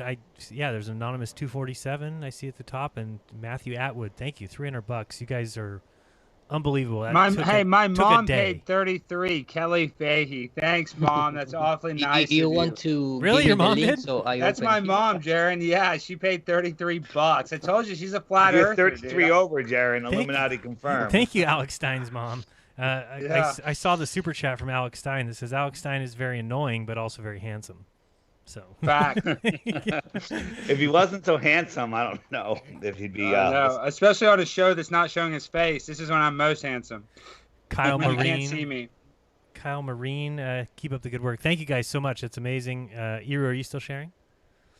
I'm still sharing. Yeah, I trying to open your GoFundMe, but I give All back right. your control to your show, Okay. man. Yeah, give it to Hero, me. I'll take excellent it. work. I'll be listening, but I got to get something to eat before I have to do the show in a little while. Okay, I Yeah, we're just heading trying out. to put images to your fantastic words, David. I appreciate it. I'm going to keep listening. Keep going, guys. I'll talk to you. See you guys later. Please join the chat tonight. I'm ripping rabbit hole. You can find it on the app just before the show. All right. Thanks, All right. David. I'll listen, Dave. I'll talk to you later tonight, probably. All right. Thanks. See you. Bye. All right. Yes, Illuminati conferred 37-33. You guys are amazing. I don't even know what to say. Super appreciative. I can't wait to tell my wife. She's in the other room. But amazing. Thank you guys. That was 1 day it took. And so now we don't have to worry about that. To have a breath of fresh air because we were starting to get a little bit worried and talking to people like Dave. Dave, can we borrow money from you possibly? And we'll pay you back. So Dave was probably stressing about it too. Like, I don't want to give this guy money. No, but thank you guys. You guys made it so that we don't have to worry about that anymore. And now all we have to worry about is bringing the baby into this crazy COVID era. What are you going to do? Yeah. You know? Well, the Lord's already on your side. Not that I'm some super religious guy. If he provided that fast, I think you'll be okay, Jaron. I think You're in we'll be good great. hands. So, yeah, thank you, everybody. Let's head out. It's almost 4 hours. And, yeah, I think I might have a show to do tonight, too, as well. So, all kinds of things going on. And I don't know if you guys want to get together Sunday. Are you available for Glowbusters? I got to talk to Austin and talk to Bob and see who wants to join. Maybe we could take calls again. I don't know. Thank you, Eero. Always on when I need you. And, all right. So, Alex, tell everybody what's coming up for you. You can't upload for a whole nother week, huh? Yeah, I can't upload for a week, but I'm still going to post my video this Sunday. I'll do a live video on Dark Matter and D Live. And guys, if you're out there, please go like. The only thing I beg you to like, go follow Conspiracy Castle on Instagram because that'll be an avenue where I can, give updates. So if you guys have Instagram, go follow Conspiracy Castle, just like how it's spelled. That's a username, Conspiracy Castle. I appreciate any follows on Instagram because I can't even post on the community page for a week. So, yeah, thanks, Kelly Fahey. We already said that. Matthew Atwood. That's thank my you so mom. much. Kelly Fahey's my mom, and she gave $33, and she's funny like me. She knows. She listens to all my 33 stuff. I can't believe I'm about to call her and cuss her out. I didn't give her that permission to give you $33, Jaron. She's on a fixed income. Well, she's helping me out, so I appreciate it. I'm just kidding, dude. Like her. I'm teasing. I like her a little more than you. Steve Holding, thank you. Rick S. Andrew Buckheit, thank you. Melissa Olesh. Emaret Pedler, Matthew Martin, Gerald Hoffman, Martha, and Rodrigo. And Joseph. That was all from today. Thank you guys so much. And Andrew again. Andrew, you're on here twice. Thank you for helping me get to that 3,700 number. We're all taken care of now, and we'll be able to pay off our midwives and have a good birth, healthy baby, I hope. So say some prayers for us. If you're out there and you're the praying type, we could use them. So thank you, everybody. All right. So, Alex, that's what you've got going on. How about Eru? Is Eru there? Did he leave? All right, Eru's gone. No. Oh, Why you assume I leave, man? I never did that. Okay. Because I called you a second ago and you weren't there. No, I'm still here. Look, the problem is that you make me stop sharing, and I piss off, and I get sad. Right, you went through some I don't want to things, talk. Yeah, I have trauma. Every time that I stop sharing screen, I have a little trauma. You went and pouted. All right. Yeah. Do you have anything coming up this week? What's going on with you? Well, I've run a new graphic package for my YouTube channel. I put because after this 15 days without permission to upload videos and things like that, I get back to the chair and start working in my own graphic thing. And so I made that, and I want to share also with the team of Glowbuster, because maybe you want to have something like some of your help, yes. Yeah, like I did to my own channel. So it's my proposal is open to everyone that wants to have the OBS like a complete television type of streaming live. Right. And so I you was could do working for me on too. that. You can make mine better even. What? You said you can do for me too and make mine better too. Yes, no, complete. I'm talking for real. I mean, Yes. I learned a few things and I prepared some templates and project with After Effects and my C4D, tool and things like that. So I just need to replace some logos and hit render, Okay. and then give to you the MP4 animations, Sweet. and you set up the I OBS like I did, and Yeah, I am it's a gonna need really that. nice things to have. It's more professional things in terms of the streaming, and that is also translate to the viewer to have more nice streaming experience, nice. if you want to. Yeah, it's look nice. So it's like that, a bunch of scenes of different things for different parts of the. Yes, but not just that. I also made some like type of broadcast transitions and special screens to share the live chat, so everyone can read their own live chat, and like it's like cool, like a small package of TV shows, Right. So I'm gonna record something to share in the Globebuster chat, and maybe we can do something how it about works. see how it works, Okay. and we can bring the new season from Globebuster with this type of Nice. live All right. shows. That'd be great. That will be Maybe show at it on least Sunday or something. Could you show it on Sunday?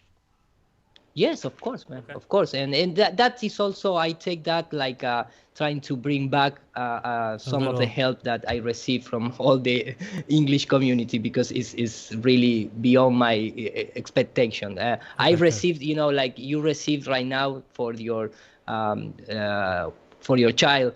I received that at the first time when the English community take care about my flight ticket to I go remember. to North Carolina. That was something that unbelievable. I'm still just No, it's trying to. It's really amazing, huh? When you look at the community, and we have such good friends. It's really touching. Completely, man. Completely. In fact, I talked with David too, trying to, not help, but give some of my professional skills to the app, things like that. So now I have the time, because we are, of course, in quarantine, but I am also, my regular job is no more, and things like that. So I start thinking about like, just trying to give back something of. And like I said, I'm gonna use you for some other projects too. So.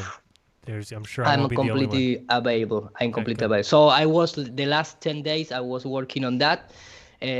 Yesterday, I present like as a premiere. I made my first live shows after 2 weeks of penalty. Mm-hmm. So I do that live show with all the new graphics and things like that. It was very nice. Very welcome for the Spanish community. So that was my last 2 weeks, was working on myself and trying to bring more quality to the viewers. So I didn't I don't do it anything else. All right, great. We'll have that to look forward to, and hopefully people utilize that and help you out, and then you help them out. We all help each other. That's the idea, and that's the idea. I also noticed that at the end of the show, my English get to the lower 10, something like that. So we can't go. If we guys. went to 5 hours, it'd be really shitty. I'm starting good. And now in the last 20 minutes, I ruined it completely. No, it's good. All right. Rodrigo, you have anything coming up or anything you need to let people know about? Rodrigo. Sorry. Yeah, just working on a bunch of things. I have the next issue of Space Crack that I'm working on. It's already too long. There's a paper on spirituality I'm going to present. It's something I'm really fond of being studying for years. But basically, it is how spirits describe the physical environment that they're in a particular literature that comes out of Brazil. And I have a paper to present that. It's going to be on my channel soon. That's already pretty much ready. I'm just getting my things in line and trying to organize my material. So reviewing and some other things I've written. So I'm trying to concentrate on the writing and then reviewing all the stuff that I've done and there's been some things I'm doing. I think where I'm kind of biking and talking about things that happened. Sometimes I reflect on, I think there was one I put was reflecting on some questions that we had, some impressions I had from the last Sunday, the Globebusters Sunday. So I kind of bike around the streets because I have to bike around, and I have a GoPro, so I take it and I just, it helps to talk. I like to talk when I'm biking. I cannot bike with Louisa anymore because for now we cannot take the baby out biking. So that's another way to kind of keep on reflecting on things that are happening and move forward. Because, yeah, it's what I do. It's analyze material and how people think and different situations. So, the next Space Crack is going to be just similar to last one, a bunch of musings on different things that might be useful or not, just stuff I want to register and that I've been thinking about in the past months. And I finally got the time to compile and found the time to compile in the middle of other things. And yeah, see if I can bring that out together with the website when that happens, because we need to move away from YouTube. And I have enough. I've had enough. Agreed. I don't want to be writing copyright counter strikes and getting my videos deleted every day, almost every day. Yeah, I have to do it almost every day.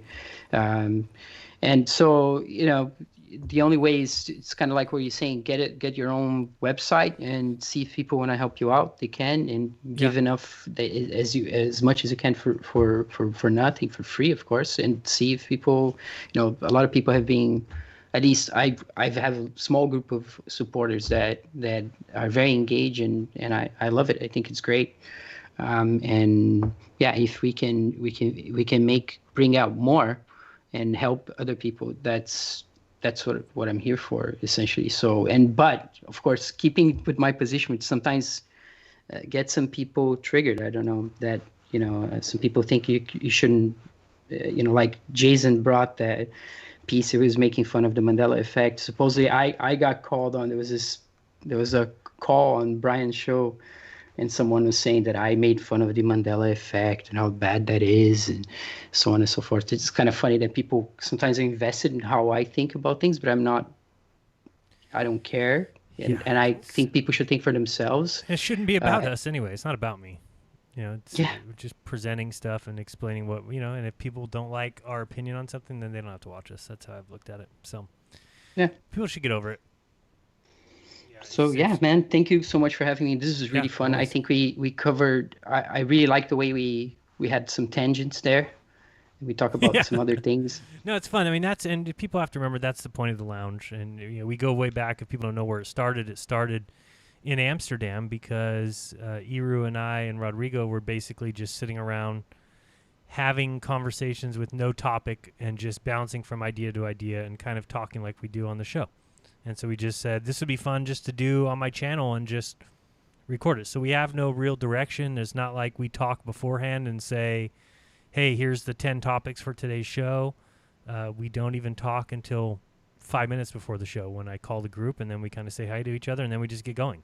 So that's kind of how it works. A little behind the scenes look that there is no behind the scenes. So anyway, thank you to all my patrons, as always, you guys, to make this channel possible, and you can join them, patreon.com/jeranism. There's also patreon.com/nurparatodos/anthropology. If you want to support Bob at Globebusters, it's /Globebusters. If you want to support David Weiss, /DITRH. If you want to support Alex Stein, /Conspiracy Castle. So you can support those channels that you like so they don't go away. If you want to mail me something, you can do so. P.O. Box 3044, Merced, California, 95344. Somebody else, last week I got one letter, and it was somebody who sent me a mask. I don't know why people are doing that. Stop sending me masks. I don't know if it's like supposed to be some inside joke. I don't know if like somebody's talking to somebody else. Like, it'd be really funny if we keep sending. Don't do it. It upsets me. So. Was it a particular mask with any special design? No, the last one was a medical mask. The one before that says flatten the curve on it, which I thought was funny, but I'm not going to wear it, so I don't know. Just don't send me masks. That's all I'm saying. Don't send me a medical mask as a joke. But no note, Jaron? No nothing, just a mask. Yeah, the last one was just a mask. So I don't know if maybe it's somebody like trying to say wear a mask. Here's a mask. I don't can know. put anthrax into the mask as a joke. Yeah, I actually don't think I touched it. I think I dumped it straight in the trash. Is that being rude? I remember that time that here in Argentina all the news was the United States have anthrax in the mail, and the terrorist attack and blah blah blah. Man, it's they always gotta come up with something.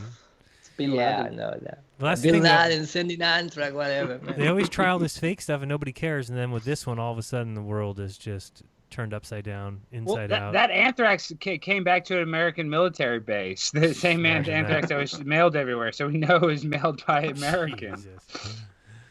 All right, guys, any final words before we go? All right, so hopefully we'll be back. Thanks, Mom, for Sunday. donating, Jaron. Thanks, Mom. I know she's listening. Thank you, Mom. Thanks, I appreciate everybody. that. We appreciate it so much and can't wait for the home birth. And, yeah, maybe we'll stream it live since you told me I have to do that. No, we don't do that. Very private moment, but looking forward to it. And really, can't say thank you enough. At least you don't have to hear me ask for it anymore. You guys nailed it in one day. So appreciate everybody listening as always. And, yeah, check in Sunday. We'll be back at noon Pacific. And then Monday with Raw, and we do the whole thing all over again. So I remind you guys to do your own research, because when you do, you'll never again believe what you've been taught. And again, a big thank you from the bottom of my heart to everyone who supported that GoFundMe. We'll talk to you guys soon. Until then, this has been Jeranism. Peace. Peace. Peace, guys.